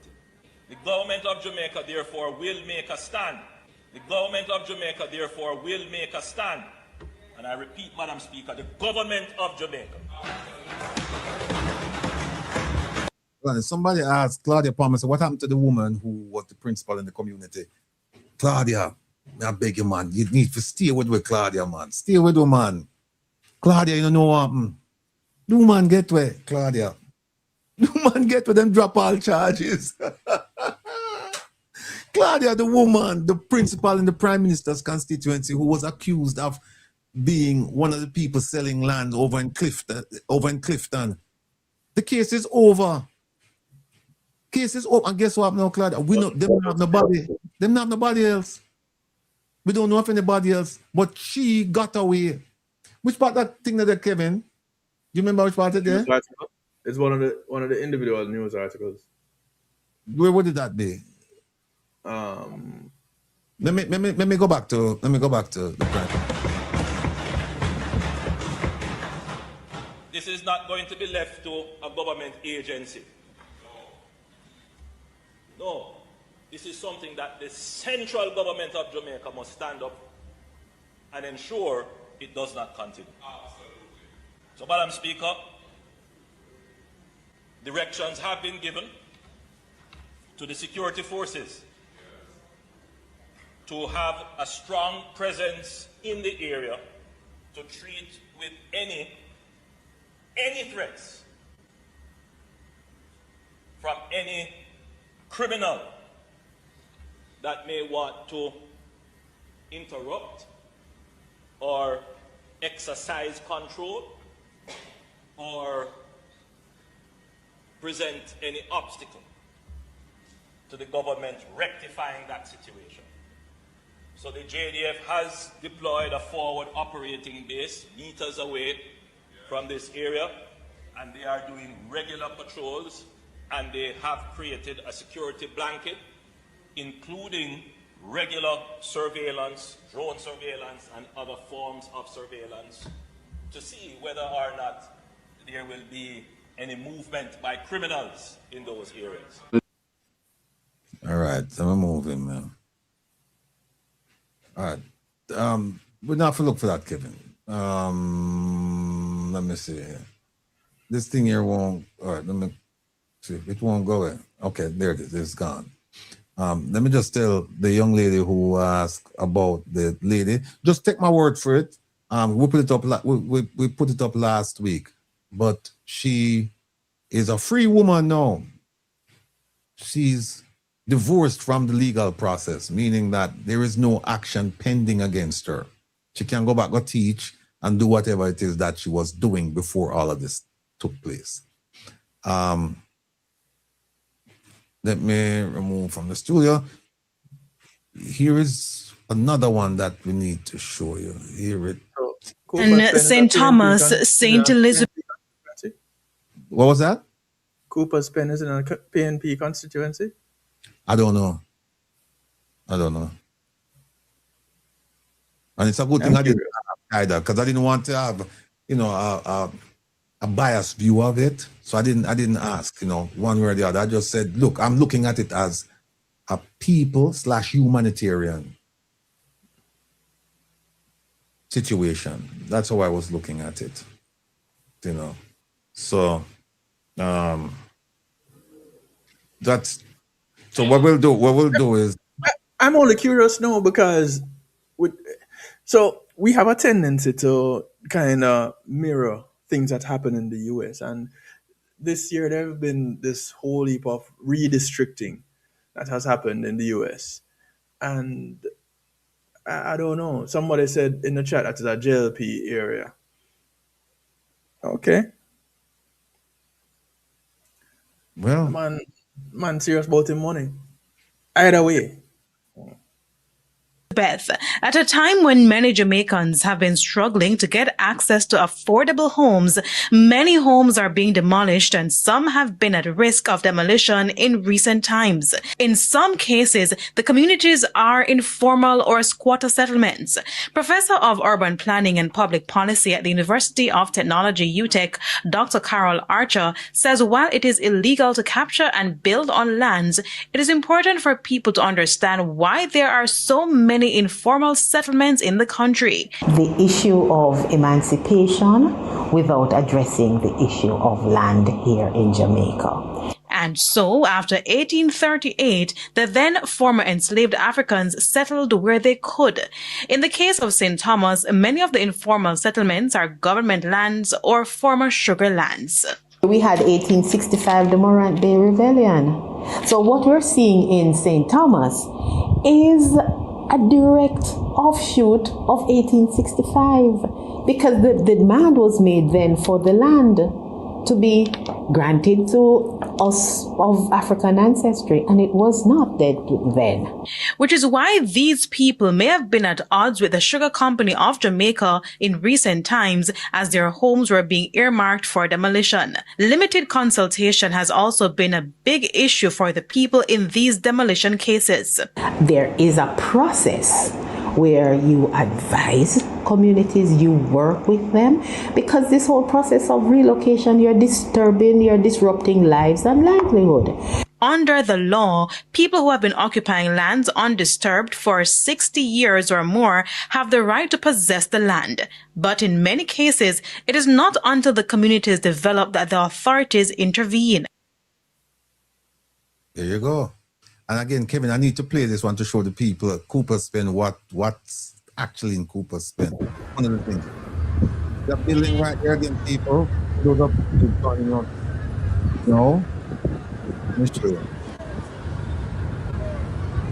See there? So I go on. That not look like no poor man house. That not look like it. But that is what was right next to where these people lived. And they demolished the homes and put the people right back where they demolished the homes, which makes absolutely no sense if you want to get them off of the property. But let me just quickly go over this, because we have about 30 minutes left. Let me show you this. We showed you one a while ago. Wait there. Okay, we showed you history. Hold on a second. Housing solution. History of land. We'll show you one called History of Land, right? We'll show you one now called History of Squatting in Jamaica. All right, here we go. And it contains much of the information that we just talked about. You saw in the video, and we discussed it with Bert Samuels. Here it is. The history of squatting in Jamaica. We did the first one of history of land in Jamaica, which is different from the history of squatting. Similar, not exactly the same. Slightly different issue. Here it is. The history of squatting in Jamaica from emancipation, from the end of slavery to the present. Where we go. See that squatting in Jamaica is part of a long history of land inequality. Remember what you've heard. After slavery, the slaves had no land. They were told that you can stay on the property that you were formerly a slave and you can work on that property. But if you decide to leave, you're not getting any land, and then we're going to arrest you for being a vagrant. Remember that. So here it is. Before 1838, land was concentrated in the hands of a few. Black people never have no rights to land. They worked it, but they didn't own it. Then in 1838, they said, okay, you're free, but we're not going to distribute any land to you.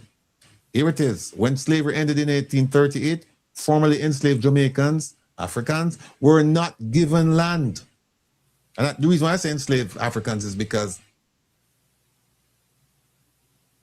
they said Jamaica never become independent in 1962. So, no. Enslaved Jamaicans, Africans were not given land. They sought land to live on, farm, and be independent. No, some of them bought or rented land. Others settled on crown. Here it is. Others settled on crown, abandoned, or marginal lands without legal title. Here it is right here. And like Bert was saying, the problem go all the way back here. Here it is right here. Others settled on crown, abandoned, or marginal lands without legal title. Now, remember now, you know, when this happened, like in 1838, they didn't have the law that speaks to adverse possession. They didn't have that yet. Remember this date, 1838, right? Because I'm going to show you the law again. We went over it a while ago, but I'm going to show you again. In 1881, this is it. Oh, never forgot too far. See it right here? This one, you heard Bert talk about it, and you heard Christopher talk about it. Yep. Yeah, limitation of actions. Set time limits on how long an owner could wait before taking action to recover land. That's the adverse possession. See it right there, son? So they started occupying land before this law was passed, saying if you stay on it for if it's private property, 12 years, if it's crown land, 60 years. Now, we go from there to the late 1800s to the early 1900s. And this is when now some of the freed slaves started buying, small plots. Because them do a little hustle, them get a little money saved, and it go. Maybe they be that through a partner at them time to Kevin. So them put together and buy. Yeah. So them buy little plots and things like that. So that was 1800s to early 1900s. Then you go from the 1900s to 1960. And that's when now people start move from the rural parts of the country to the urban part. Like my father, my mother, they did that. One moved from St. Elizabeth and one moved from St. Anne to come to Kingston to chart their course in life. Here it is. People move from rural areas to towns and cities such as Kingston for what? Work. So they said affordable housing and service land did not keep pace. So these people couldn't afford to buy land, buy a house, because it wasn't affordable for them. And then what happened? That led to informal settlements on government and private land. And it says including environmentally, all right, right, so environmentally, sorry, not this one. Yes, sir. Environmentally vulnerable areas. Now, I can tell you, I'm on the time aware of, them have a place in the water, so them call capture land. People live there. Them not title, them live there for generations. And sadly, a man with a vision problem. Recently, go look for a young lady who lived on the gully bank. And on his way home, fell off of the gully bank in a sandy gully. Dead. But that area, capture land. So it wasn't properly fenced. No infrastructure down there. If you go down there and see the road, I tell you, Kevin, the craters down there, Craters were there when I was a teenager. There you go. When I was in high school, there were craters in the road. You know the place.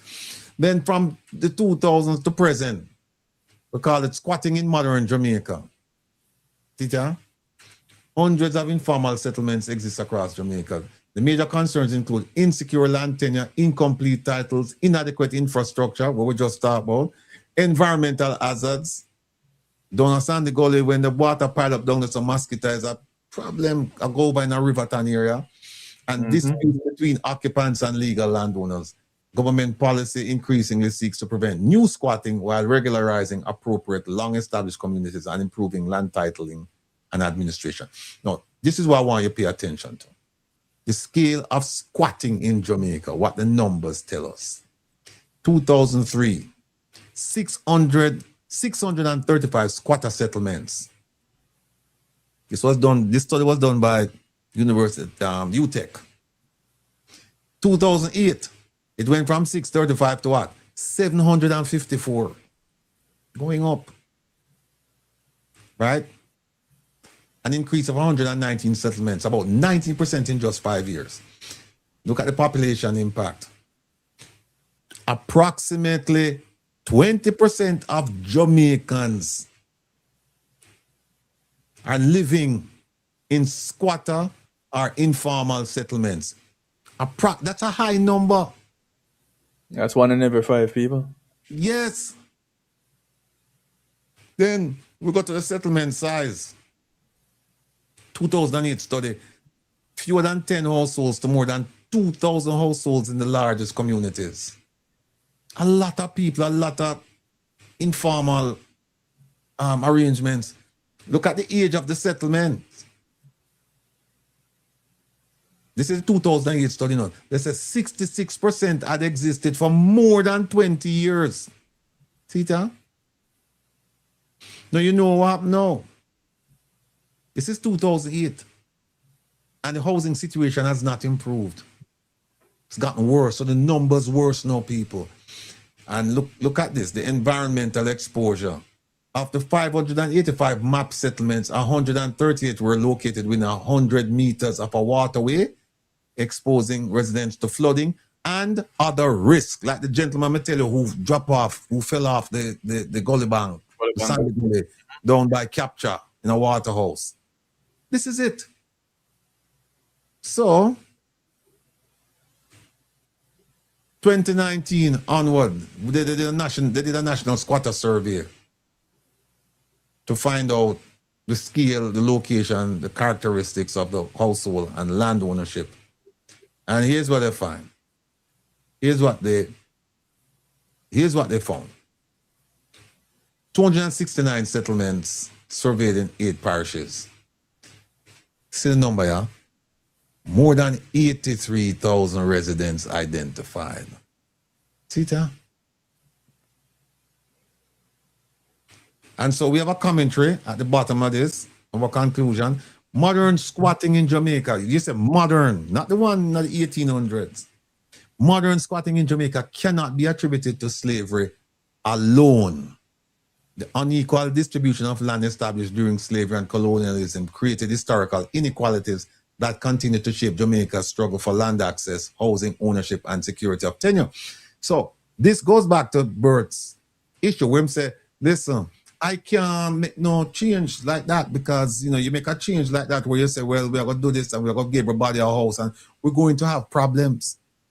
We're going to have problems once you start to do something like that because you have to be radical if you really are interested in addressing the housing shortfall. And then also remember now, along with the housing shortfall, you have a host of problems too. You have the unemployment, the underemployment issue. Employment. You got that issue. So the thing is, how are you going to build homes and expect people to pay for those homes when those people are not even working? How is that going to work? How is that? Oh, you know what, Kevin? Oh, somebody just beach access. Let me go back and show them something. Beach access.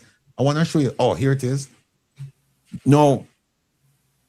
We're talking about the law that says that you have the right, the 1880 something, 1885, I'll show you in a second. The law that says that if you live on the property for more than 12 years, undisturbed, open, notorious, then you have a claim. But here's a law, right? This is the Prescription Act. This is the law of 1882, right? I was going 83. Yeah, see, this is the Prescription Act. Oh, I'm gonna go back. So, boom. Oh, it's 82. Yeah, the Prescription Act, right? And here it is right here, 25th of February, 1882, right? Now, this has to do with beaches and all of that. Look at this. Here we are talking about adverse possession, and some people say, well, you know, how the people them cannot thief land and they might do this and they might do that. Here is an example of something similar to adverse possession, meaning if you can show that you occupy a space, even though you don't have title, you will be entitled to use that space. Look at this. This is for beaches. It says, when any beach has been used by the public or any class of the public for fishing, for purposes incident to fishing, anything related to fishing, or for bathing or recreation, if you've been using a beach for those purposes, it says any road, track, or pathway passing over any land adjoining or adjacent to such beach has been used by the public or any class of the public as a means of access to such beach. Let me stop right there so you don't understand what it said. This said, if you have been using any land, track or pathway, any road, track or pathway to get to a beach, hear me out. You've been using any road, track or pathway passing over any land to get to a beach, and you've been using that beach for fishing purposes, for bathing purposes, recreation. And if you've been using it, look at, let me cross out, hold on, let me take out this so I can see. And if you've been using that land, here it is. If you've been using that without interruption for the period of 20 years, see that? If you've been using that land without interruption, without anybody bother you for 20 years, here is what happened to that land now. The public shall, subject to the provisions hereafter contain, have the absolute and indefeasible right. You know what that means? Absolute and indefeasible? Mean nothing can happen now. Nothing can happen now. The absolute and indefeasible right to use such beach, land, road, track, or pathway, unless it shall appear that the same was enjoyed by some consent or agreement expressly made or given for that purpose by deed or writing. What does this mean? 4 says, if you have been using a pathway to get to the beach for 20 years, nobody can stop you. No landowner can stop you from continuing to do that, except if there was consent or agreement made or given for that purpose by deed or writing. So you have to have something in writing. You have to have something in writing. So if the person said to you, yeah, man, you can't continue using it, and you use that for 25 years, and now the person come and put up a fence and say you can't come on in. No, you have an indefeasible right, an absolute and indefeasible right. Remember that term, people. Absolute and indefeasible. It means they can't tap on no. Unless there's some other provision somewhere else.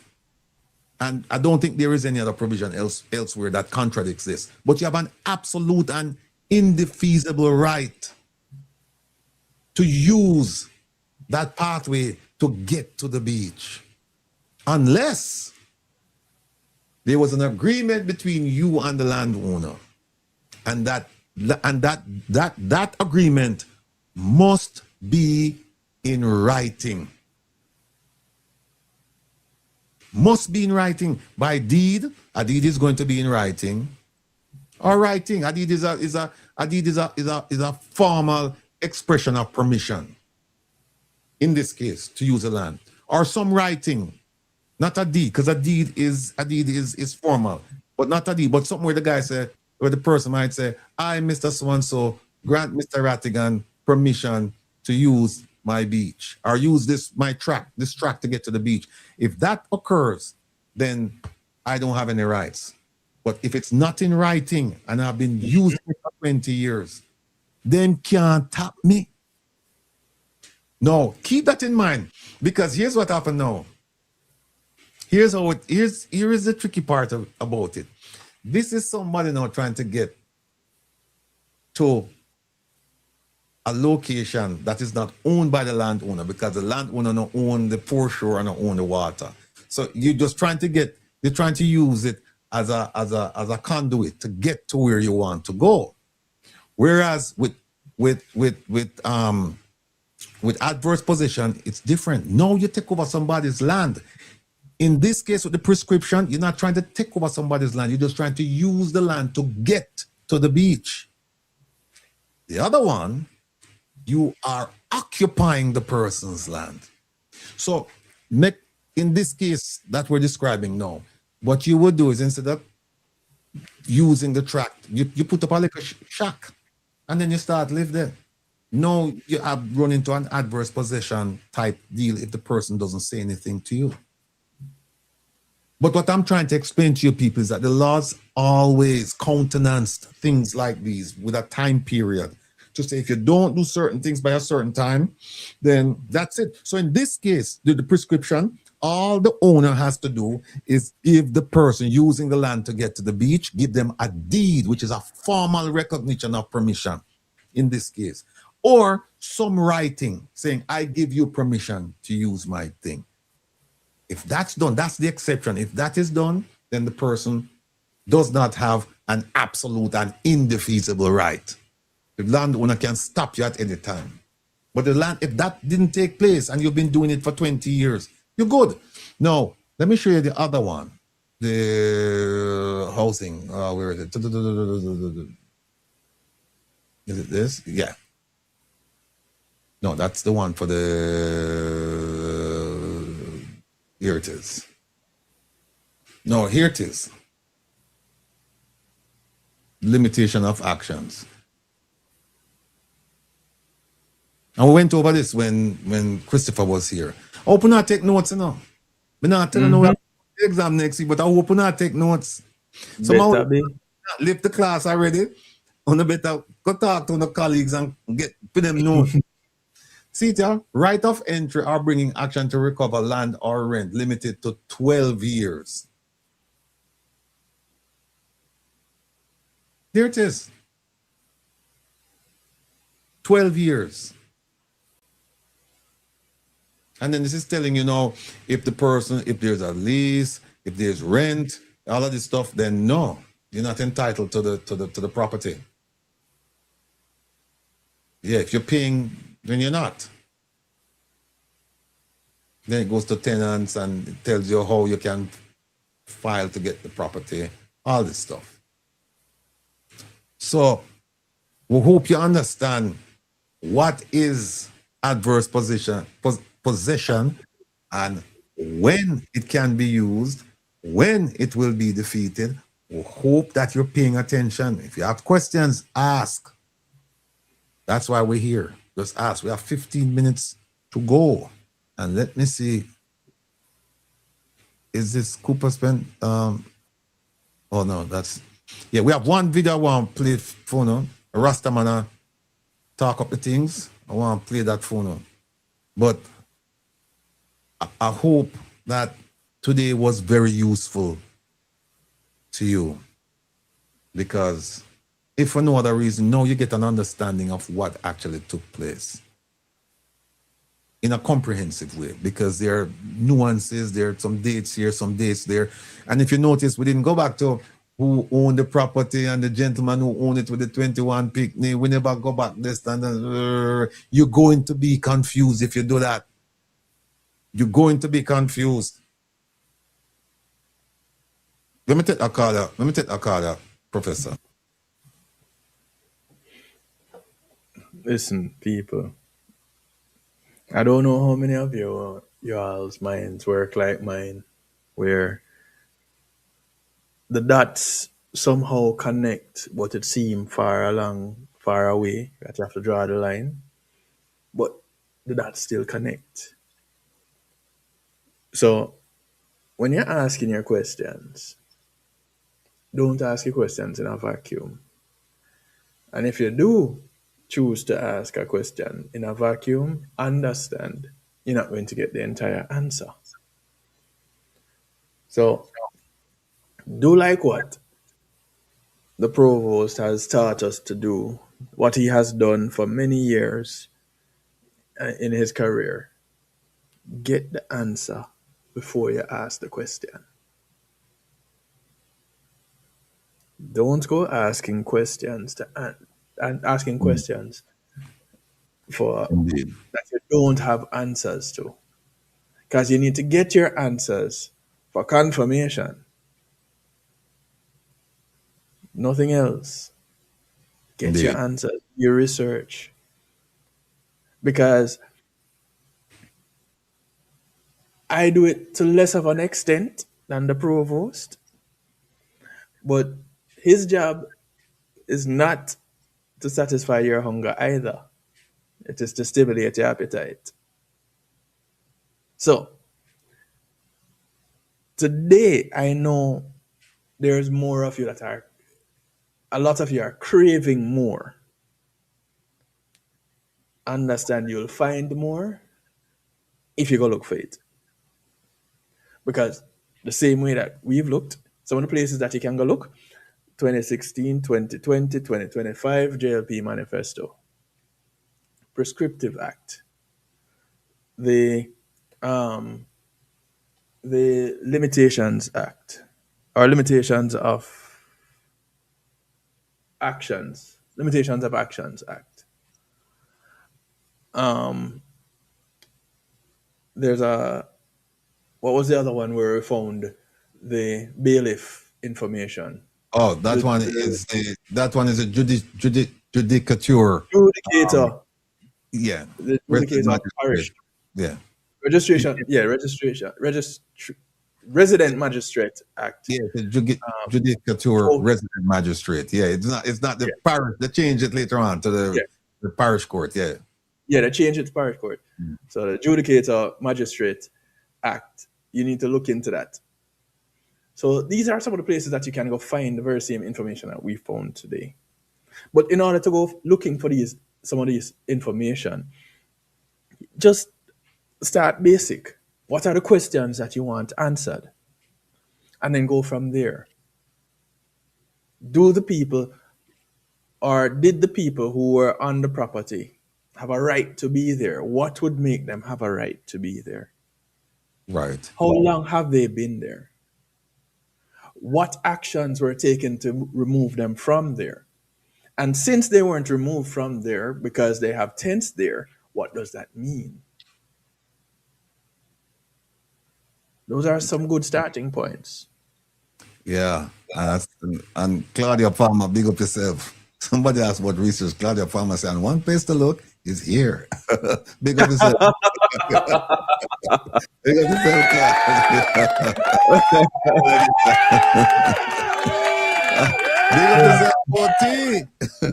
June.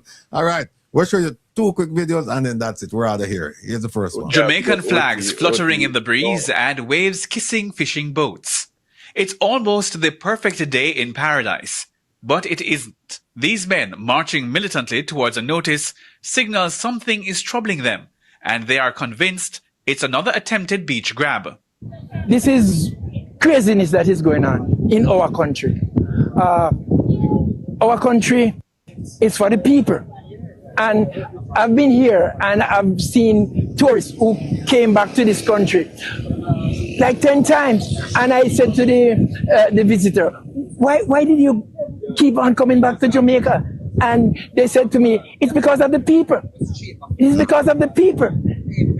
Our people are the nicest people, but our people have nothing at all. Nothing. And the little that we have, you want to take it away? I was here when the notice came and I'm just as devastated. You know, I can't feel it as much, but, you know, the land, the people, the fishermen, the shops, everything needs to be protected. They say this notice to quit sign is the first such communication they are seeing. They do not know who are the interested parties, but they are sure they need intervention from the highest levels in the country to stop this before it goes any further. Mr. Andrew Holness, I'm saying to you, please come and talk to us because we are people. We are flesh and blood just like you. The fishermen, small restaurant and shop operators say generations of their families have depended on this beach. Therefore, if any sale is being considered, they must be at the forefront. My mom died 20 years, so my mom used to do business here a long time ago. So me come and take over and I run business same way for the family and everybody, you know. Yeah, and we there, so and for the longest while I'm here, I never see anyone else coming in like from the government to help us, right? So I have my place here. You think that we should be the first person to get the first preference to get the property selling, you see me? So we don't understand how you go sell the property behind person that was on the property for years. This issue comes hot on the heels of another land dispute just a few minutes away in Cooper's Pen. Jamaican flags flutter. Sad. We have 8 minutes to go. Well, actually less than 8 because Kevin has to ship out for doing thing. And folks, we're going to leave you. We're going to play one video and then we'll just tidy up the whole thing, wrap it up with a bow, and then you go check Kevin. You just slide over and check Kevin. Those of you already on Reggae Global Radio, stay where you are. Those of you on YouTube, just slide over, go to Reggae Global Radio. Saturday Stew with DJ Kevin Stew from 8 until 10. And then you can relax with the Rebel from 10 to midnight. We're playing P-Bob Bryson selection tonight. So for all the lovers in the house, make it a date and don't be late. All right. Looking forward to seeing all of you. Here's the video. Go on, play now from the Rasta man now. Action is a reaction. You know, Jamaican people are very surprised of how the political leaders, the systems of jurisprudence and so-called law is treating them. You know, the fact of the matter is obviously the system does not educate its people on the right and proper jurisprudence, right? We live in a country where it's 98% Aboriginal, so-called black people, yet the laws do not reflect, the weight, the gravity, and the depth of that reality. And why is that an issue? You don't need to be an intellectual for that to be an issue. How can the country be 97% Aboriginal, black, as they term us, as though black is not a definition for us as a people, Aboriginal, the original, the Taínos, right? This nation is policed by people who have an international mercantile admiralty law view of Jamaica, and that view is the view of invaders, law of the sea, the people who came in ships from other lands and took your property, violently. And a system that's built from that, maintained by that, will not support the people. So what is the point? The point is that it's not about understanding what they're talking in Parliament. I've said it several times. It's understanding the effects of their presence and how do you change it the way you perceive them. It means that the people have to grow spiritually as well as intellectually through awareness, through self-awareness. Not school, not UTech, self-awareness. You got to speak truth to power. What you see is going on, you know is wrong, but you will not do nothing because you're deep in self-hate and it doesn't affect you, you say, until it does. Until it does. Let Cooper spend, let Clifton and all the other places affected by bulldozing and type of behavior that doesn't lend itself to harmony. Let those incidents be a watershed moment for all of you who live in these communities. I don't care who you vote for. What I'm saying to you is this: let it be a watershed moment. You don't have to get out and do something. You hear the man say, it's just talk, talk, talk. Talk is cheap. First, you have to get the knowledge. Then you talk, but you can't stay in that gear there all the time. We need to support each other. I don't see anybody going out there supporting the people from Cooper's Spend. When I say support, meaning like, you know, a full-fledged protest. I don't see it. March, gathering, I don't see it. We look and say, yeah, boy, sad and black, but I just don't see it. They come for Cooper's Spend people, they come for Clifton people. You could be next. Professor. Listen, people, I can't allow what happened in Cooper's Pen. Basically, you can't allow what has happened already to happen again. It happened one time, it happened two times. Don't make it happen a third time. Bernard Lodge, Cooper's Pen, where next? What are we doing? What actions are we taking? How are we preventing it? How do we stop it? How do we move forward? Questions to be asked, questions to be answered. Let us do even more. We start doing already. Let us do more to be better. It spreads into some geopolitics, and it's difficult to navigate the space and balance the scales, especially when you have given so much into foreign interests. But at some point in time, you have to give more interest in your own. So let's fix home. If we build it, they will come.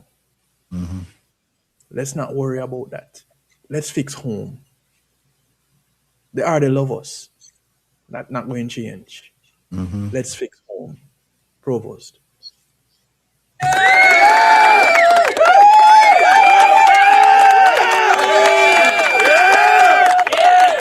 People, I need you to go and look at what Freedom wrote at 7:57. Look at what Freedom wrote. So true. Right. 7:57 and 7:58. There's one before that. So, folks, it's been our pleasure and our privilege to bring the information to you, to bring the experts to you, and to facilitate the discussion that will elevate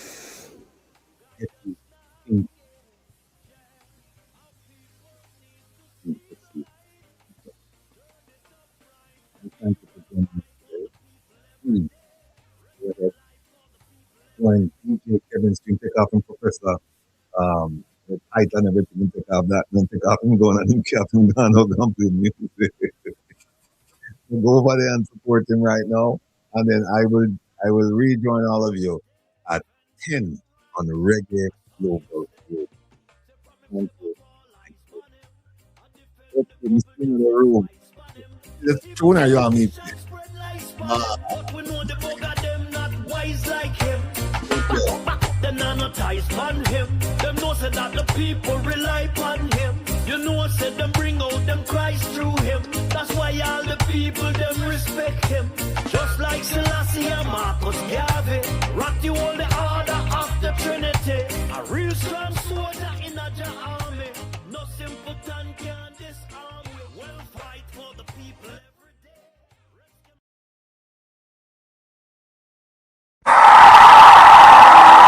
10 long years and look how Jamaica stay. No light, no road, no food pan we plate.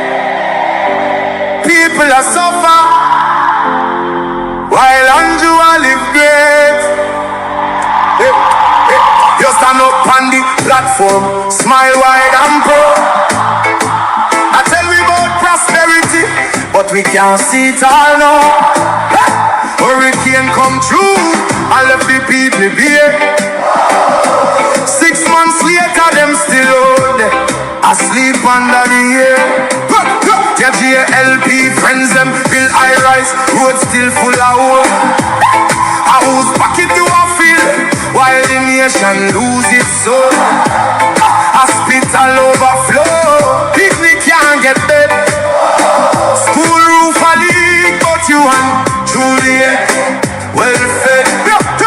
You always have excuse, always pass the blame. Every time something wrong, it never go in your name. Jamaica a drown and you claim you're unclean. Biggest actor in a politics we ever see.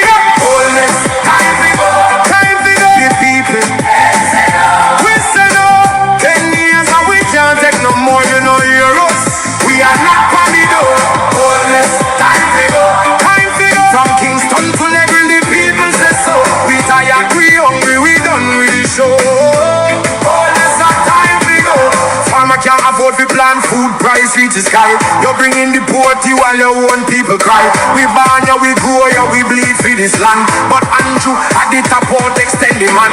You talk about vision, you talk about plan. But 10 years later we still can't understand. Corruption report land and nobody charge. The people pocket small but the scandal them large. Who's crack up parish council bro? Country suffocate done and it just more. And when we raise the voice so call we political. But the truth is the truth and the truth is biblical. Time to go, the people. We say no. 10 years and we can't take no more, you know hear us. We are not on the door. Time to go. From Kingston to Negril, the people say so. We tired, we hungry, we done with the show. Wholeness our time to go. We no want no hype, we no want no speech. We want action, no, not the lies you preach. Hurricane victims still under tarpaulin. Prime Minister fly gone foreign. Your JLP cabinet full, but the people covered empty. Oh, you live so large when we living so scanty. Not with fists, not with fire, but we voice them rising higher and higher. From every parish, every yard, every gate, Jamaica speaking and I'm not too late. Time to go, the people. We say no, 10 years and we can't take no more, you know hear us. We are not on the door. Time to go. From Kingston to Negril, the people say so. We tired, we hungry, we done with the show. Oh, yes, our time to go. This one is for every Jamaican. What can't afford feet? We are sleep on cardboard. We are drive on broken road.